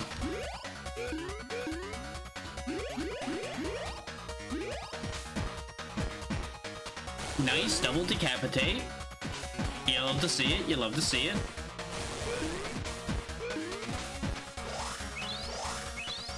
For those coming in late, those decapitates are the execute passive going off, which has a very small chance to instantly kill enemies. We've just been getting extraordinarily lucky with it today. Either that or they made the odds higher in this one compared to the original Quester. Because in the first one, I definitely remember throwing lots of execute attacks out and not managing to execute anything, especially not bosses. And yet we've executed like 4 bosses out of the bosses we've killed.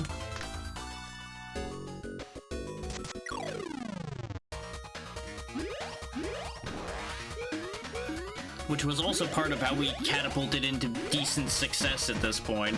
Because we were definitely getting hard-walled a little bit there till we got lucky with the first door boss.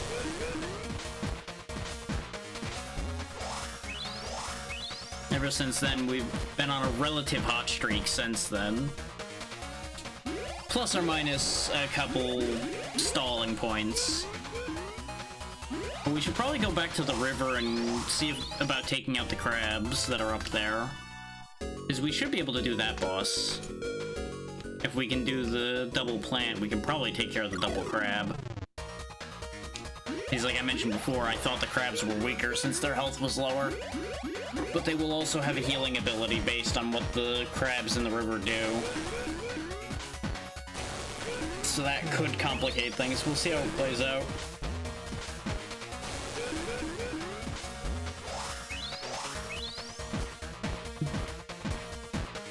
But since we have other ways of lowering defense more consistently now, it should work itself out. Yeah, crab. Crab.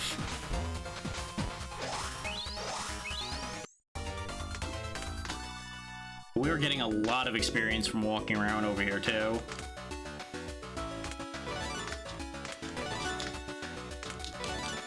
And the team could get shaken up by the fact that some of these people pick up better moves than the ones that are on the team currently. You and me both there, Snork. You and me both. Yeah, let's go ahead and see about fighting the crabs. Because we can just go to this... Yeah, to this fire right here. Go to this pier, go straight across, and go fight crab. We can grab some boxes on the way there.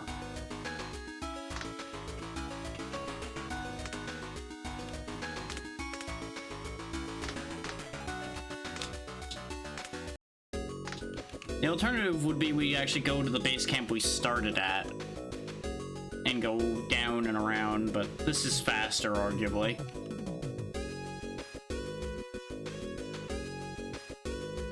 Considering this is the dock we would have been leaving that area from. Real shame that you guys can't swim. Later, stupids. Another homemade pistol, okay. Time for crab. Okay, let me think this through for a second. Is there anything I want to change about how this is set up right now? One of them's attacking twice, the other one is doing some manner of debuffing. Could be some manner of dot, could be some manner of debuff. It's got options as to what it's doing.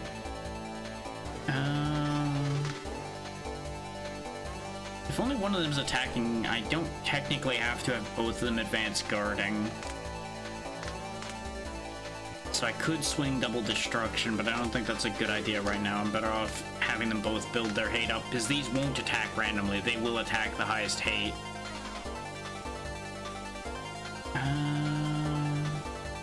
Yeah, we still need acoustic ball to be able to deal damage, because they've got a lot of defense. So yeah, we'll stick with that.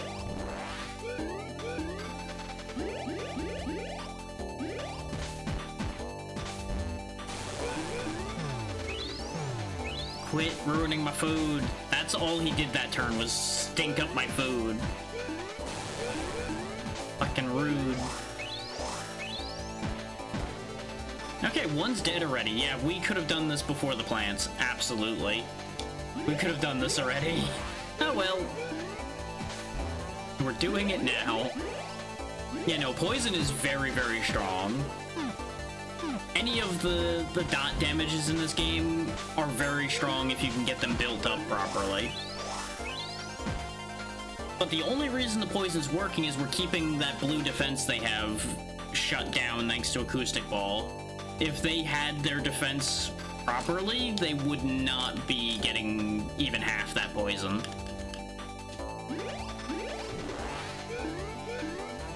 This is like 90% comes down to the fact that we happen to get the right tools to do what we're doing.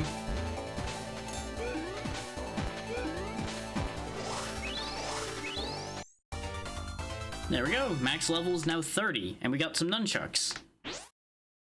Look at you. Will it be hot pot tonight? Crabs are crabs, even if they stink. Let's dismember it. It's such a big crab, it must have swallowed something good. A large washing machine was found inside the body of the giant crab. Incorporating its motor could improve the performance of the vehicle's purification device. Max purification fuel +5. Damn thing ate a washing machine. Oh, now there's fish.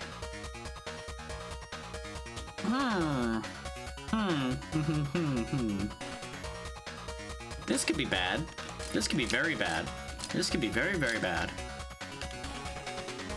So the boss was weaker, but the enemies in here seem to be stronger than the enemies in the other area.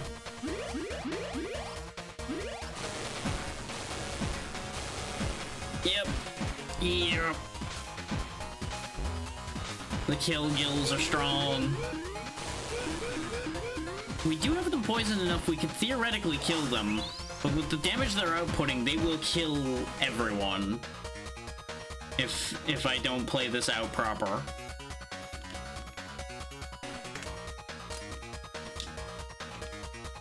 You don't have enough to throw twice. No. They do have a lot of defense though, so I probably do have to acoustic ball still.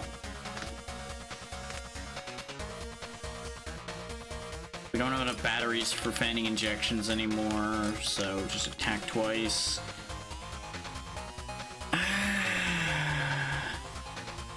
Sounds good. Good night, Snork. Always good to see you.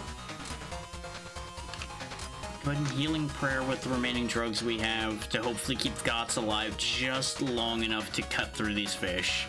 Let's see how this goes. I'm taking a risk by continuing this fight. I think we can make it happen. Ooh, no, her hate was high enough that they went for her instead. But the poison won us the fight. And they were worth a lot of experience. We definitely don't want to be focusing on fighting those, though. We are not going to always be winning those fights. It was worth it for that one round, though.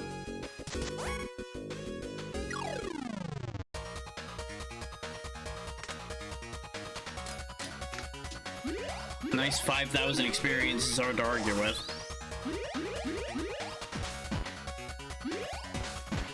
But, like, I'd have to be aiming for, like, decapitates and such to make sure people don't just start getting destroyed by those things.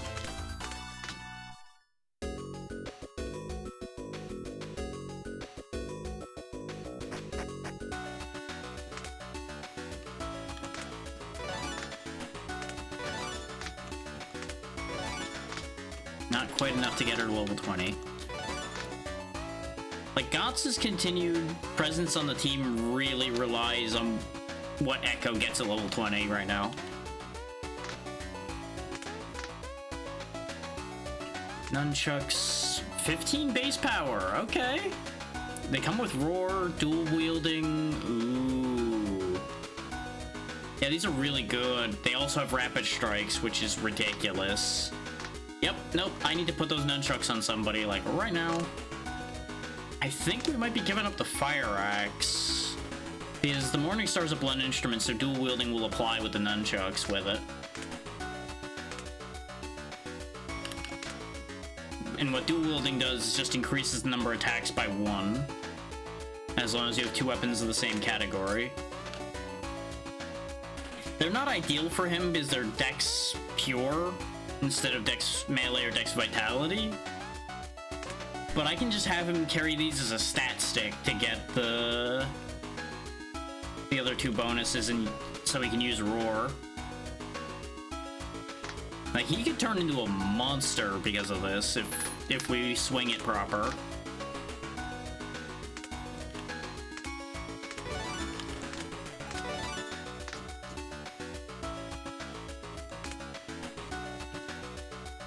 But yeah, we're not continuing down the river right now. That's pretty much a no-go at the moment.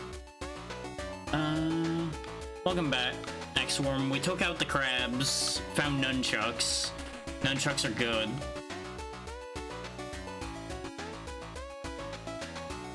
Excellent.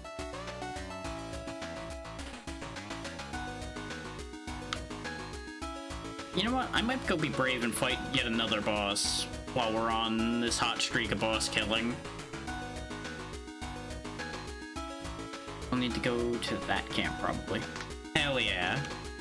Hopefully it works out.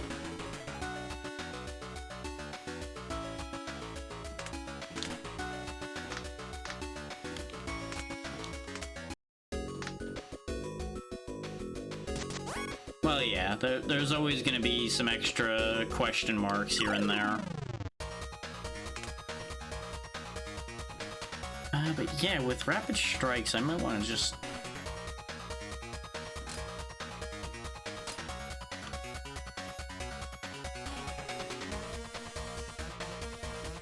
Yeah, instead of Advanced Guard, I can Roar.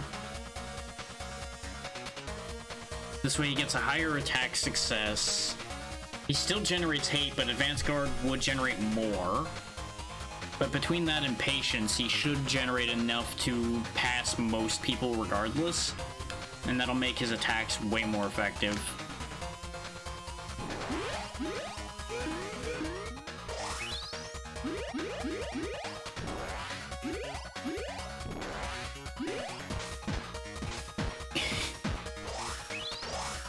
He didn't even get to swing, but if he did, he was gonna crush something's dreams. Because he got one attack from dual wielding, then one attack from Roar, and another attack from offensive. So he, instead of attacking 5 times when he swings, attacks 8 times. He's still not gonna hit most of them, but he's swinging lots. And then there's the chance where Rapid Strikes will kick in, too. Which is why we're doing the regular attack instead, since Rapid Strike specifically mentions attack.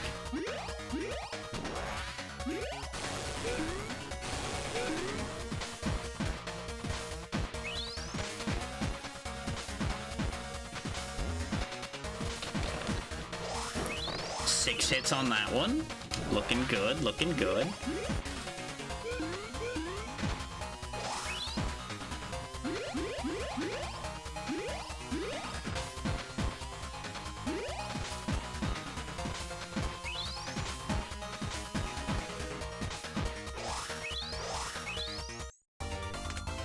We're definitely getting stronger. I went the wrong way, though, which is a problem. But I guess this is a good chance to test out the upgrades anyway. Make sure they all work. Though, I keep leaving Healing Prayer on like an idiot. Wasting so many drugs.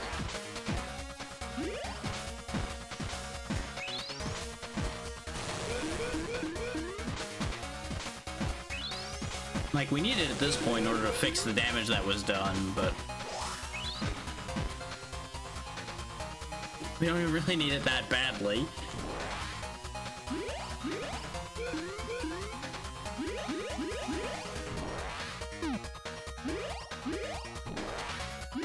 Oh yeah, we didn't even have drugs left to Healing Prayer at that point anyway. Sad.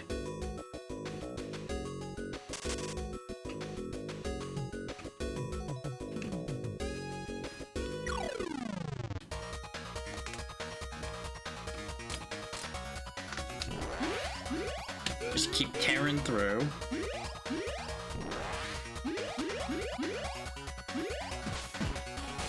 Well, that's convenient. That'll be a decent commute, but if that's where you're gonna be working as well, if you manage to get the interview. Another Pankatsu gun.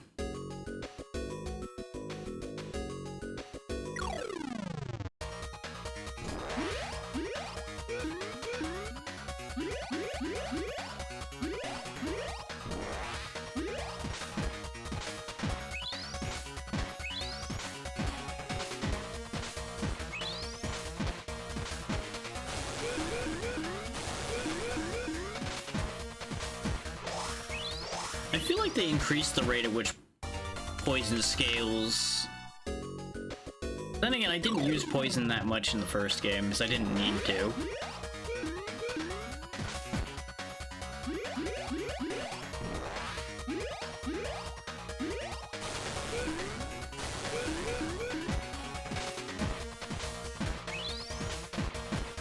Fair.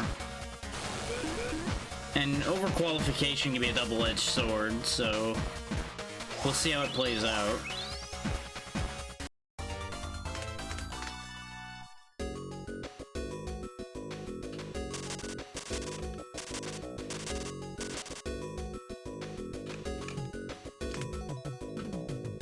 We might still be able to make it to the boss fight with the amount of fire we have left. Especially since apparently nothing's getting in our way.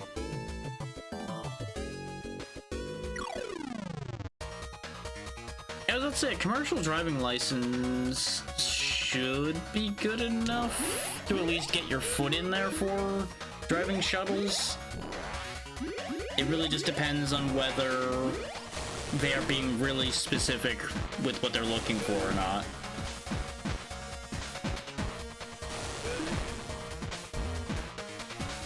Worst case, if their training is good enough, they might just be willing to take that as far enough for the idea.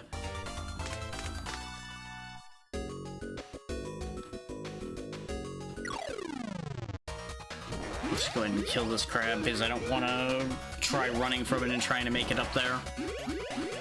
As it stands, we're going to be cutting it real close on the fuel. Oh, God. Phone, you're such a pain in my ass. I went to get rid of a notification and it casually slid a different notification in where I was getting rid of the other one. So I got rid of the wrong one. Okay, nothing important still, but couldn't read it because it was already gone by the time I could see it.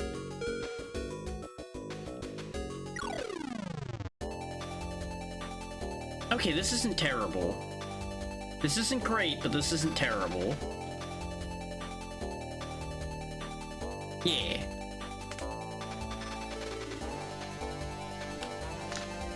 It's one of those, it's a feather in your cap situations.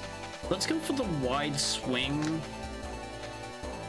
Just in case he ends up hitting those two down at the bottom with it.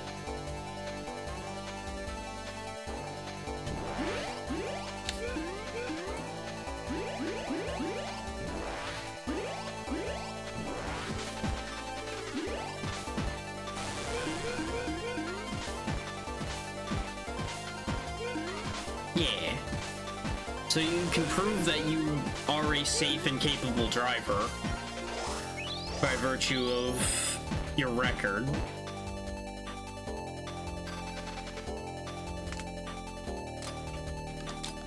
Which, theoretically, that should be all they really care about as far as that goes.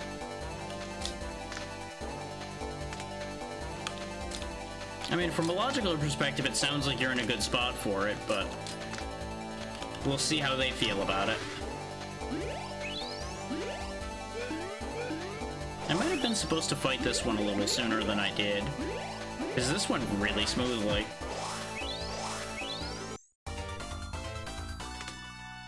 And we got a cheap drone. Joy. We're gonna have to come back up here, of course, to see what was behind it, but we killed another boss.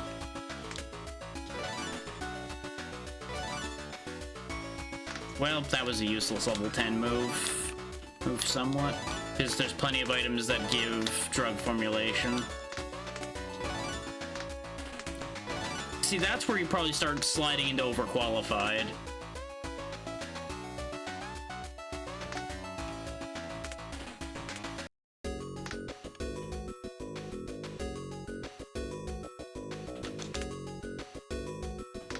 Though at least you have a reasonable out on the, well, why aren't you still working at any of those places in that you moved?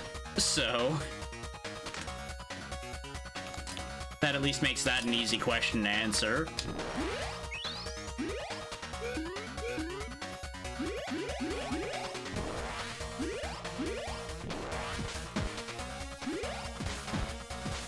Exactly. So this is like, well, no drama or issues to dig up there.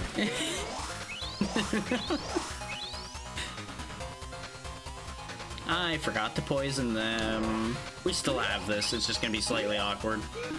I probably should have healed Gots. I honestly didn't even realize he came back to life. This is why we're ending relatively soon, because the focus is sliding. The brain is not attaching to what we're doing anymore.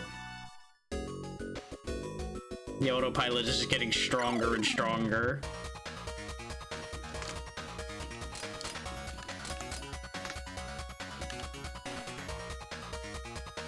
Nice. That's an important thing as well, is not to burn the bridges. I definitely burnt many a bridge behind me, but a lot of that was because most of the jobs I left I was very angry at.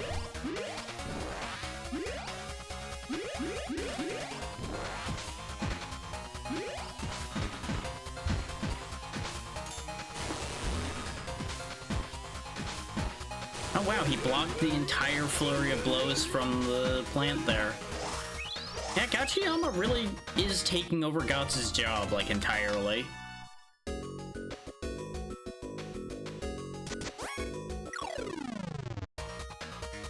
Yeah, that's pretty much the bridges I burned. Just like, nah, fuck this place. Fuck this place and everything it stands for and everything the people in charge stand for. See, I feel like something like that ends up being a given as far as the nope, fuck this place.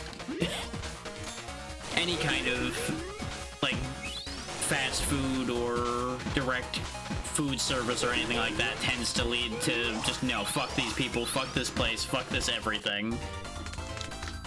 May the friars set this place ablaze. Okay, that's a record right there. An understandable record, but that's still a speed run on being out of that job.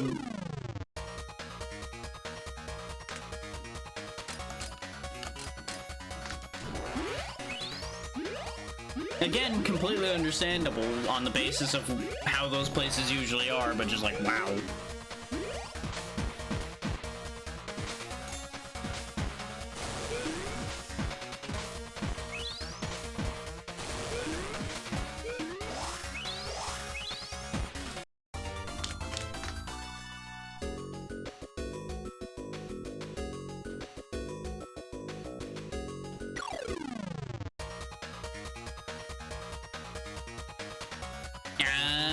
Yep, I know how that plays out. I know how the haha fuck my replacement bit goes.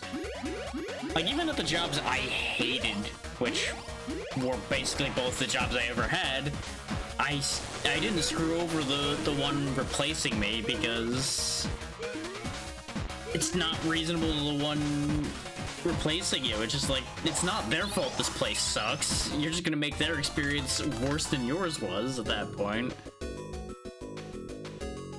But I also get it. Spite is a powerful motivator regardless of logic.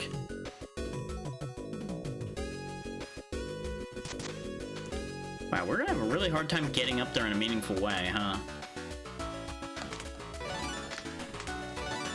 Dalbarok level 30 can revive people now. And Edge, please. Dine and dash mastery, that's what you learned. Allows you to run faster than anyone else, which is the most important factor in dining and dashing. Increases character speed to the equivalent of agility 5. Good for you, buddy. Good for you. I'm glad you were robbing from restaurants and being a dick. Congratulations. Bright side, it'll pay off for him here because he's now much faster. But god damn it. I was hoping for max AP up so he could throw 2 boomerangs. But no, he wanted to steal from restaurants. This fucking guy.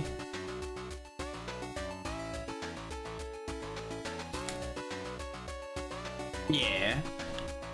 The circumstances are different.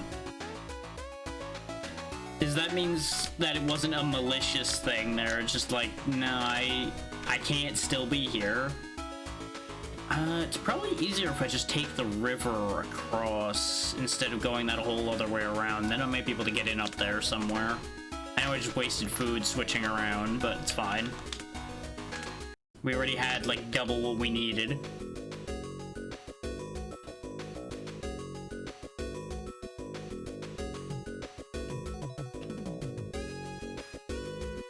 Okay, we don't land there, we land at the next one. Fucking crabs. This is gonna be the one problem with traveling this way, is fucking crabs, man. This river full of crabs.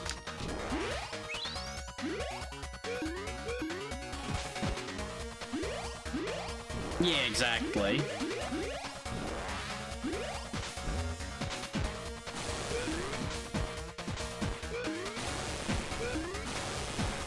Remember when these things were like killing our characters left and right? Now they're just like, yep, that's a crab. Throw him in the pot with the rest of them. Moving right along.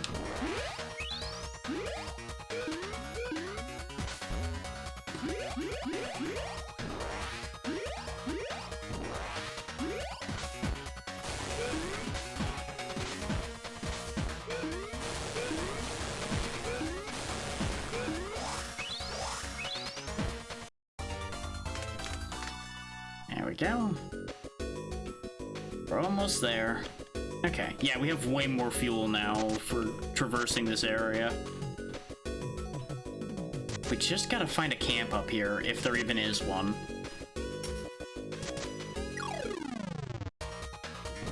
I don't need to change anything. We'll burn a little bit more fuel using our resources, but it ensures that these things die.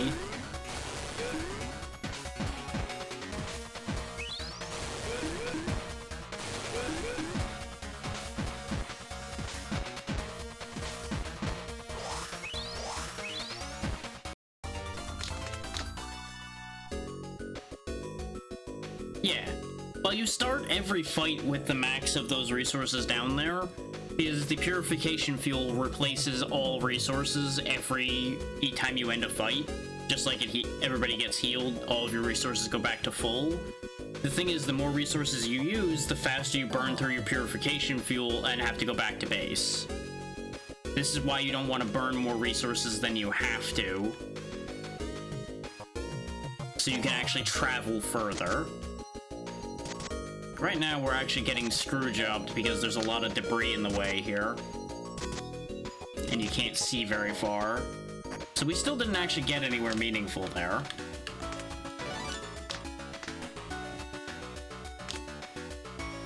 But that is still probably the best path we have.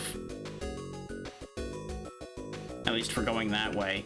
And since the enemies there don't seem to be supremely threatening, I feel like I should get this path cleaned up. Yeah.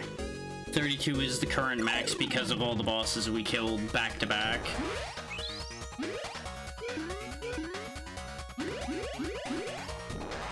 Once we hit 32, they will cease gaining levels again. It should still pass the experience on with the camera to everybody else, but it won't be giving them anything else anymore. Until we kill more bosses, which there are more left.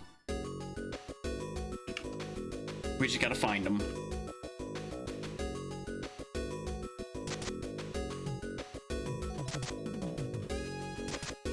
Okay, so that's just a complete waste of time to go that way.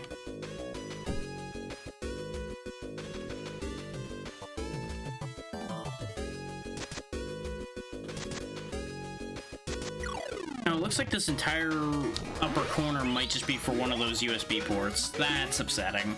We wasted multiple days getting up here just for a USB port. Hey, Liz War, how you doing?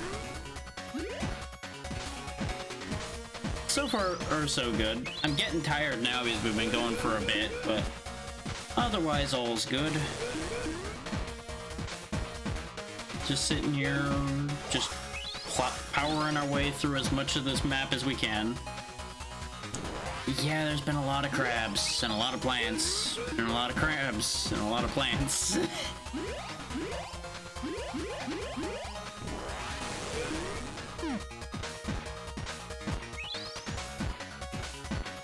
Wow, those plants did surprisingly well, but I wasn't really paying attention to what I was doing, so that is probably why.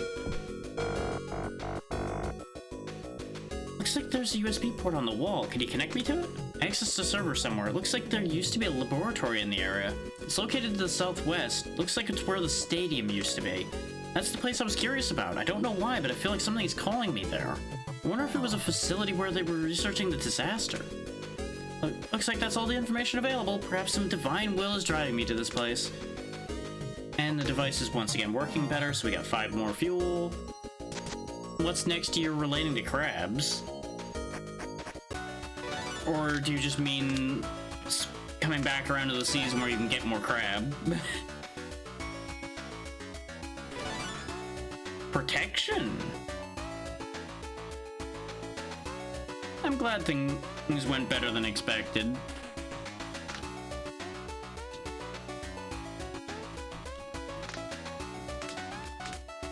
Yeah, goddamn, for being a detonator, Gachiyama rolled a lot of tank moves. He's just better at Guts' job than Guts is. Oh, okay, so you're actively gonna go crabbing. Okay. Yeah, I might just replace Guts then, because sharing the tanking job is all well and good, but if I just bring on another person who does actual damage and have Gachiyama just take on all of the tanking, which he already basically has been doing anyway. Because I could do something like this. Put him up there, put somebody like them here, and then just kit them out with things that actually will make them do damage. The other option being bring Plethria, but the problem with her is she is even more underleveled, and I don't necessarily need 2 Stealers on the team, even though I would love to have Treasure Hunter. I may just wait till she starts catching up from the live camera and then have her replace Edge, since neither of them have unlock anyway, and his bonuses have been not impressing me.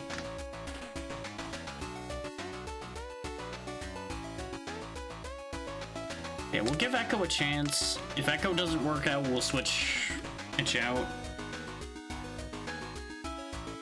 Though we'll probably do like 1 or 2 more outings and then that'll be it for today, because I can feel myself fading.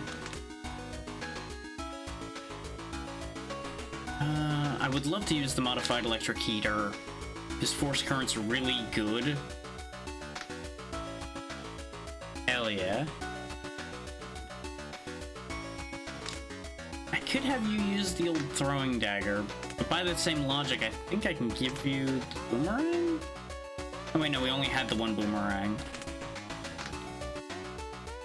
I could have you start gunning as well. Your shooting, never mind. Your shooting is ass. Never mind. You can't shoot a tin can if it was attached to the barrel of your gun.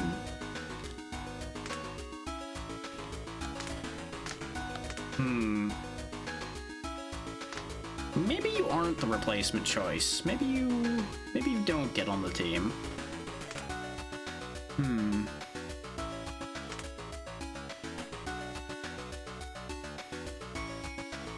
So I could give you a shotgun, but like I said, your shooting is terrible. Yeah, exactly. Meanwhile, your shooting is pretty good. Your dexterity's good. Your agility's good. Fine, we'll try the double Stealer idea. I don't like having 2 of the same class generally, but we'll give it a chance. We'll shuffle Dabarak up into the 2nd slot, because he'll probably be as close to an off tank as we're gonna have if Gachiyama goes down. There's not a mechanical reason to have them in that order, that just helps my mind process like, oh yeah, that's the one who needs to be trying to hold the line if anybody's going to at this point. Yeah.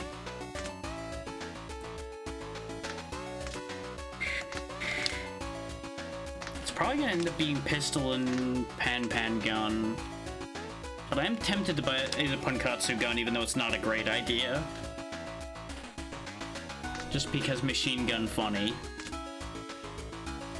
Sniper rifle isn't a terrible idea because its power's really high, just limits her options.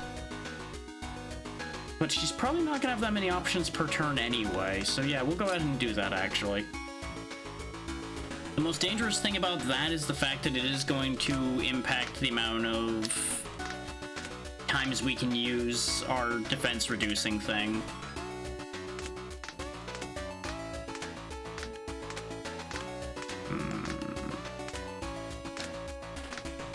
Which, on that note, just here, take a toolbox. Though, didn't Gots have the camera? No, you have the camera. So that's fine. We'll give that a try. If that ends up being a complete disaster, it ends up being a complete disaster. Actually, no, we are gonna have to give her the empty magazine, because I just realized we cap out at 2 bullets. She would get to shoot twice in a fight and then never again unless I have her reloading. There we go. 4 bullets is much more comfortable. That was almost going to lead to a tragic disaster. But our only path really is through Burger Town over here now. I don't think we really have anywhere else to go. Or down the river, but down the river's awful. We already learned that way is a bad idea. Oh, right. It ticked over for food, so we actually have to stay here for 1 round to get food.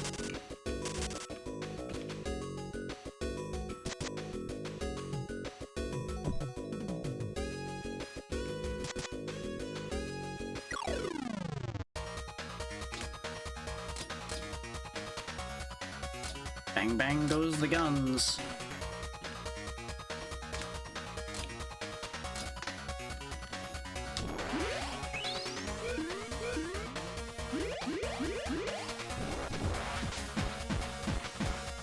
Not that she's really gonna get a chance to attack, probably, because they're... Oh no, she got to snipe that guy. And that was decent damage, even though these were, like, the beginning monsters, so... Not exactly the greatest marker of someone's success, but... Gotta start somewhere. Oh wow, I missed where I wanted to go by a mile, apparently. Well, there's a box over here, too. Ooh, and that's why Treasure Hunter's great. Notice how we got 2 items out of that box. That's why I like Treasure Hunter. If it procs, you get twice as many items. And it is so nice. Because it basically makes your item grind so much more efficient.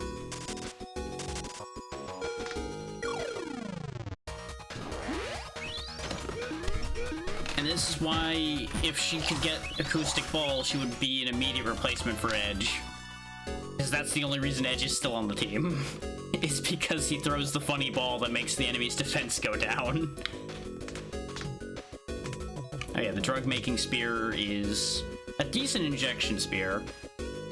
It has lifesteal, injury treating, it can make drugs. It's just good.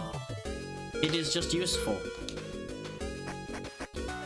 How a spear makes drugs, don't question it. I don't know if you'll get a favorable answer out of that one.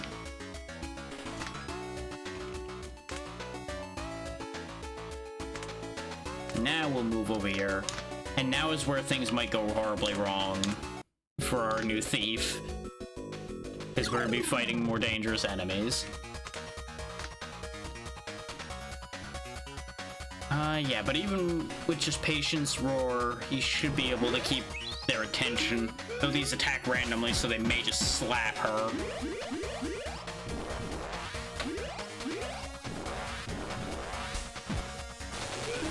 Damage to that's not bad. She didn't bounce, and she's dead. Remember when I said they attack randomly? Notice how she has negative aggro? Yeah. Yeah.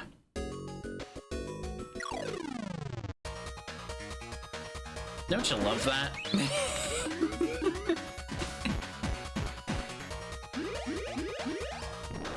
She should have been the last thing on the priority list, but since random doesn't matter,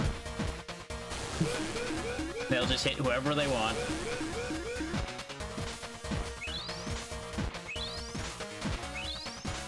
See, that's much more random. They hit more than one person.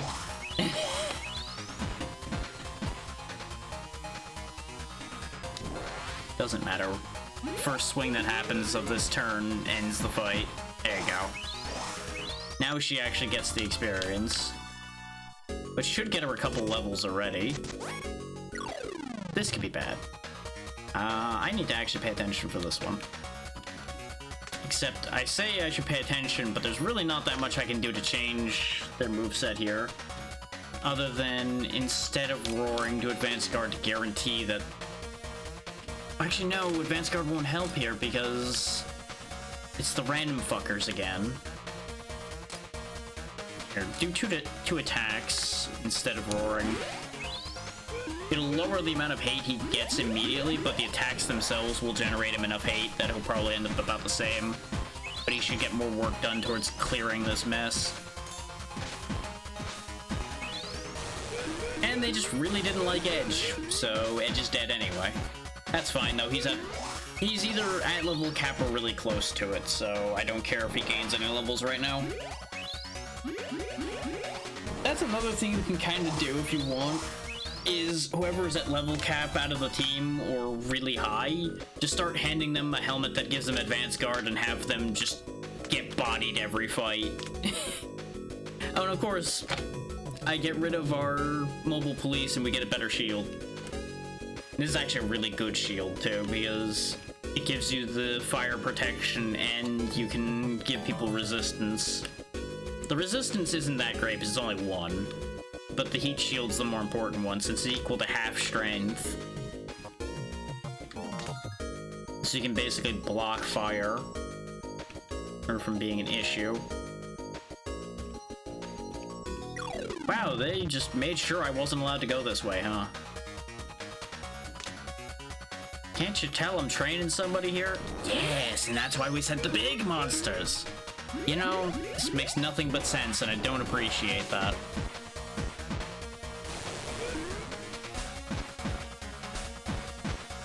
Wow, she killed the mushroom, though. Look at her go. She's actually accomplishing things. Now, this red one's gonna be problematic. You don't attack. You go on shield duty, because otherwise we're going to get paralyzed to hell and gone, and I'm gonna be sad.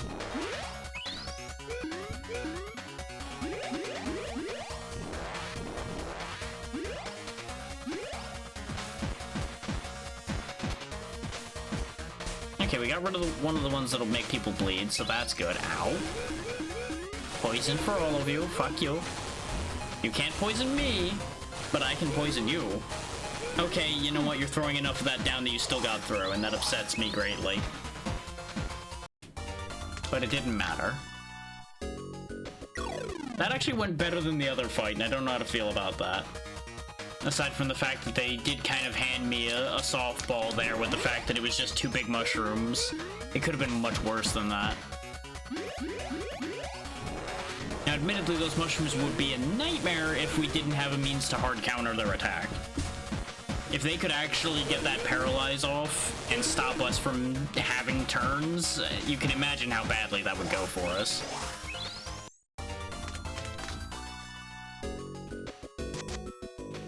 Food. Don't need that. Yeah, we did not have enough fuel to get anywhere. But we gained a lot of experience for our new companion here. And as you can see, going a little bit more aggressive really hasn't hurt us that much. It keeps randomly getting Edge killed because he's extensive throwing, and that sometimes pisses too many things off. Lisa has the same problem of she poisons everything and then gets destroyed because things get mad at her. But that was more often than not happening, plus or minus Gots being the one who dies instead. And yeah, she's gonna grow fast because she's way behind in levels. But the fact that she's doing decent damage even while behind in level tells me, yeah, she should manage to pay off just fine. It doesn't hurt that that sniper rifle is probably the strongest weapon we have. And she has the stats to use it appropriately.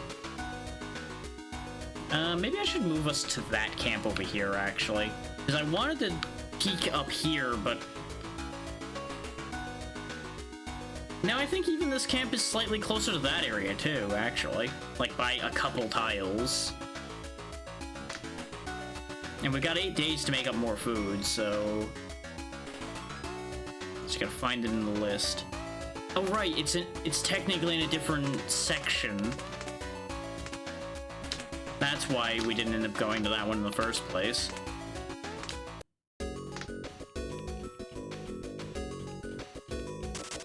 You can tell when you properly move to a new area as well when the music changes. Or at least the music changed in the first game. I don't know if it'll actually properly change here.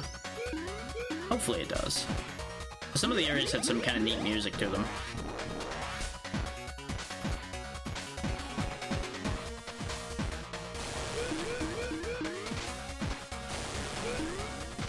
That's a lot of poison. Ow.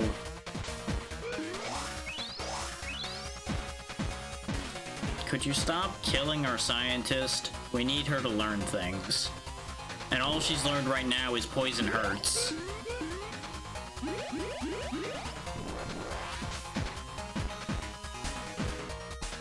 Which, considering she's a resident poisoner, she kind of already knew that. But I suppose it's karma for her to die from poison after poisoning everything in front of us for so long.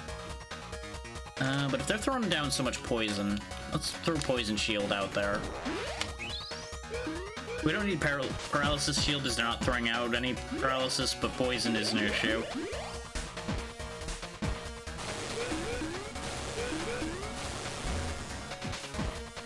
Yep. Exactly the amount of shield to block their poison, so they just do nothing. Though the Ease Suture would have taken care of any excess poison anyway. Two of you, so the Poison Shield's not gonna hold to block all of that, but it'll be good enough. Also realized we've been EV loading the entire time. That's why we've been burning fuel so damn fast. That's what I get for not paying attention. Just setting up for battle and going, yeah, this is fine. For those that didn't notice, every time you EV load, you use 10 fuel. So basically every turn of combat we were burning 10 more fuel than we were normally. And when you only have like 300 fuel, adds up pretty quick when you're spending 10 every turn. That basically means you're hard capped to 30 turns of combat, not counting walking. Which is problematic, as you might imagine.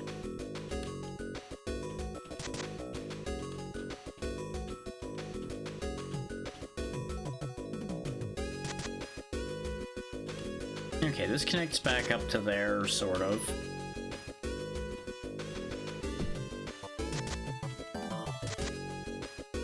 There's another key. Where's another camp? Speaking of fights I have to take seriously, this could be bad. Hey, Edge, hide, buddy. Hide. You advance guard, is we're gonna need you to really draw attention here.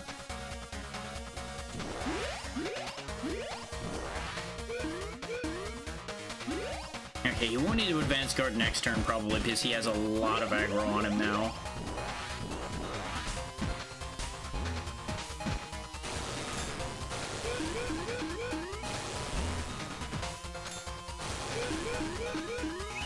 Yeah, there he goes, just blocking everything because he's just that good at his job. Okay, he is gonna have to keep advanced guarding or at least it's gonna get destroyed. Because they do not appreciate being poisoned. And, you know, understandable. Real shame for them that I don't care and I'm gonna keep doing it.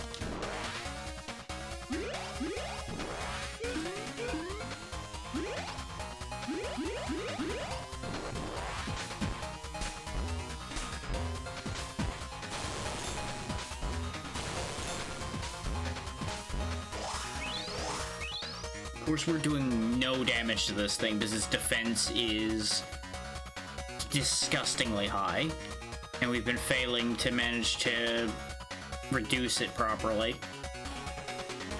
You're also out of bullets. You just start... We're gonna start burning fuel left and right if I ever reload the gun, but she has to in order to be able to function.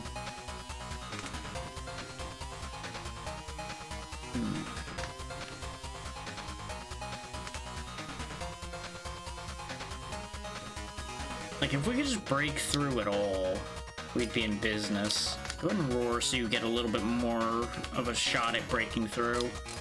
You switch to attacking instead of extensive throwing.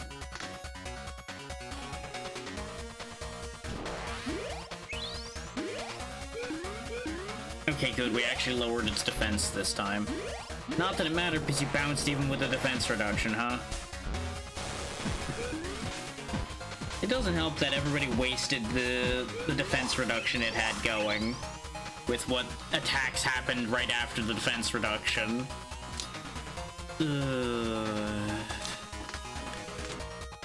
Okay, you just stop. You just stop.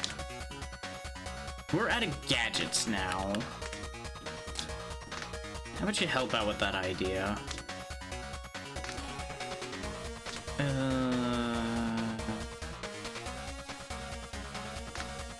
This thing doesn't seem to be doing anything too dangerous. We kind of need him to keep blocking that, but he already has 546 aggro. I don't think he needs to keep doing it that way. So he can switch back to adding patience to himself.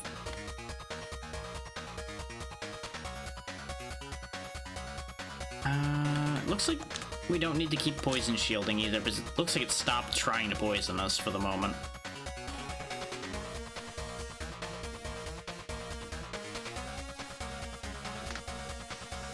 But at the same time, we could just keep building that up. Because remember, I'm also trying to avoid throwing weak attacks out while Acoustic Ball's in play. But at the moment, Acoustic Ball's not happening because we don't have any gadgets left.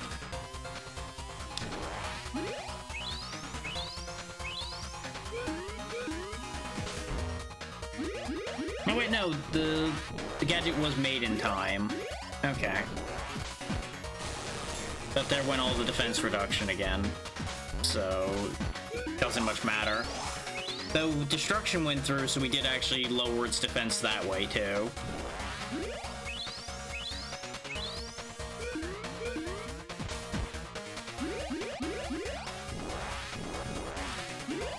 And now we're starting to stack defense downs on it, so it actually has enough reduction that it can be hit a couple times. And there it goes. That took way more than it needed to, but we managed to win it at least. That thing was a ball ache and a half to kill. Ooh, Kendo Mastery, +5 to melee. Not bad. Yep. Edge is at max level now. Optical camouflage, huh?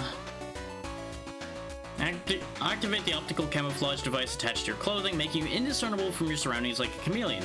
Greatly decreases your hate and prevents physical and non-physical damage from being taken until the end of this turn. It's really nice, but you have to use it right before an attack would actually land on that character for it to matter. So it's really situational.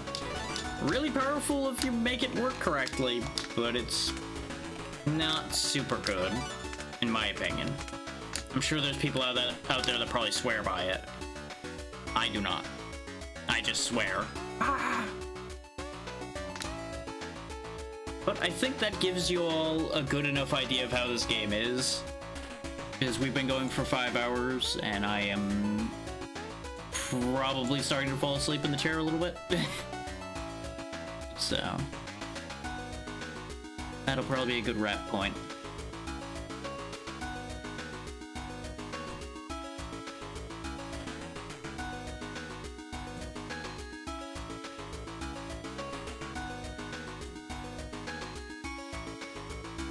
I'm glad. This was definitely a game I really liked the first one of. So I obviously wanted people to see it when I picked up the second one.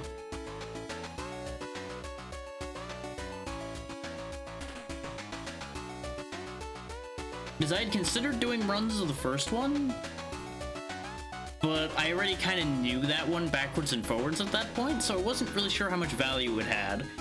The most I would have been able to do with it would have been just running through New Game Plus, probably, and just going through it as fast as I could. And that's not really my deal, so I opted not to do that.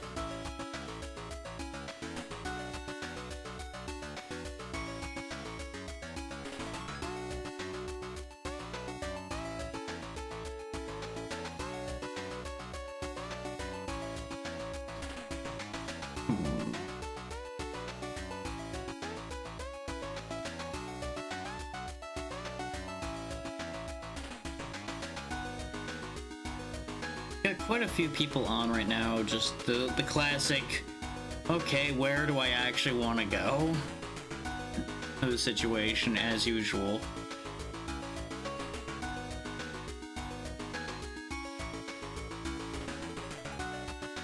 Maybe. I haven't been over there yet. But they've been good.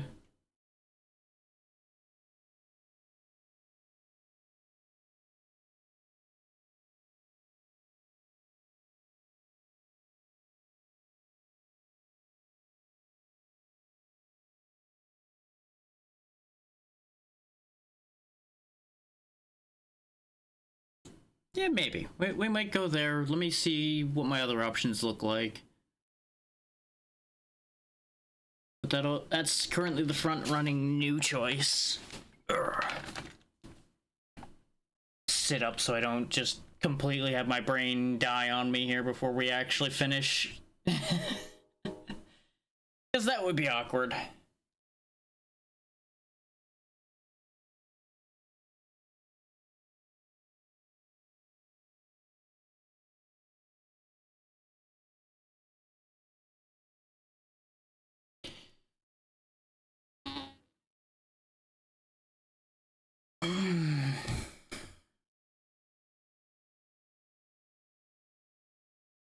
Yeah, you know what? We'll give that one a chance.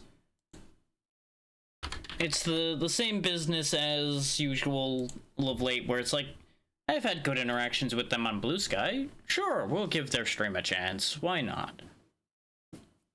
And I'm sure people are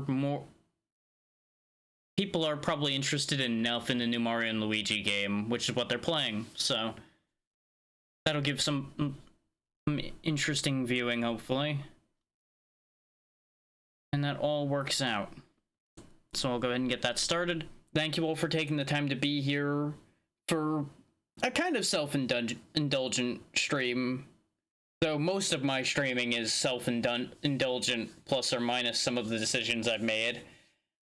As usual, as I've mentioned before, rather, Thursday may or may not end up being the 500 follower special. It depends on if I can pull together that 500 game list in time or not. It's not looking like greatest odds, but we'll see. And thank you for being here, of course you are, and I will try my best to rest. You all know that I'm not good at resting. And it's not that I'm exhausted or anything, I just didn't have the best night last night. That's the whole thing. But yeah, Friday, I still need to talk to Zeno about what she wanted to do. It's probably gonna be more for the King 2. And then Saturday, things going well, it'll be 7 Days to Die. If not, I have many backup things lined up for the people in that group at this point, so we'll figure something out.